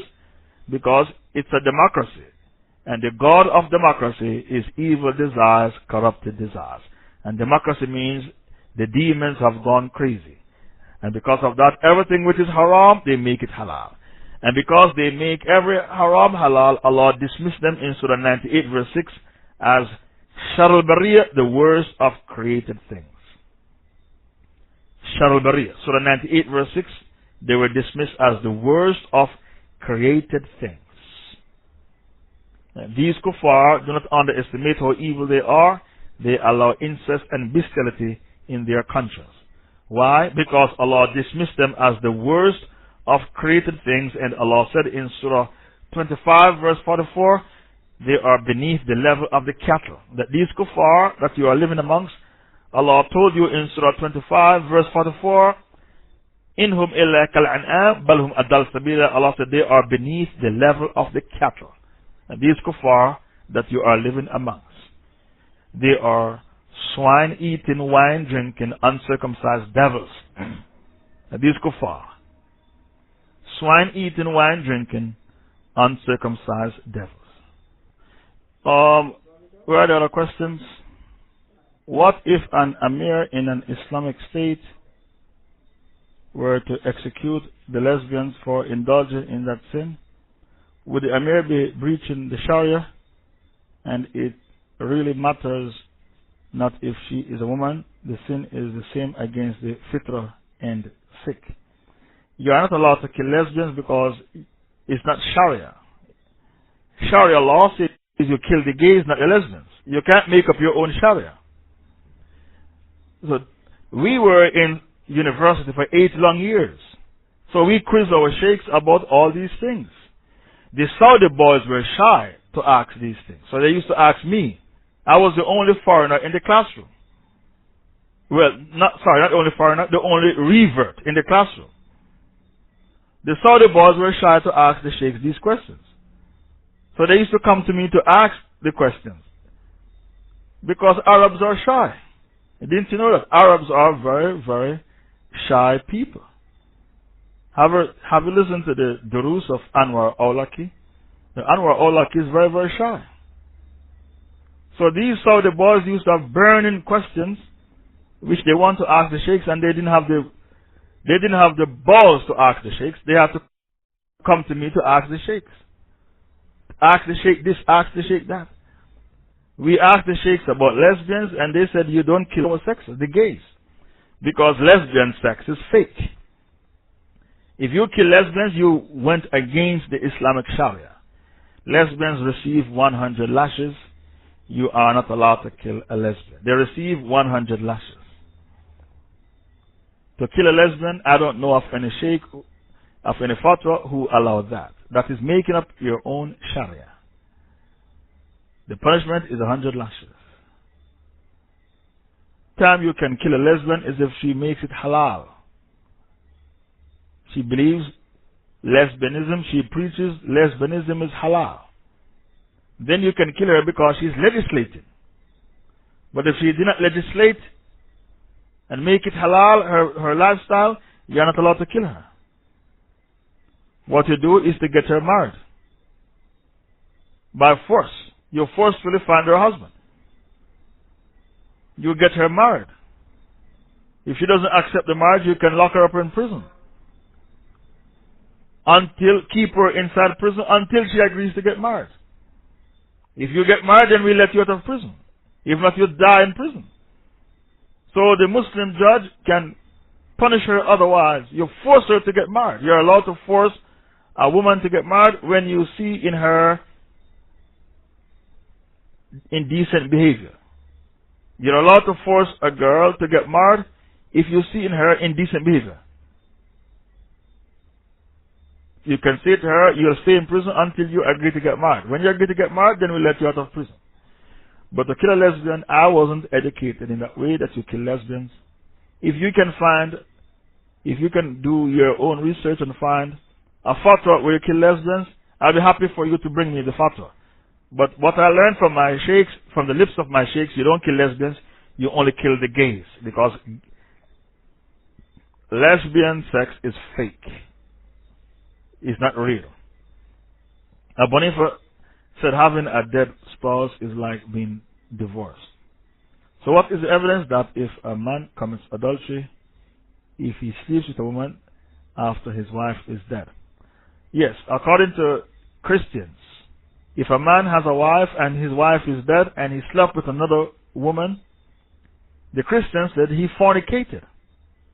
That is Christianity, not Sharia.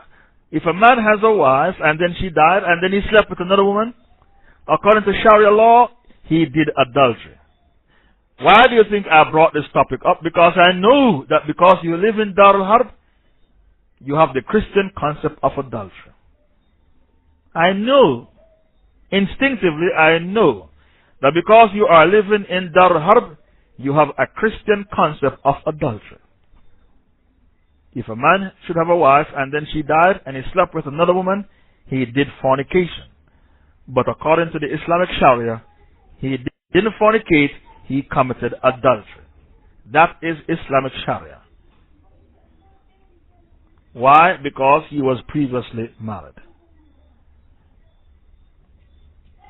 When Abu Hanifa said death is like divorce, it was a mistake Abu Hanifa made.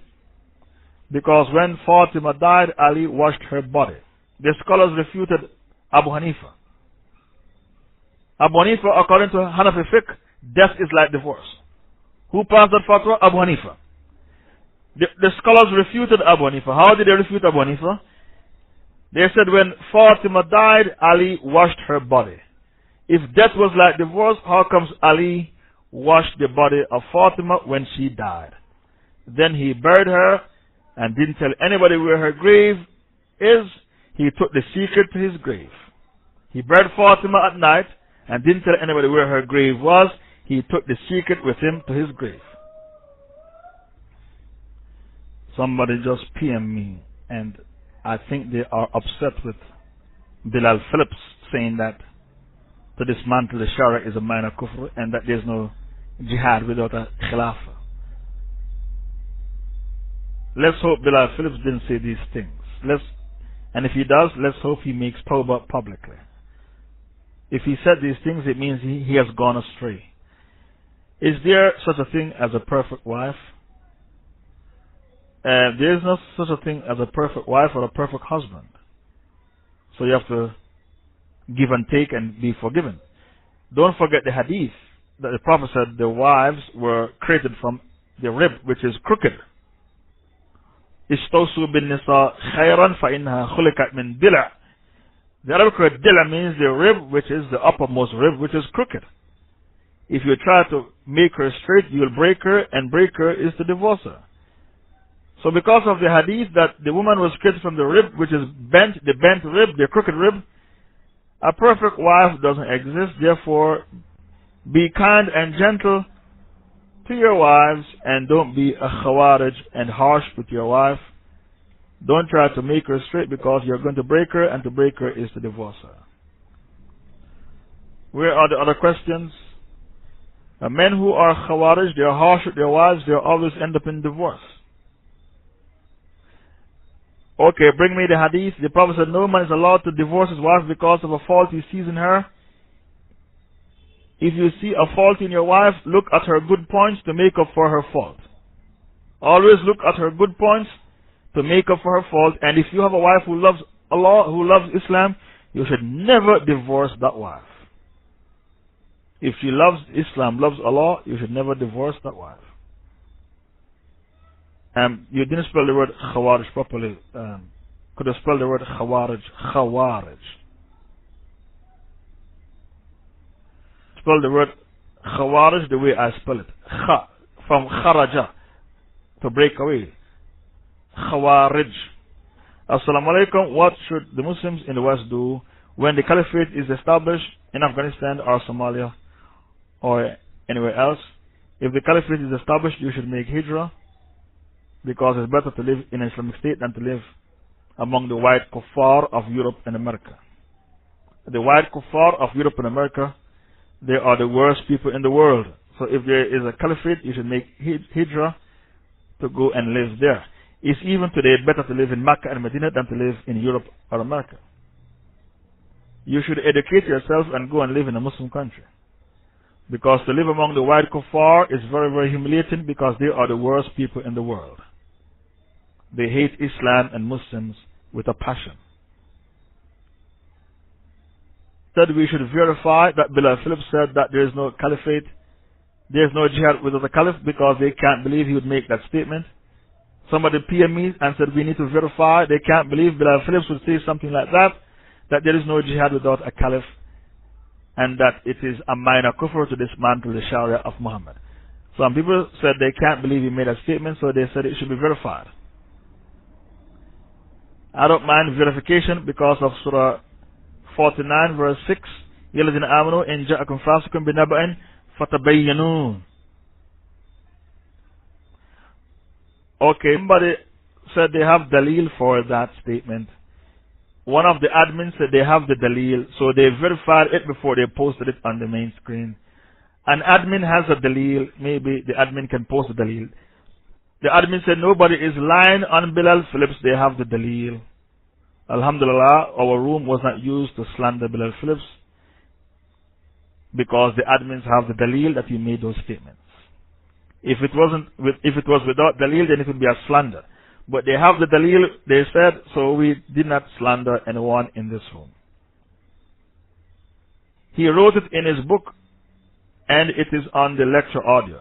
This Aqidah is the Aqidah of the Zindiq, the heretics who say to dismantle the Sharia of Muhammad is a minor kufr. It's not minor, it's major. Only a Zindiq, a heretic, believes it's minor kufr. Only a Zindiq says there is no jihad without a caliph. Because when the Tatars invaded Baghdad in 1258 and killed the Caliph Musta'sim. For 3 years the Muslims had no caliph, yet they were able to fight the Tatars, kick them out of Baghdad and reinstated a caliph. They didn't say we cannot fight the Tatars because the Caliph Musta'sim has been killed and there is no jihad without a Caliph. For 3 years they had no Caliph, yet they were able to, Tatars, kick them out of Baghdad and reinstated the Caliph. When did they come into Baghdad? 1258 AD, and killed the Caliph Musta'sim. Yet the Muslims were able to formulate an army and kick them out of Baghdad and reinstated their Caliph. The creed that says no jihad without a Caliph, this is the creed of the Zindiq, a heretic. And when the Soviet Union invaded Afghanistan, Sheikh bin Baz passed a fatwa to say jihad is fard al-ain, to kick the Soviet Union out of Afghanistan because it is an evil empire and they invaded a Muslim country. 500,000 Muslim men took up arms and listened to bin Baz and fought the Soviet Union and kicked them out of Afghanistan. When the Soviet Union was destroyed, when their back was broken in Afghanistan, Latvia was liberated, Estonia was liberated, Lithuania, Czechoslovakia, Moldova, and Czechoslovakia, Poland. The wall, the Berlin Wall, came tumbling down. So the jihad in Afghanistan liberated some food because the back of the Soviet Union was broken. So where did you get your dodgy Aqidah from? No jihad without a Caliph. This is dodgy Aqidah, and only a Zindiq will preach something like that in the Ummah. They are peddling falsehood in the Ummah of Muhammad. Where are the other questions? Someone said, Brother Philip said that dismantling Shah is man kufr and no fi sabilillah without a caliphate. This is the Aqidah. This Aqidah is wrong, and the person who passes fatwa has gone astray from the Aqidah of Ahl Sunnah wal Jama'ah. We have already refuted this Aqidah. Didn't I refute it? Didn't I tell you that Sheikh bin Baz passed a fatwa saying jihad is fard al-ain to kick the Soviet Union out of Afghanistan? In 1979 the fatwa was passed. Didn't I tell you that when the Caliph Musta'sim was killed by the Tatars, for 3 years we had no Caliph, and jihad was declared against the Tatars, and Ibn Taymiyyah was one of the sheikhs who declared jihad against the Tatars, and they kicked them out of Baghdad and reinstated their Caliph in Baghdad. So the Aqidah that there is no jihad with the Caliph, that is dodgy Aqidah, and only a Zindiq will promote that in the Ummah of Muhammad sallallahu alaihi wasallam. I think we have answered all the questions. سبحانك اللهم وبحمدك أشهد أن لا إله إلا أنت نستغفرك ونتوب إليك. A feedback about the voice. Alhamdulillah Rabbil Alameen wa salatu wassalam ala Imam al-Anbiya wal Mursaleen Sayyidina Muhammad wa ala alihi wa sahbihi ajma'in. Amma ba'd. Believing brothers and sisters in Islam, Assalamu alaikum wa rahmatullahi wa barakatuh. Welcome back to this another of our sittings. We are covering diseases of the heart, and today is the last segment. It was 3 segments. We are going to repeat the topic, what makes you a kafir, and it will be 3 segments as well. What makes you a kafir? Because the topic, when it was covered some 6 months ago, many of you were not in the room. What are the 23 things that make you become a kafir? Many of you were not in the room when we covered that topic. So I'm hoping to cover the topic again, and it might be 3 segments like diseases of the heart. Some of you were offended when I covered the 10 categories of lust. You had kuffar dabble in these things. Muslims don't dabble in these things. I have to cover the 10 categories of lust because it was in my notes, and I have to finish my notes. And we have to recap because the admins are not fully ready to take notes. Just to recap, the 10 categories of lust are as follows: fornication, And Allah did not say, don't commit zina. Allah said, don't come near to zina. Allah did not say, don't commit zina. Allah said, وَلَا تَقْرَبُ الزِّنَا. Surah 17 verse 32. Surah 17 verse 32. The other category of lust is called adultery. Extramarital love affairs. Now, some of you were offended when I covered the 10 categories of lust because you think the topic made you shy. But then again, some of you told me that you did not know that the Muslim concept of adultery is different from the Christian concept of adultery. The Islamic Sharia concept of adultery is different from the Christian concept of adultery. For example, if a man had a wife and she died. 6 months later, he slept with another woman. According to Christianity, he committed fornication. A man had a wife and she died. 6 months later, he slept with another woman who he did not marry. According to Christianity, he committed fornication. But according to the Islamic Sharia, he committed adultery. We do not agree with the kuffar in regards to anything. We hardly agree on anything.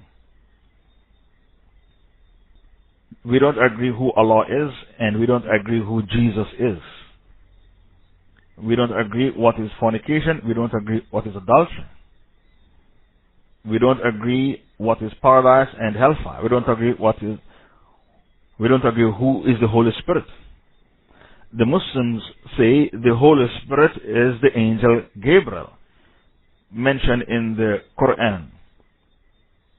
Inna anzalnahu fi laylatil qadr. And Allah said, تنزل الملائكة والروح فيها بإذن ربهم من كل أمر سلام هي حتى مطلع الفجر.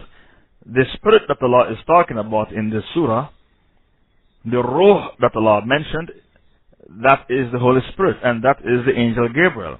There is no other Holy Spirit under the heavens. That is the only Holy Spirit, the angel Gabriel. Now, we do not agree with the kuffar in regards to the creed. Our creed, the two creeds are totally different. We don't even agree as to what is fornication, what is adultery. The other lust is lesbianism, and the fourth is homosexuality. In Islam, we kill the homosexual, but we don't kill the lesbian. You're not allowed to kill a lesbian. You only kill a homosexual. This is what I was taught in university, and I cannot change what I learned. So in Islam, you give the lesbian 100 lashes, but you kill the gay. If you kill the lesbian, you have made up your own Sharia. And the fifth is incest. And incest is when a man went to bed with a woman who is so close, he is not allowed to marry her, like his sister, his aunt, his mother. According to Sharia law, if a man slept with his aunt, you kill the aunt and kill the man. If a man slept with his sister, you kill the man and kill the sister. You kill both of them. Because it is incest, and incest is punishable by death. The sixth category of lust is called rape. According to Sharia law, you are supposed to kill the rapist, especially if it's a serial rapist, and the evidence for this is Ma'idah 33. Because some people claim that you can kill the rapist. You kill the rapist, and the evidence is Ma'idah 33. إنما جزاء الذين يحاربون الله ورسوله ويسعون في الأرض فسادا أن يقتلوا أو يصلبوا أو تقطع أيديهم وأرجلهم من خلاف أو ينفوا من الأرض ذلك لهم خزي في الدنيا ولهم في الآخرة عذاب عظيم. The recompense for those who wage war on Allah and His Messenger and do mischief in the land is that they should be killed or crucified, or their hands and feet should be cut off from opposite sides. Many of you do not know that crucifixion is mentioned as a form of punishment in the Holy Quran. Many Muslims don't know that crucifixion is mentioned as a form of punishment in the Holy Quran. And when we were studying in Saudi Arabia, they crucified an armed robber, and he was from the Shaybani tribe. So the next morning we went to university. Somebody said to the Sheikh, why did they have to say he was from the Shaybani tribe? Why couldn't they keep his tribe as a secret? Why did they have to announce publicly on the national television that the man they crucified was from the Shaybani tribe? Because Ahmad ibn Hanbal was Shaybani, from the same tribe. So out of respect for Ahmad ibn Hanbal, they shouldn't have mentioned his tribe. That's what the man said in the classroom. Why did they have to mention his tribe? Out of respect for Ahmad ibn Hanbal, they shouldn't have said he's from the Shaybani tribe. And the Sheikh said, it's not fair you mention some tribes and don't mention other tribes. This is why we mentioned that the man came from the Shaybani tribe. He was an armed robber. According to Sharia law, you are supposed to crucify armed robbers. If a man pick your pocket, the Sharia say you cut off his hand. But if he should stick you up with a gun or a knife to rob you, he is now an armed robber, and according to Sharia law, you are supposed to crucify the armed robbers. Hang them up in the public square and make an example out of them. So the rapist is killed. And when they say, why do you kill rapists in the Islamic State? We say, because our woman is our mother, our sister, our daughter. And because the woman is our mother, our sister, our daughter, we show maximum respect to women, and we show respect to the womb that bore us. So because we have maximum respect for the womb that bore us, we kill the rapist. This is how you answer the person, why do you have to kill the rapist in the Islamic State? The seventh lust is called bestiality. According to Sharia law, you are supposed to kill the animal and kill the man, and nobody is allowed to eat the meat of that animal. The kuffar are so evil, they legalize bestiality in the American army. The kuffar are so evil, they allow bestiality in the American army in the name of democracy, because democracy means the demons have gone crazy. Listen to the word democracy. Democracy means what? The demons have gone crazy. And because the demons have gone crazy, they allow bestiality in the American army. According to Sharia law, you are supposed to kill the animal and kill the man, and nobody is allowed to eat the meat of that animal. The eighth type of lust is called pedophilia. He's a pedophile, and the child dies in the act. You are supposed to kill the man, because it's not only pedophilia, it's pedophilia and murder. If the child he molested, penetration took place with his genitalia, you have to kill the man if the child was his daughter or his sister, because it's pedophilia plus incest. If the pedophile was a gay and he molested a boy and penetration took place, you have to kill the pedophile, because it's pedophilia plus homosexuality.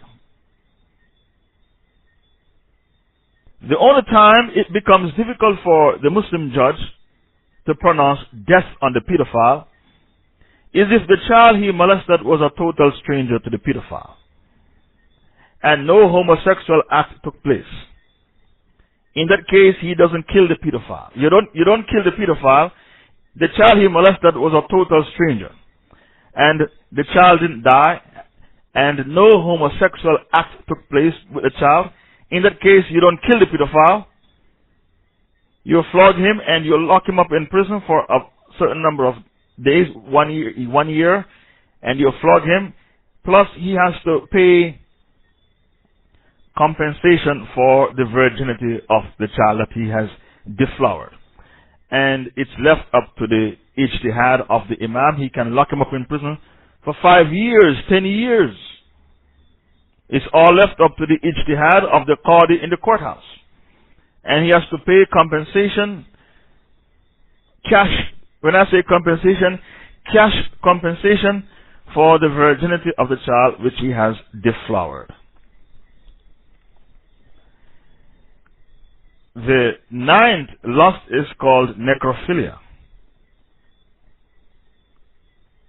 Necrophilia is when a man have sex with a dead woman.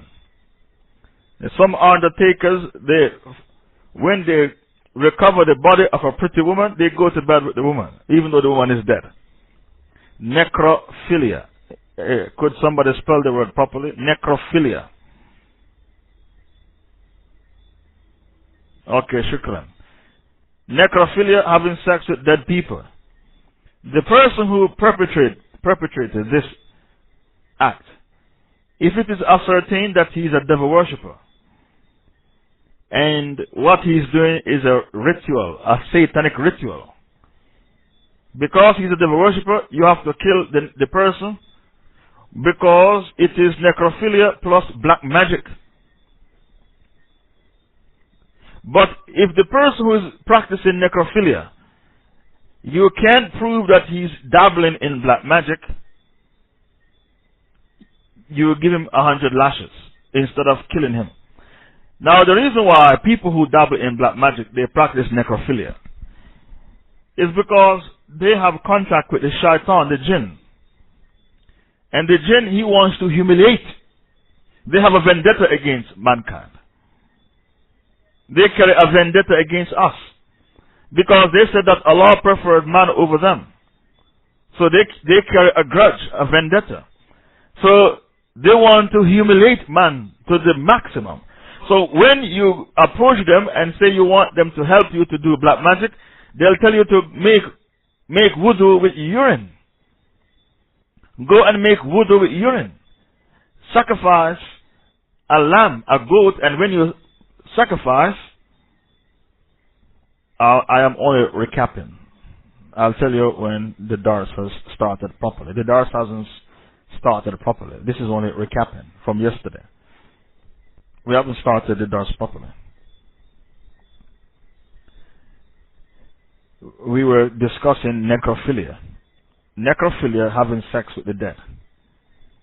You kill the person who practiced this if it is ascertained that he is practicing black magic. He is dabbling in black magic. And the jinn who he's working for told him to go and practice necrophilia. If you don't do necrophilia, I'm not operate with you. Boy, if you don't do that, I'm not going to work with you. Some of these jinns will say, go and sacrifice a lamb and call my name. Not Allah's name, my name. Why do you think there is ijma' among the scholars? That if you kill an animal and you call the name of an idol, somebody other than Allah, you did major shirk and you become a kafir, and that meat is haram meat, and anybody who eats that meat, knowing that the meat was slaughtered in the name of an idol, by eating the meat you become a kafir as well. And this is the ijma' among the scholars. That when you do zabh, slaughtering, in the name of an idol, a false deity, your shirk is major shirk, not minor shirk, major shirk. And we covered the 15 types of shirk in this room. We covered the 15 types of shirk. For those of you who missed the dars, go to the blog and get the download, get the link. We covered the 15 types of shirk, and we covered which shirk is major and which shirk is minor. We differentiated between the major shirk and the minor shirk. Which one takes you outside the fold? Which one doesn't take you outside the fold? Admins, please bring the link about the shirk, the major and the minor, the 15 types of shirk that we covered in this room. So to kill an animal in the name of a false deity, do not entertain the idea that it is a minor shirk. The great scholar of Islam, Imam An-Nawawi, the same scholar who compiled the 40 hadith, he discussed this shirk in his writings in Sahih Muslim when he was doing the explanation. Make no mistake about it. Imam Nawawi said, to kill an animal in the name of a false deity, it is not a minor shirk, it is major shirk that makes you become a kafir. And the evidence is Surah 6, 121. The evidence used by the scholars to pass such a fatwa is Surah 6, 121, where Allah warned the Muslims, if you eat meat which was slaughtered in the name of others other than Allah, you become a pagan, a mushrik, just like the other mushrikeen. The 10th type of lust is called gerontophilia. Gerontophilia is when a man has a fetish for old grandmothers. So for him to be attracted to a young girl, he finds that unattractive. He's only attracted to grandmothers. Now, I was on tour of South Africa. I've just finished touring 12 African countries. Did you know that it is the custom in South Africa to rape grandmothers because they think if you rape a grandmother, you'll get rich? Did you know that? Things you don't learn. These things you don't learn in university. When you study in university for 8 years, like I did, you have to tour the world to learn other things which the university didn't touch upon. Because the sheikhs who taught me in Saudi Arabia, they don't know that this culture existed. In South Africa, people have to protect their grandmothers meticulously, fastidiously, carefully, because it is the custom that they think if you rape a grandmother, you'll get rich. Then it is also the custom, the shaitan whispers to them, if a man is suffering from AIDS, if you rape a virgin, the AIDS virus will disappear from your body. Look how evil these people are. If you rape a virgin, the AIDS virus will disappear from your body. So when Louis Farrakhan said that the white kafir is the devil, what about the black kafir? The black kafir is also the devil. So Farrakhan himself is a devil. Louis Farrakhan himself is a devil. He's pointing a finger at the white kafir and said the white kafir is a devil. What about you yourself, you Louis Farrakhan? You are also the devil. Because when you speak, what do you say? In the name of Allah, the Beneficent, the Merciful, who appeared in the person of Master Farad Muhammad. That's how he opened up his speech. In the name of Allah, the Beneficent, the Merciful, who appeared in the person of Master Farad Muhammad. That Allah came down on earth in the form of a man. Now this man who they said was Allah, Master Farad Muhammad, he's also a white man. And he used to peddle drugs. He sold drugs on the streets of America. And he got arrested and fingerprinted. And his photograph was taken. How can you arrest Allah and fingerprint Allah and take the photograph of Allah? Then they dumped him in prison. For 3 years he was in prison, and then he got released in 1929 from state penitentiary in Los Angeles, California. So this person who Master Farad Muhammad, who Farrakhan said is the black God, that he is Allah, Allah came in his form, he was arrested and fingerprinted, dumped in prison. His photograph was taken, fingerprinted. He was made to serve 3 years for selling drugs. Why was he selling drugs? Because he wasn't educated and he wasn't employable. When a person is not employable, they sell drugs. He wasn't employable, he wasn't educated. How can you say that this man is God? So when you, Farrakhan, point a finger at the white kafir and say the white kafir is the devil, always remember that 4 fingers are pointing back at you. When you point one finger, at least 3 or 4 fingers are pointing back at you. You yourself is a devil because you pretend to be championing the black cause. But when you speak kufr and shirk, and you are taking black people with you to the hellfire like a lamb to the slaughter. And recently he was in Jamaica. The radio station invited him for a debate, to come and debate with me. Shaykh Faisal, he turned on the debate. Farrakhan turned on the debate. He ran back to America and he didn't come in the radio studio to debate for the Jamaican people to hear who is speaking the truth and who is telling the lie. Now, you said that the white man was created in a science lab by a mad scientist. And that scientist is called Yaqub. Yaqub is the name of the scientist, and he created the white man in the science lab. This proves that you don't know anything about the Quran, because Allah said in Surah 22, verse 73. In Surah 22, verse 73.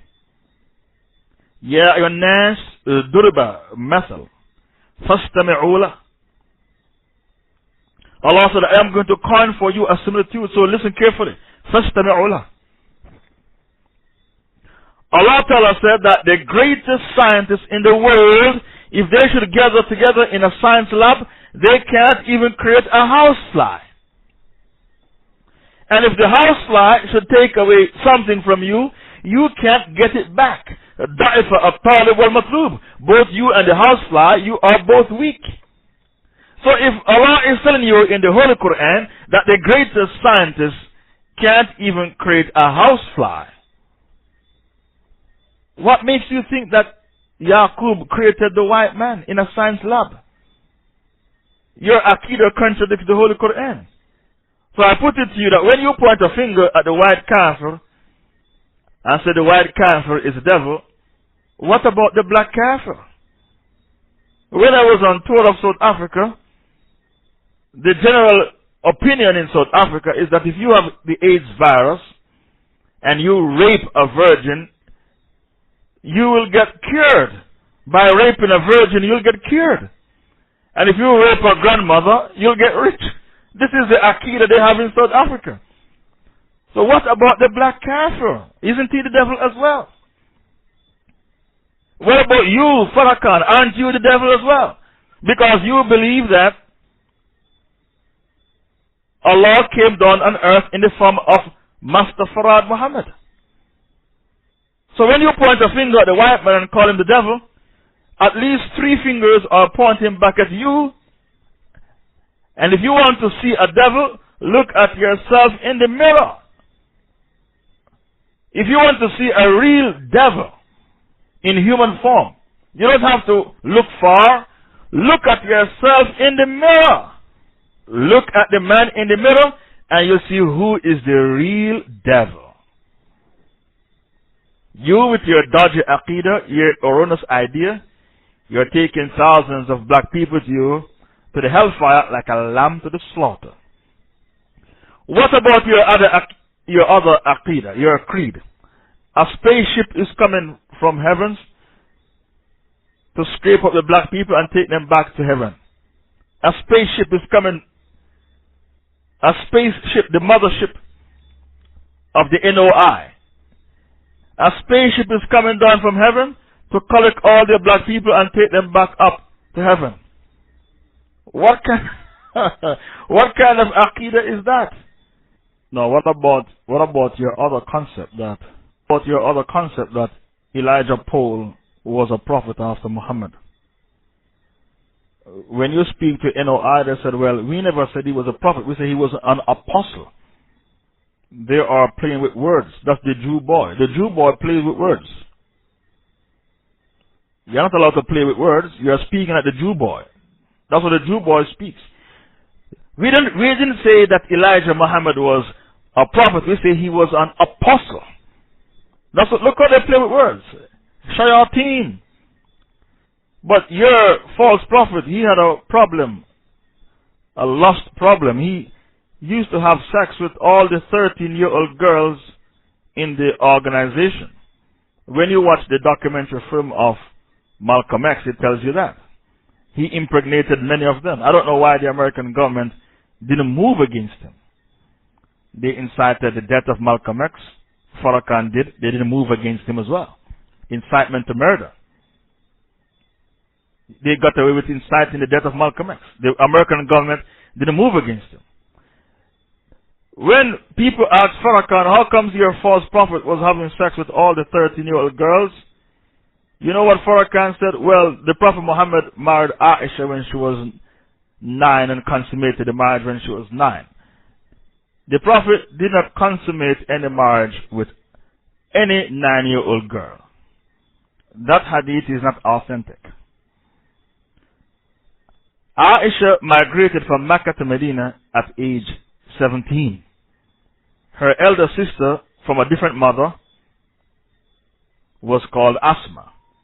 Asma was 27 when she migrated, and Aisha was 17 years old. Then Aisha got married after she migrated. So if she migrated at age 17 and got married after the Hijrah, how can she get married at age 9? That doesn't make sense. Now, the person who narrated the hadith of Aisha's marriage, Hisham ibn Urwa, when he left Medina to go and live in Iraq, he became senile. As he became senile, instead of saying Aisha was 19 years old when she consummated her marriage, he said she was 9. Many Muslims are left to defend this hadith when the Orientalists and the Jews and the Crusaders make a mockery of Islam. They are defending a hadith which is not even authentic. So you are defending something that cannot be defended. You are defending a hadith which is not authentic. And the reason why you are defending a hadith which is not authentic is because you did not study hadith literature to know that Hisham ibn Urwa became senile when he went to Iraq and he narrated the hadith. So instead of saying Aisha was 19 years old, he said Aisha was 9 years old. When he went to live in Iraq, the scholars of hadith like Imam Malik ibn Anas, refused to accept any hadith from Hisham ibn Urwa after he went to live in Iraq, because they realized that his brain had deteriorated and he became senile and he could not get his facts straight anymore. He could not get his facts straight anymore.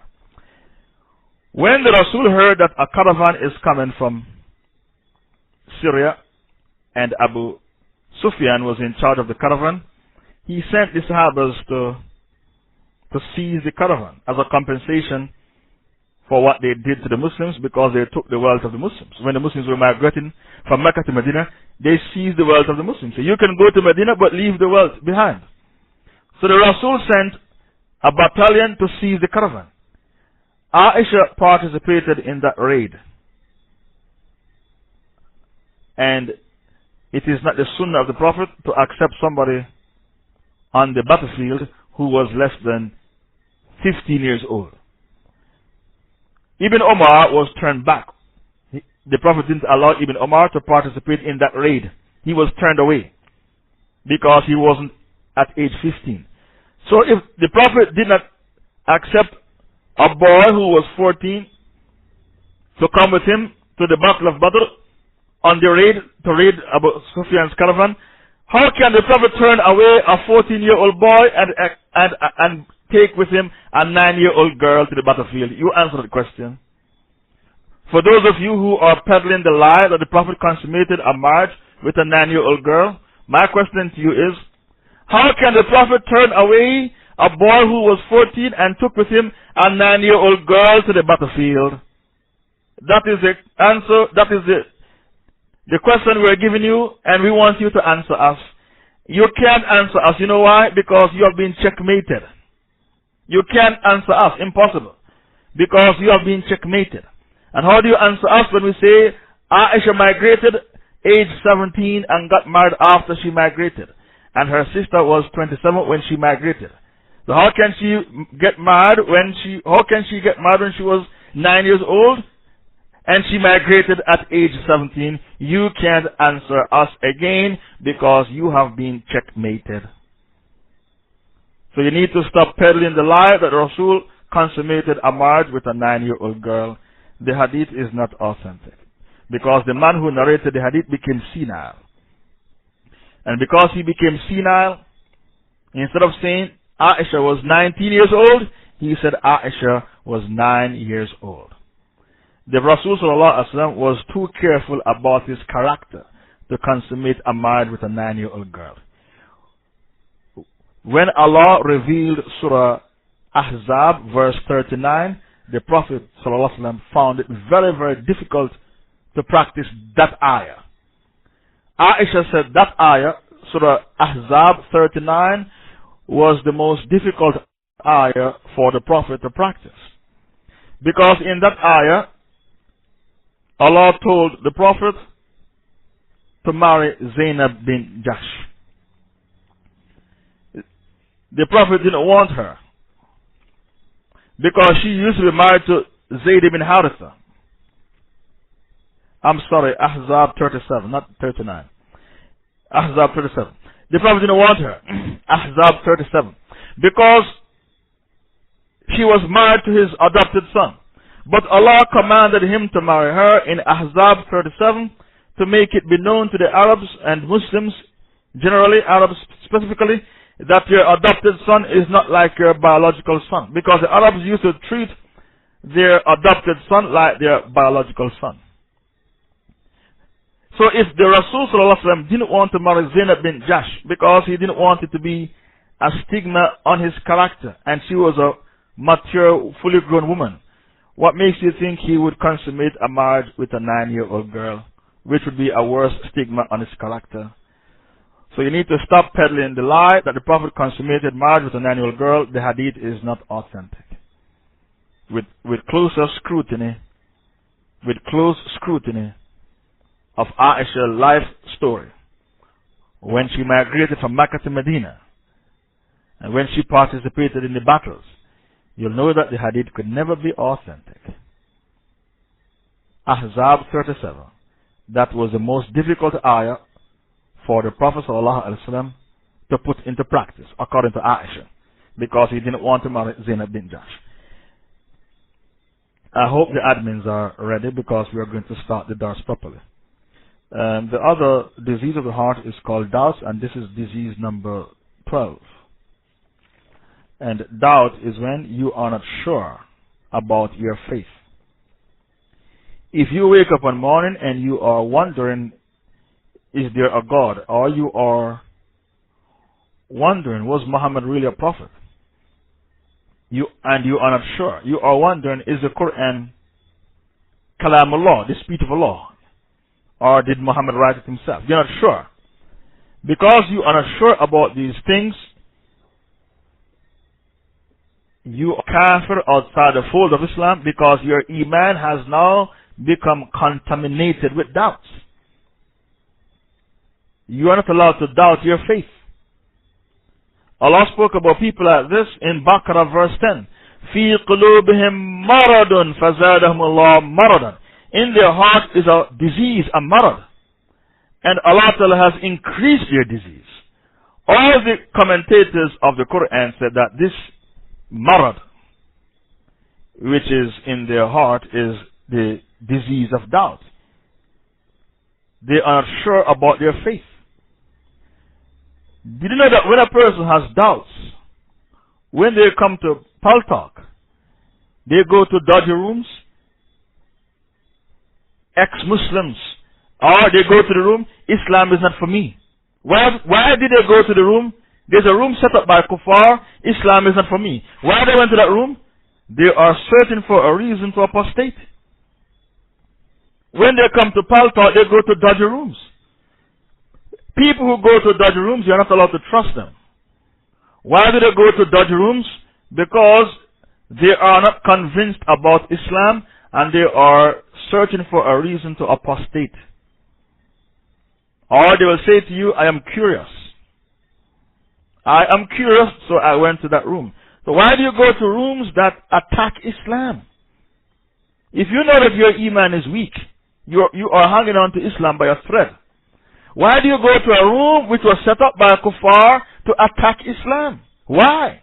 Why did you gravitate to such a room? You gravitate to such a room because you are the people Allah spoke about in Baqarah verse 10. في قلوبهم مرض فزادهم الله مرضا. In their heart is a disease and Allah has increased their disease. And this is the reason why you gravitate. You are attracted to rooms that were set up by the kuffar for the sole purpose of attacking Islam. You are not convinced about Islam. And people who you find in these rooms, you need to make bara from them. They are munafiqun. You need to make bara from them, and they have doubts in their heart, like Allah told you in Baqarah verse 10. And because they have doubts in their heart, they gravitate towards Paltalk rooms that were set up specifically to attack Islam. The other disease of the heart is called conceitedness. Conceitedness is when you fancy yourself and you do not take advice because you are always right and everybody else is always wrong. You can't listen. You cannot take advice. Did you know that one day Saddam Hussein held a meeting and somebody disagreed with Saddam Hussein in the meeting and he called the person outside the meeting and opened fire on him and killed the person? You cannot disagree with Saddam Hussein. He's an absolute ruler. Now, people who have conceitedness. Did you know that the Russians told the Americans not to put ground troops into Afghanistan? And the Americans dismissed the advice and put ground troops into Afghanistan? Did you know that? Why they didn't listen to the advice? Because of conceitedness. You can't advise a person who is conceited because he thinks he's always right and everybody else is always wrong. Nimrod had the problem. The Pharaoh had the problem. Adolf Hitler had the problem. Saddam Hussein had the problem. Gaddafi had the problem. Gaddafi was so much in love with himself, he wrote a book called the Green Book. He couldn't hide his Jewish heritage. Gaddafi has a Jewish heritage. He couldn't hide his Jewish heritage. He had to write the Green Book to compete with the Quran. That book was banned in many countries. In his Green Book he wrote, women menstruate but men don't menstruate. We said to Gaddafi, what are you telling us in your Green Book? You did not tell us anything we don't know already. Women menstruate, but men don't menstruate. Even a 12-year-old girl could tell us that. So you did not tell us anything new in the Green Book, which we do not know already. That's why many countries banned the Green Book.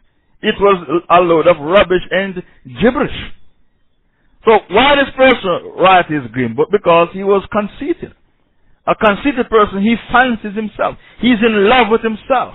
And he's always right and everybody else is always wrong. This is a disease of the heart. You need to listen to people and take advice. And I put it to you that only a fool doesn't change. You need to listen to people and take advice. And only a fool doesn't change. In the Quran you have an-nasikh wal-mansukh. That's a chapter we studied in university. Did you know that some verses of the Quran were abrogated? So even Allah Ta'ala take a stance and then Allah changes stance. Surah Nisa verse 15. Listen to this ayah. وَاللَّاتِي يَأْتِينَ الْفَاحِشَةَ مِن نِسَائِكُمْ فَاسْتَشْهِدُوا عَلَيْهِنَّ أَرْبَعَةً مِّنْكُمْ. As for those women who commit fornication or even adultery, take evidence of 4 witnesses from among you against them. And if they testify, confine them, the women, in houses. In the early days of Islam, when a girl commits zina, the punishment was house arrest. Arrest. That was in the early days of Islam. When a girl commits fornication, you put her under house arrest until death overtakes her and she's still in the house. She wasn't allowed out. This verse was abrogated by Surah Nur verse 2. Surah 24 verse 2. The fornicatress and the fornicator, flog each of them with 100 stripes. Okay, bring me the ayah. Surah Nur, Surah 24 verse 2. This ayah, Surah 24 verse 2, abrogates Surah Nisa verse 15. The woman and the man guilty of illegal sexual intercourse, flog each of them with 100 stripes. Allah mentioned the fornicating woman before the man.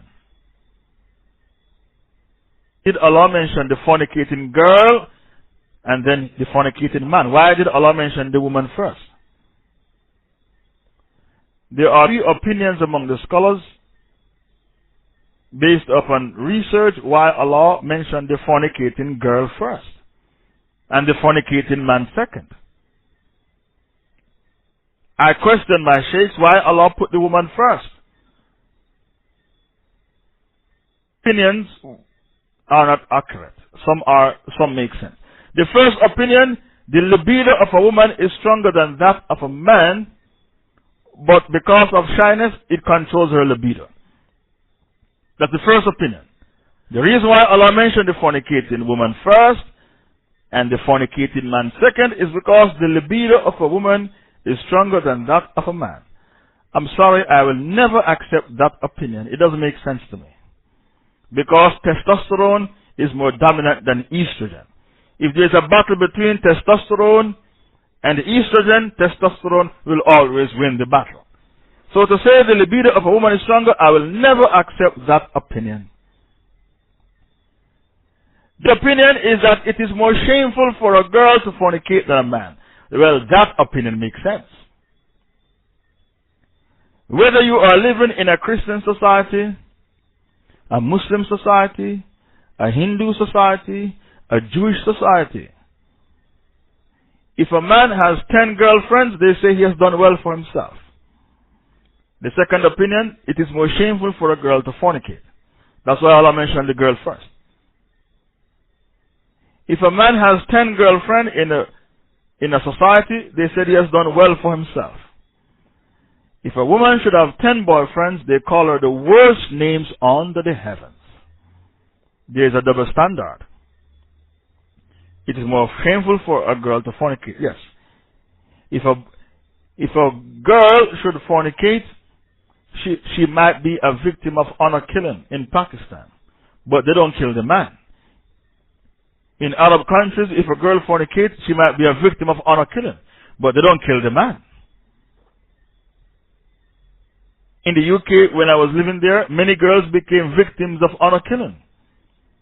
But they don't kill the man in the UK. They don't kill the Pakistani boy who went to university and fornicate with Jewish girls, Christian girls, Sikh girls, Hindu girls. They don't kill the boy. So there is a double standard. Why there's a double standard? Because it is more shameful for a girl to fornicate than for a boy to fornicate. That's why Allah mentioned the fornicating girl first. The third opinion among the scholars is it is more damaging for a woman to fornicate than for a man to fornicate. Why? Because the woman gets pregnant. And it is easy for a woman to catch the AIDS virus. If a man fornicates with a woman who has AIDS, there is no guarantee he'll catch AIDS. If the man is circumcised, there's a 70% chance he will never catch the AIDS virus because he's circumcised.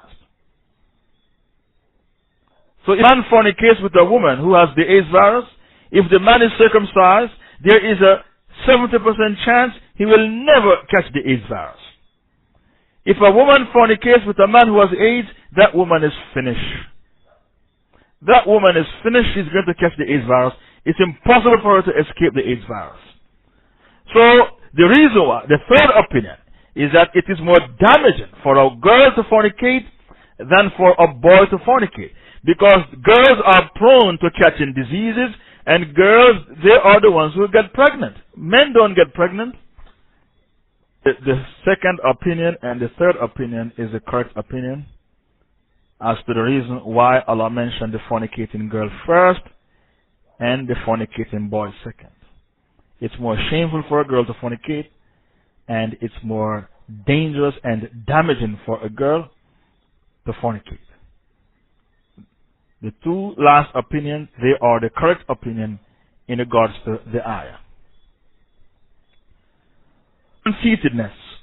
Allah Ta'ala despises those who are conceited. Surah 31, verse 18. Luqman the wise was grooming his son to be a da'i, the one who calls to Islam. Luqman the wise, Surah 31, verse 18. وَلَا تُسَعِّرْ خَدَّكَ لِلنَّاسِ وَلَا تَمْشِ فِي الْأَرْضِ مَرْحًا إِنَّ اللَّهَ لَا يُحِبُّ كُلَّ مُخْتَالٍ فَخُورٍ. And turn not your face away from men with pride, nor walk with insolence through the land. Verily Allah doesn't like each proud, arrogant, and boastful person. Allah doesn't like those who are conceited. Did you know that wealth makes you become conceited? Did you know that knowledge, some people show off with knowledge, they cannot be approached, they are not approachable, they look down upon others, and wealth makes you become conceited? For you to be a poor man and at the same time you are proud, on Judgment Day Allah won't look at you, much less to speak to you, much less to absolve you. So the hadith says 3 men on Judgment Day Allah won't look at them. The old man who commits zina, the proud man who is a pauper. Prince, he's a pauper, yet he's proud. The ground out of pride, conceitedness. The trousers below the ankle because of conceitedness. The trousers below the ankle. If the trousers is worn below the ankle because of the weather condition, you won't be in the hellfire for that. It has to be out of conceitedness. Okay, an old man who commits fornication, a king who is a great liar, a poor man who is proud, related by Muslim. Okay, shukran for the hadith. In order for you to be in hellfire for wearing your trousers below the ankle, it has to be done for the sake of conceitedness. If you are living in Iceland, in Norway, in Sweden, where they have 6 months of sunshine, 6 months of sunshine, and the weather is very, very cold in these places. When you have sunshine all year round for 6 months, you have to use the time of London to know when to pray Dhuhr, Fajr, Dhuhr, Asr, Maghrib, Isha. You can't use the time of your country which has 6 months of sunshine. You have to use London that has a normal time to know when to pray. If you are living in Iceland, Norway, Sweden, and the temperature is below 0, and you went to the masjid with your jeans trousers below the ankle, you did not do anything haram. The Prophet was speaking about people who wear their garments below the ankle in the name of pride. That's what the Prophet was mentioning. People who wear their trousers below the ankle for the sake of conceitedness, not because you are living under harsh weather condition. This hadith doesn't include you. Because when Abu Bakr as-Siddiq said, O Messenger of Allah, my garment is below my ankle, the Prophet said, you did not do it for pride, Abu Bakr. You did not do it for pride. The Prophet was condemning those who wear the trousers below the ankle in the name of pride. The last disease of the heart, which is 14, is hypocrisy. A munafiq is a person who says, I believe in Allah. I believe in Muhammad as the Prophet. I believe in Judgment Day. I believe in the Holy Quran. But he doesn't believe in any of these things. That's a munafiq. There are two types of hypocrisy. Hypocrisy of the heart and hypocrisy of the limbs. If a person should drink alcohol or cheat on his wife, it is hypocrisy of the limbs, and this doesn't make him become a kafir. What makes him become a kafir is the hypocrisy of the heart. Hypocrisy of the heart is when he says, I believe in Allah, I believe in His Messenger, Muhammad, I believe in the Holy Quran, I believe in paradise, I believe in hellfire, I believe that there is a day called Judgment Day when man will be raised from the dead, life after death, and in his heart he doesn't believe in any of these things. That person is a munafiq. This hypocrisy is called hypocrisy of the heart. Hypocrisy of the heart makes you a kafir. Hypocrisy of the limbs, it doesn't make you a kafir, it makes you a fasiq. And you are not allowed to make takfir on a person who dabbles in haram activities like zina and khamr, unless his haram was classified as kufr akbar. I repeat, you are not allowed to make takfir on a person who dabbles in haram activities like zina and khamr. You cannot make takfir on him until his haram was classified as major kufr. To drink alcohol is minor kufr. To cheat on your wife is minor kufr. To gamble in casino is minor kufr. Therefore, you cannot make takfir on a person who dabbles in these haram activities. However, if a person should throw the Holy Quran in the dustbin, I'm not talking 1 page or 2 pages, which is in a magazine. There's a magazine and there is some Quranic verses. I'm not talking that. I'm talking the entire Quran. Out of hatred for the Quran, he dumps it in the dustbin. That's a kafir. Or he dabbles in black magic. That's a kafir. Or he spies for the MI5, the CIA against the Mujahideen. That's a kafir. Or he insults Allah, or he insults the Rasul. That's a kafir. Because these haram things that I'm mentioning to you, they are classified as kufr akbar. So in Islam there are two types of kufr, major and minor. There are two types of shirk, major and minor. Even to discharge, there are two types of discharge, major and minor. If a woman is watching a soccer match, a football match, between Manchester United and Liverpool, if she supports Liverpool and Liverpool scores a goal, she's so excited, she has a discharge. Or she's watching the Super Bowl in America and her team scores, she's going to discharge because of the excitement. That discharge is called minor, and you tell her to make wudu, not ghusl. If you're going to tell her to make ghusl for that, that means your fiqh is dodgy. You're weak in fiqh. And a woman will have to make ghusl 5 times a day, every day, because of your dodgy fiqh which you taught her. 5 times a day, every day, she has to make ghusl, or 7 times. Dodgy fiqh. Because you didn't classify the knowledge that there are 2 types of discharge, major and minor. The only time it is compulsory on a woman to make ghusl is if she went to bed with her husband or she had a wet dream, because this discharge is called major.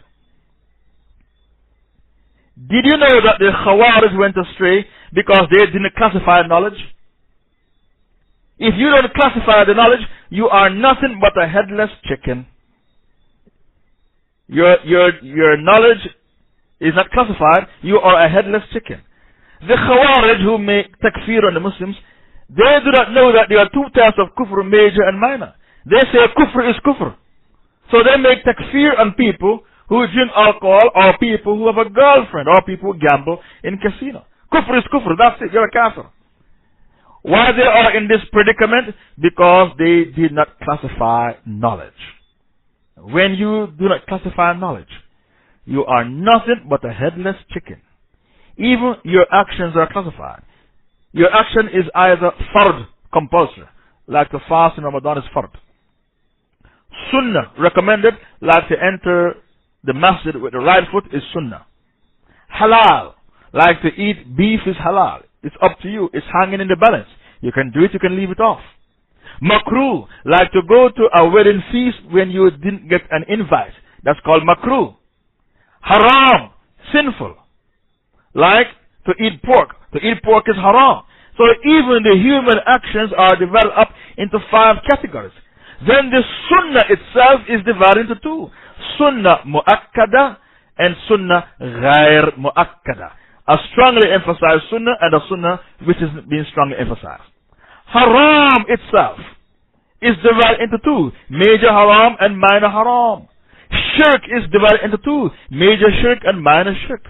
Kufr is divided into 2. Major kufr and minor kufr. Discharge. And Mike, somebody gave me a 2. Discharge is divided into 2. Major and minor. So if you're going to tell a woman to make ghusl every time she has a discharge without investigating what discharge she has, your fiqh is dodgy, and the woman will have to make ghusl 5, 6 times a day, every day, because of the dodgy fiqh that you gave her.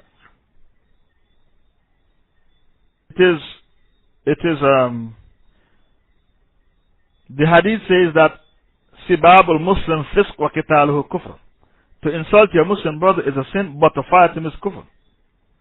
What kufr is this, major or minor? To insult your Muslim brother is a sin. To fight him is kufr. What kufr is this? It's minor kufr. Why? Because Ali and Muawiyah fought each other at the battle of Siffin, and we don't make takfir on Ali, and we don't make takfir on Muawiyah. Sibab al-Muslim fisq wa qitaluhu kufr. To insult your brother is a sin, but to fight him is kufr. The kufr that is mentioned here in the hadith is minor kufr, because Ali and Muawiyah fought each other at the battle of Siffin. Ali and Aisha fought each other at the battle of the Camel, and we don't make takfir on Ali nor Aisha. So we classify knowledge, and we know that there are 2 types of kufr, major and minor. Why do we classify knowledge and stick to the classification? Because we are not Khawarij, we are not the dogs of Jahannam. They are the ones who don't classify the knowledge. The Rasul said, I've given you the different types of hypocrisy of the limbs and hypocrisy of the heart, and the hypocrisy that makes you a kafir. And could you spell Khawarij properly, please? Could you spell Khawarij properly, please? I've spelled it for you every day in this room. We classify knowledge, and because of that, we say there are 2 types of hypocrisy. Yes, Khawarij. Yes, Khawarij. From Kharaja, which means to come out. And if you don't spell the word, I've spelled the word for you every day in the room. Khawarij. Kharaja, to come out. And they were called Khawarij because they came out of the camp of Ali. They broke away from Ali's camp, and they start to kill Muslims and leave alone the kuffar. The Prophet said the most distinct characteristic of the Khawarij is that they will kill the believers and leave alone the kuffar. The apostate regimes that are in the Muslim world today, they are Khawarij regimes, because they kill the Muslims and leave alone the kuffar. They kill the Muslims and leave alone the kuffar. Now I close by saying the Prophet said, Ayatul Munafiq Arba'a. The sign of a Munafiq are four. Is a halaf al-kadhib. Whenever he speaks, he lies. وَإِذَا وَعَدَ أَخْلَفْ. When he makes a promise, he breaks the promise. وَإِذَا اؤْتُمِنَ خَانَ. When you entrust him with something like your property, he proves treacherous. He can't be trusted. You can't trust him with your property. You can't trust him with your family. He will make indecent proposal to your wife behind your back. He is extremely treacherous. وَإِذَا خَاصَمَ فَجَرْ. When he disputes with you, he is very abusive. He's insulting, abusive. His tongue is dirty when he disputes with you. These are the four signs of a munafiq. The munafiq thinks he's clever. He can hide his hypocrisy from the Muslims. But he seeks to deceive Allah and those who believe, but he only deceives himself and realizes it not. Allah told you in the Quran that the munafiq, when he speaks, he exposes himself. وَلَتَعْرِفَنَّهُمْ فِي لَحْنِ الْقَوْلِ. Surah Muhammad verse 30. Bring me the ayah. وَلَتَعْرِفَنَّهُمْ فِي لَحْنِ الْقَوْلِ. When the hypocrite speaks, he exposes himself. Surah 47 verse 30. وَلَتَعْرِفَنَّهُمْ فِي لَحْنِ الْقَوْلِ. You will know them from their speech. A munafiq, when he speaks, he highlights the negative aspects of Islamic history. So he will ask a question like, if Islam is the truth, why did Ali and Muawiyah fight each other at such a bloody battle, the Battle of Siffin, the fitna of Ali and Muawiyah? So a munafiq, why did he ask the question? Because he is searching for a reason to apostate from Islam. But he doesn't have anything to apostate from, because he was never inside the fold of Islam to begin with. A munafiq finds it very, very difficult to spend fi sabilillah. It's a burden on them to spend fi sabilillah. And a munafiq always put dodgy conditions on jihad that doesn't exist. Will always put dodgy conditions on jihad, that conditions that do not exist. So take for example, a munafiq will say to you, no jihad without a caliph. I beg your pardon? No jihad without a caliph? In 1979, the Soviet Union invaded Afghanistan. Shaykh bin Baz of Saudi Arabia passed a fatwa, a quick fatwa, and even America gave the fatwa its blessings. Shaykh bin Baz said, jihad has now become fardul ayn. And then fardul ayn means every Muslim has to partake in the jihad. There are two types of fardul ayn and fard kifaya. A collective duty and an individual duty. Fardul ayn means individual duty. When Shaykh bin Baz passed the fatwa that jihad is fardul ayn to defeat the Soviet Union, because it's an evil empire and they invade a Muslim country, and he said the Muslims are one body. He quoted the hadith, the Muslims are one body. 500,000 men pick up weapons to fight the Soviet Union in Afghanistan. 1979, we didn't have a caliph back then. And when Shaykh bin Baz passed the fatwa, nobody said to Shaykh bin Baz, we don't agree with your fatwa, we are going to refute you. It's a dodgy fatwa because we have no caliph and there is no jihad without a caliph. Nobody refuted Shaykh bin Baz. They all accepted the fatwa of Shaykh bin Baz that we need to go to Afghanistan to fight the Soviet Union, and jihad is fardul ayn because a fellow Muslim country has been attacked by an evil empire. So why is it that today, in 2011, you have sheikhs were saying, there is no jihad without a caliph. Only a munafiq will pass a fatwa like that. We say to you, the people who are passing the fatwa, the sheikh that you respect and you idolize Shaykh bin Baz, you respect Shaykh bin Baz, he passed a fatwa in 1979 that jihad is fard al-ayn to defeat the Soviet Union. And that refute him when he passed the fatwa. So why today you speak with a double standard? Why today you pass a dodgy fatwa that there is no jihad without a caliph? This is hypocrisy, brothers and sisters, to the highest degree.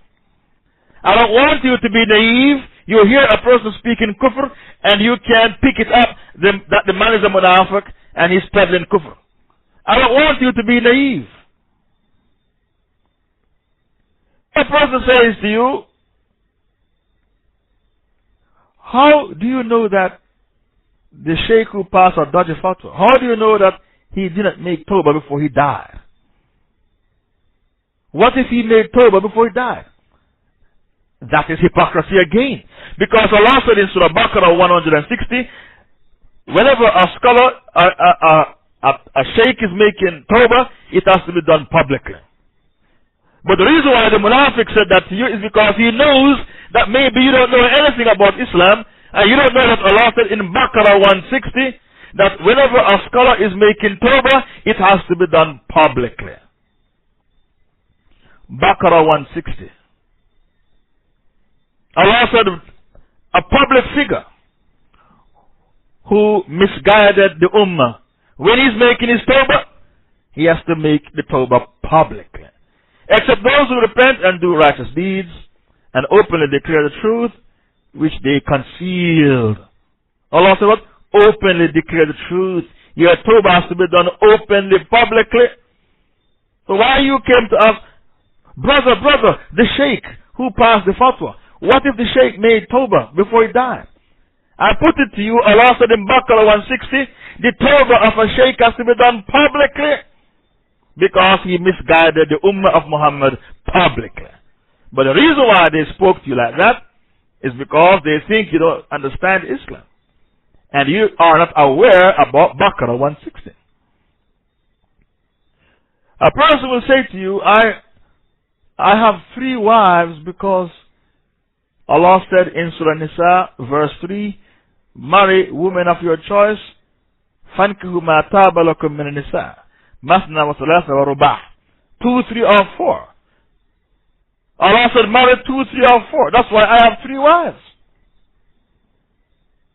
When I was in the UK, a lot of madkhalis have 3 wives.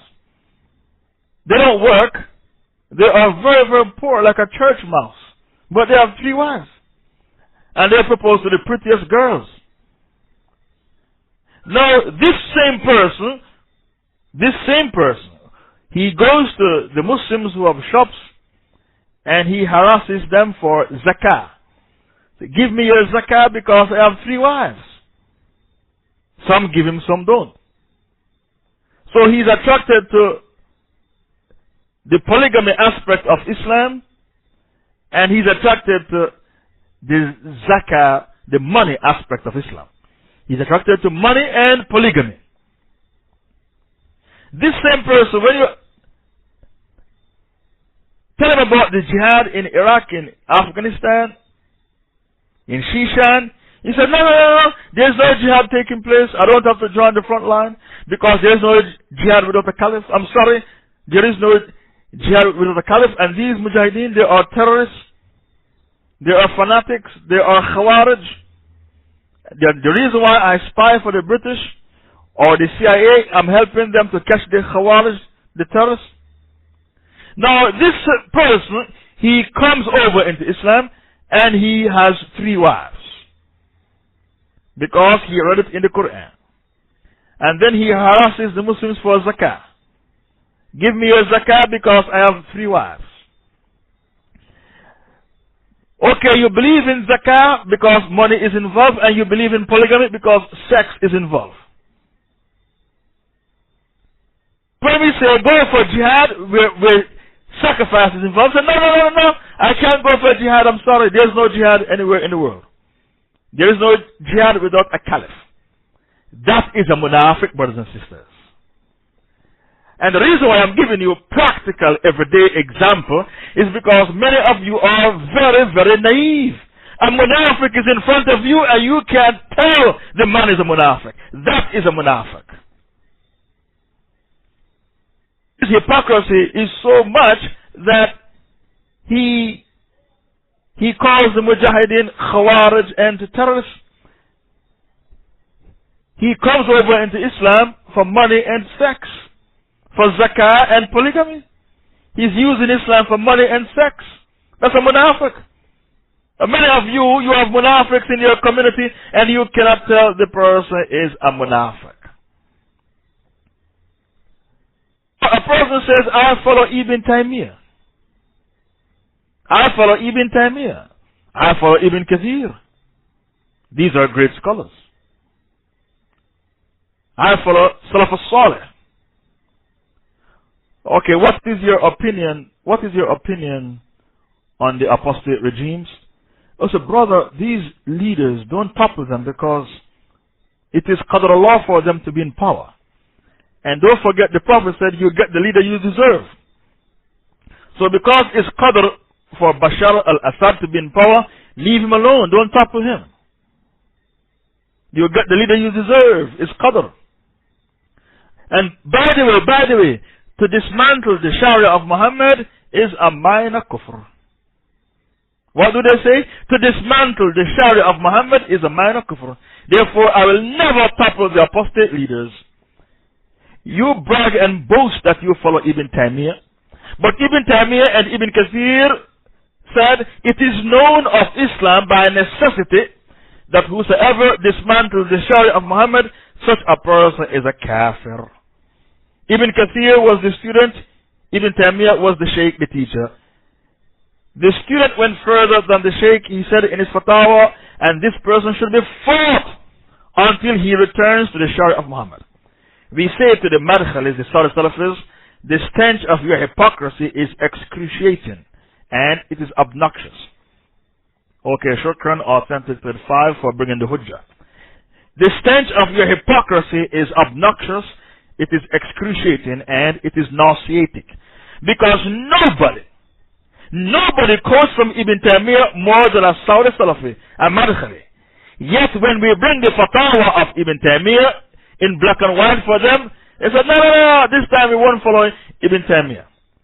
So this person, he chops and changes, he picks and chooses what aspect of the deen to follow. That is a munafiq, brothers and sisters. And this is why I'm bringing you these practical everyday examples, is because many of you live, maybe you are living in the same house with a munafiq. Maybe you're having sex with a munafiq, you, the Muslim woman. Your husband is a munafiq, and you don't know that he's a munafiq. Because you are weak in Tawheed. When you are weak in Islamic knowledge, we call you unsuspecting Muslims.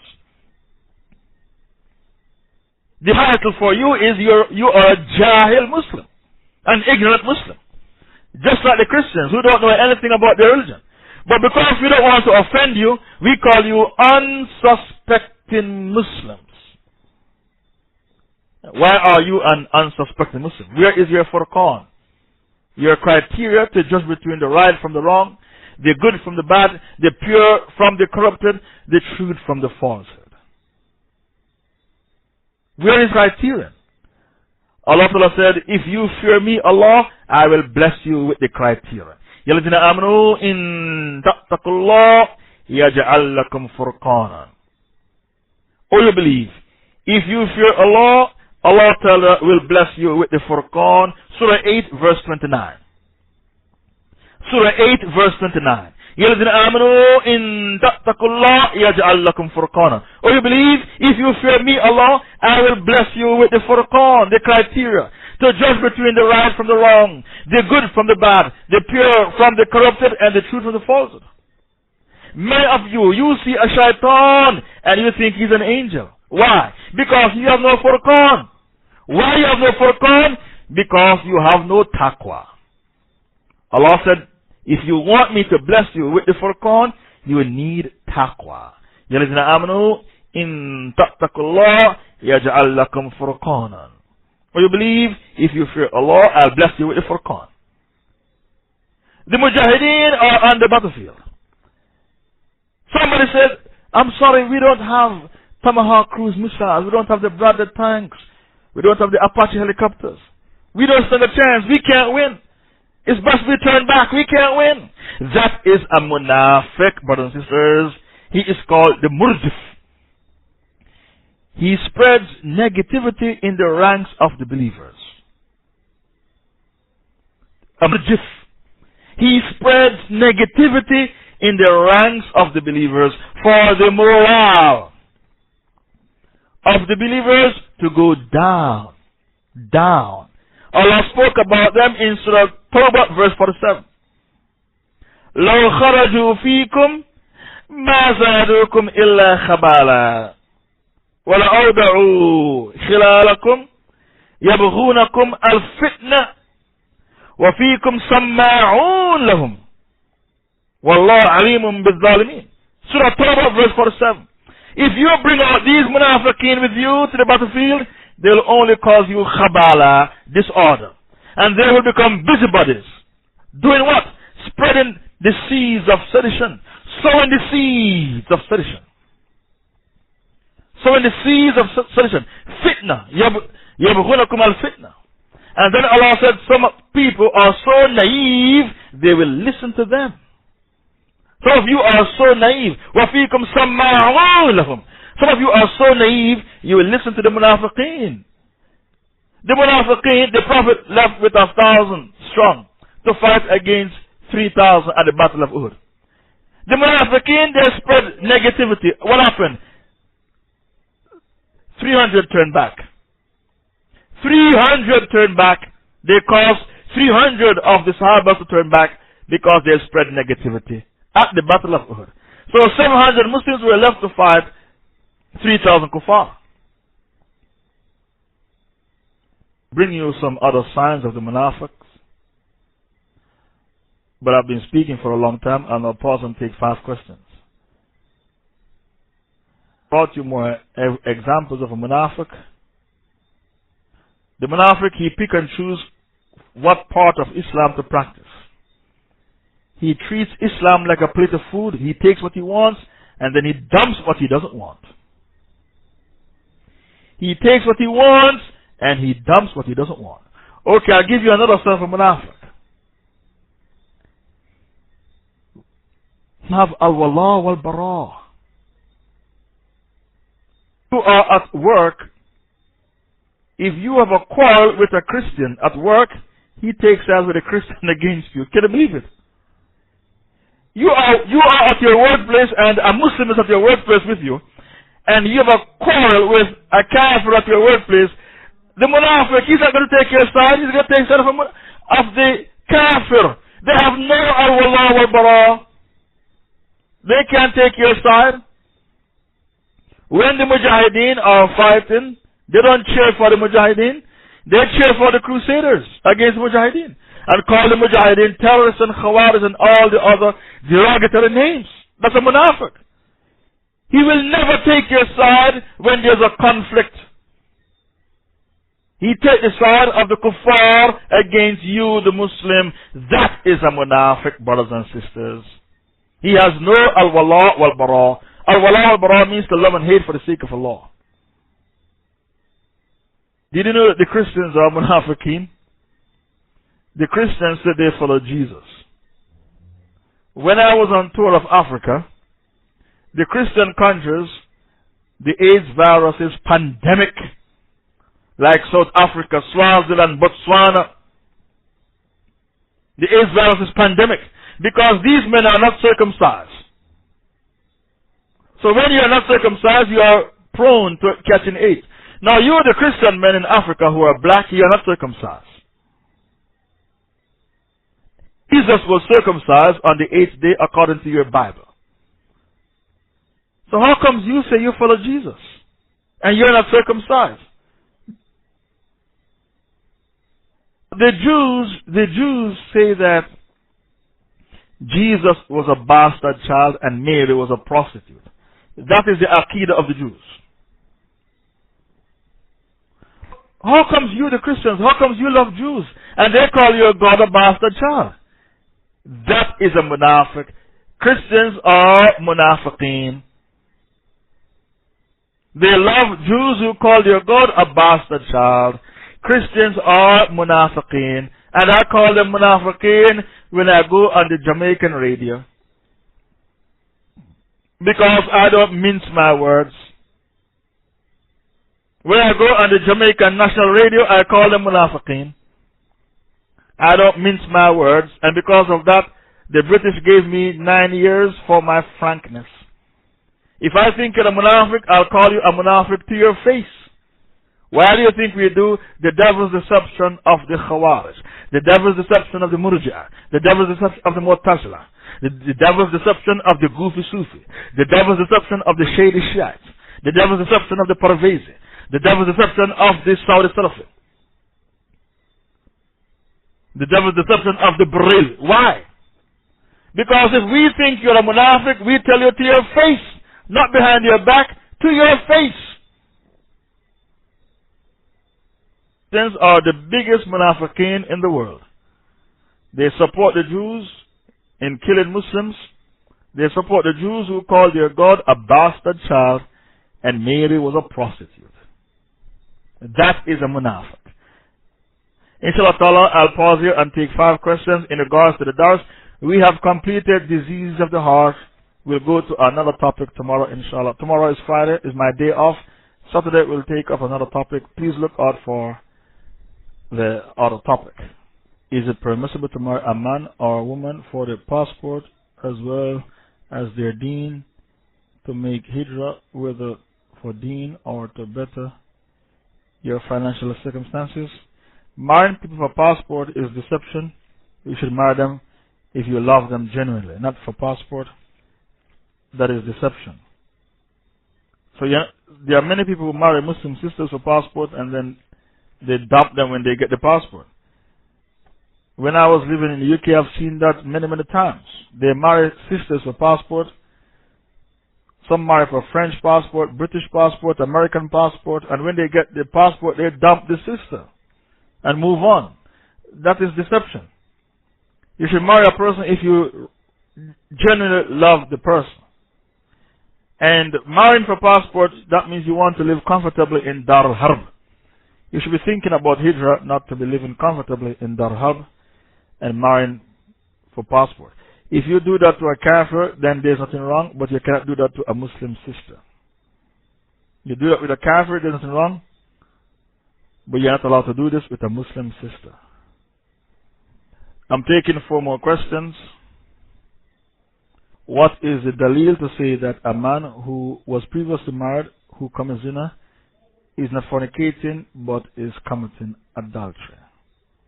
Yes, this is shocking for some people. Now, some of you were saying I shouldn't have been talking about the 10 categories of lust. You don't want me to cover the topic, even though it's in my notes. But it has to be covered because you did not know that the Muslim concept of adultery is different from the Christian concept of adultery. Because you live in Dar al-Harb and you have a Christian concept of what adultery is. According to Sharia law, if a man had a wife and then she died, 6 months later he slept with a woman who he didn't marry to. He didn't commit fornication. He committed adultery.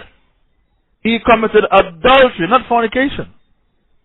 That is Sharia law, and you have to submit to the Sharia law, and it is the ijma of the 4 great imams. This is the ijma of the 4 great imams, that he committed adultery, not fornication. I'm taking 3 more questions. The brother who beats his wife down, should the beaten sister warn others against marriage with him? What is wrong with this type of man? I think you're talking about the physical beating. She's allowed to tell his character if she's approached. If she wasn't approached, she has to keep quiet. But if somebody approached her and said, you were married to that man, You were married to the man for 5, 10 years, tell me about his character, then it is compulsory on her to tell what she knows of his character. Because when Bilal was approached for the character of somebody in regards to marriage, Bilal didn't hide his character. If you were not approached, then you should keep quiet. But if you were approached and asked about his character, you need to say what you know about his character.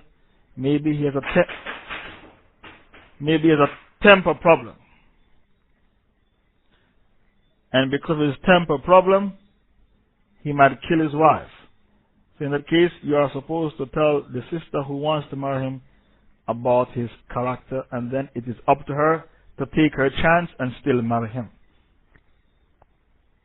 Who said, the best of you are those who treat your wives the best. The best of you are those who treat your wives the best. To beat your wife is not the sunnah of the Prophet ﷺ. Wife beaters are cowards. I'm sure they can't fight a man. That's why they pick on a woman.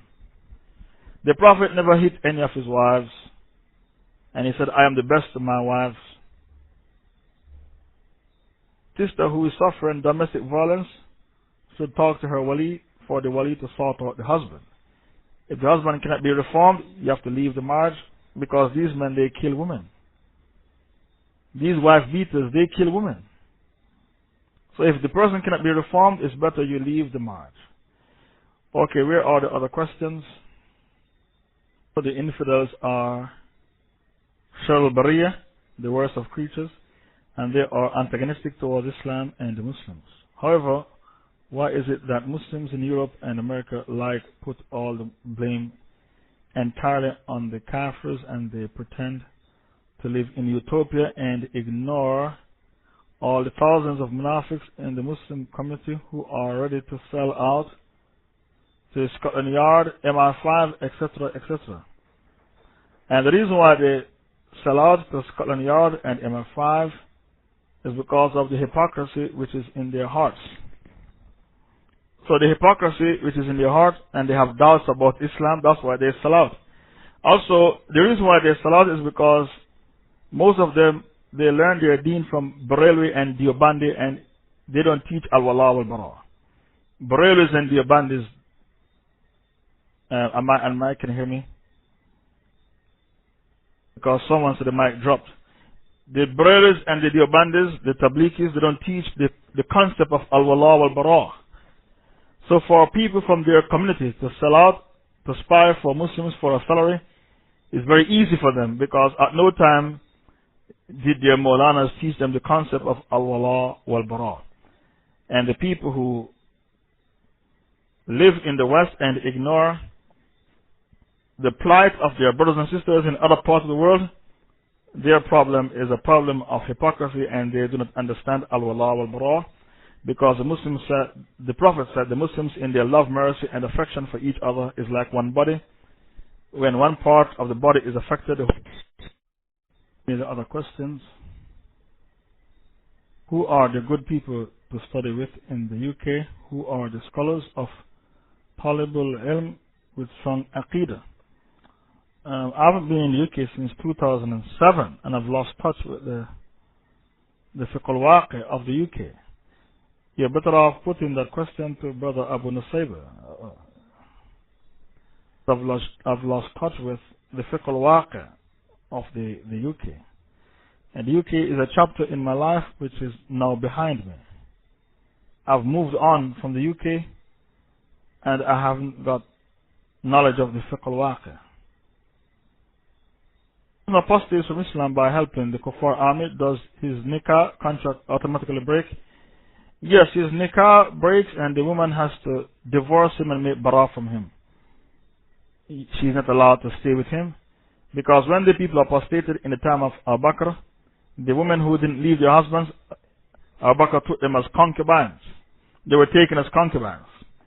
So whenever a man apostates, if his wife doesn't leave him, she has to be taken as a concubine. It is compulsory on her to leave the husband, because he has now become an apostate.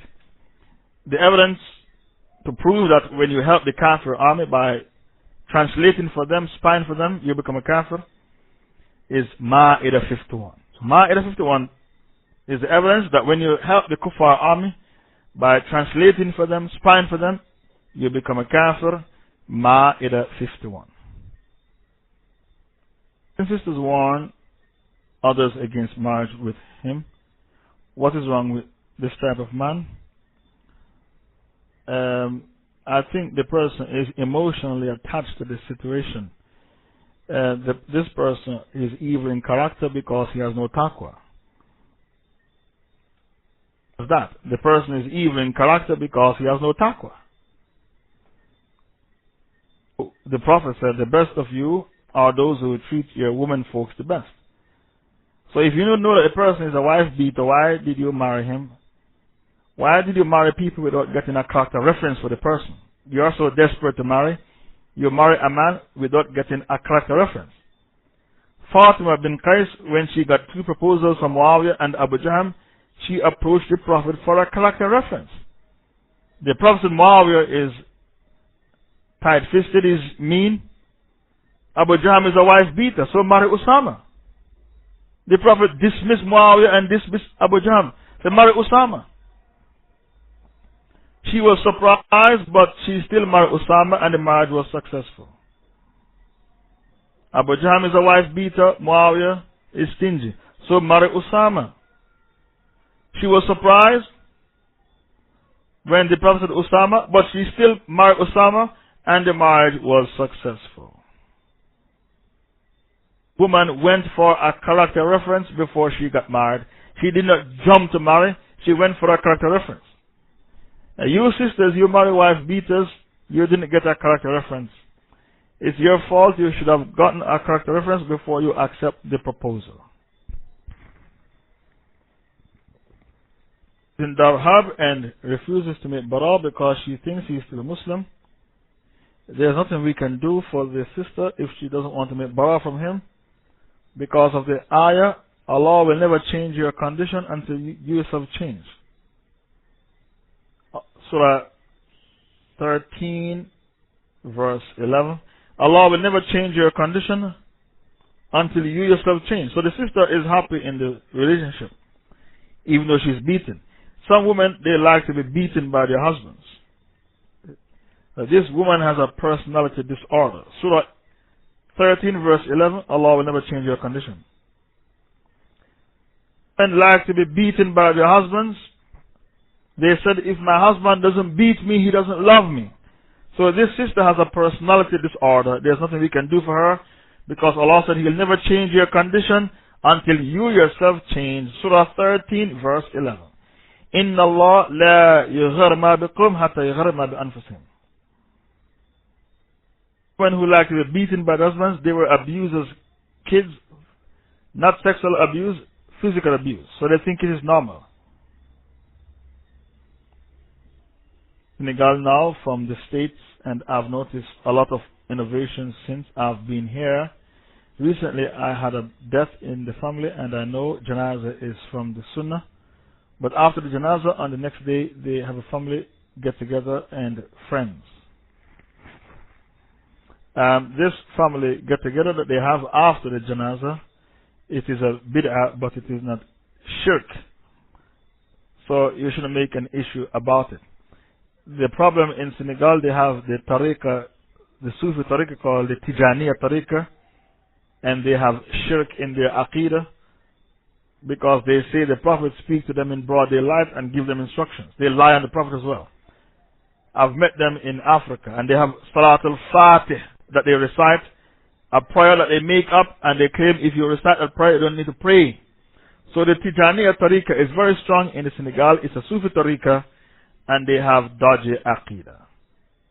And Sufism is a cancer in the body of the Ummah. I also get a second question, if possible, is it obligatory to be circumcised, and where is the dalil for this? To be circumcised is compulsory in our madhab, the Hanbali madhab, and those who say it's sunnah, they are mistaken. Circumcision is fard, is wajib. In the Hanbali madhab, because of the hadith, 5 things are of al-fitrah. to keep the beard and clip the mustache, and to clip your fingernails and toenails, and to shave your underarm, your pubic hairs, the pubic region, and for you to be circumcised. So these are called Sunan al-Fitra. Circumcision is not Sunnah, it is Fard. And those who say Sunnah, their fiqh is wrong. This is the hadith I've just quoted. The things that are considered 5, which is of Fitra: shaving your pubic hair, circumcision, trimming the mustache, removing the underarm hair, and trimming your nails. So this is the hadith that these things, you have to do these things. You can't keep your nails long. You can't keep the hair under your armpit long. And circumcision, when you're not circumcised, you give your wife cancer of the cervix, cervical cancer, because you're not clean. The circumcision is compulsory according to the Hanbali madhab, not Sunnah, but compulsory, and that is the correct opinion. What should her children do in regards to treatment of their mother, the sister beaten? This question has to be asked to a local sheikh, because I do not know the fiqh al-waqi'. Many sisters, they ask me questions like this. When I said take it to the local sheikh, they said they are embarrassed to take it to the local sheikh. They prefer to ask on the internet because I don't know who they are. That's what they tell me. I don't know who they are, so they can ask me on the internet. But to go to the local sheikh, they are embarrassed. But it's better you take it to the local sheikh because he knows the fiqh al-waqi', the current events. I don't know the fiqh al-waqi'. So take it to your local sheikh because your problem is severe and it is grave. It's adultery when the wife died. It's adultery if the man died as well. If a woman, her husband died and then she slept with another man, she committed adultery. It's both ways. A woman, her husband died and she slept with somebody else, she didn't fornicate, she committed adultery. That is Sharia law, and nobody can tell you anything otherwise than this. No other sheikh can tell you anything otherwise. Your husband died, you slept with a man, you did adultery. Your wife died, you slept with a woman, you did adultery. Not fornication. According to Christianity, it's fornication. According to Sharia law, it's adultery. And no other sheikh can tell you anything other than this. Did the Prophet or the Sahaba spoke of the Holy Quran or just Quran? Which term do we need to use? If the sheikh could clarify this for me. And Allah used the word, the noble Quran, Kareem. Allah used the word Kareem to describe the Quran. If a person apostates from Islam by helping the Kafir army, does his nikah contradict automatically? The nikah contracts automatically break? Yes, it automatically breaks because it is apostasy what he did. And it is haram for the woman to stay in that relationship. It is haram for her to stay with him because he has become a murtad and apostate. The evidence that he has become a murtad is Surah 5 verse 51, where Allah said, when you help the Jews and the Christians, you become a kafir just like them. Ma'idah 51. That seems to be the last question of the apostate. What should her children do in regards to the treatment of the mother? The children have to take her away from the husband. The children have to separate the mother from the husband and excommunicate the husband. سبحانك اللهم وبحمدك نشهد أن لا إله إلا أنت نستغفرك ونتوب إليك.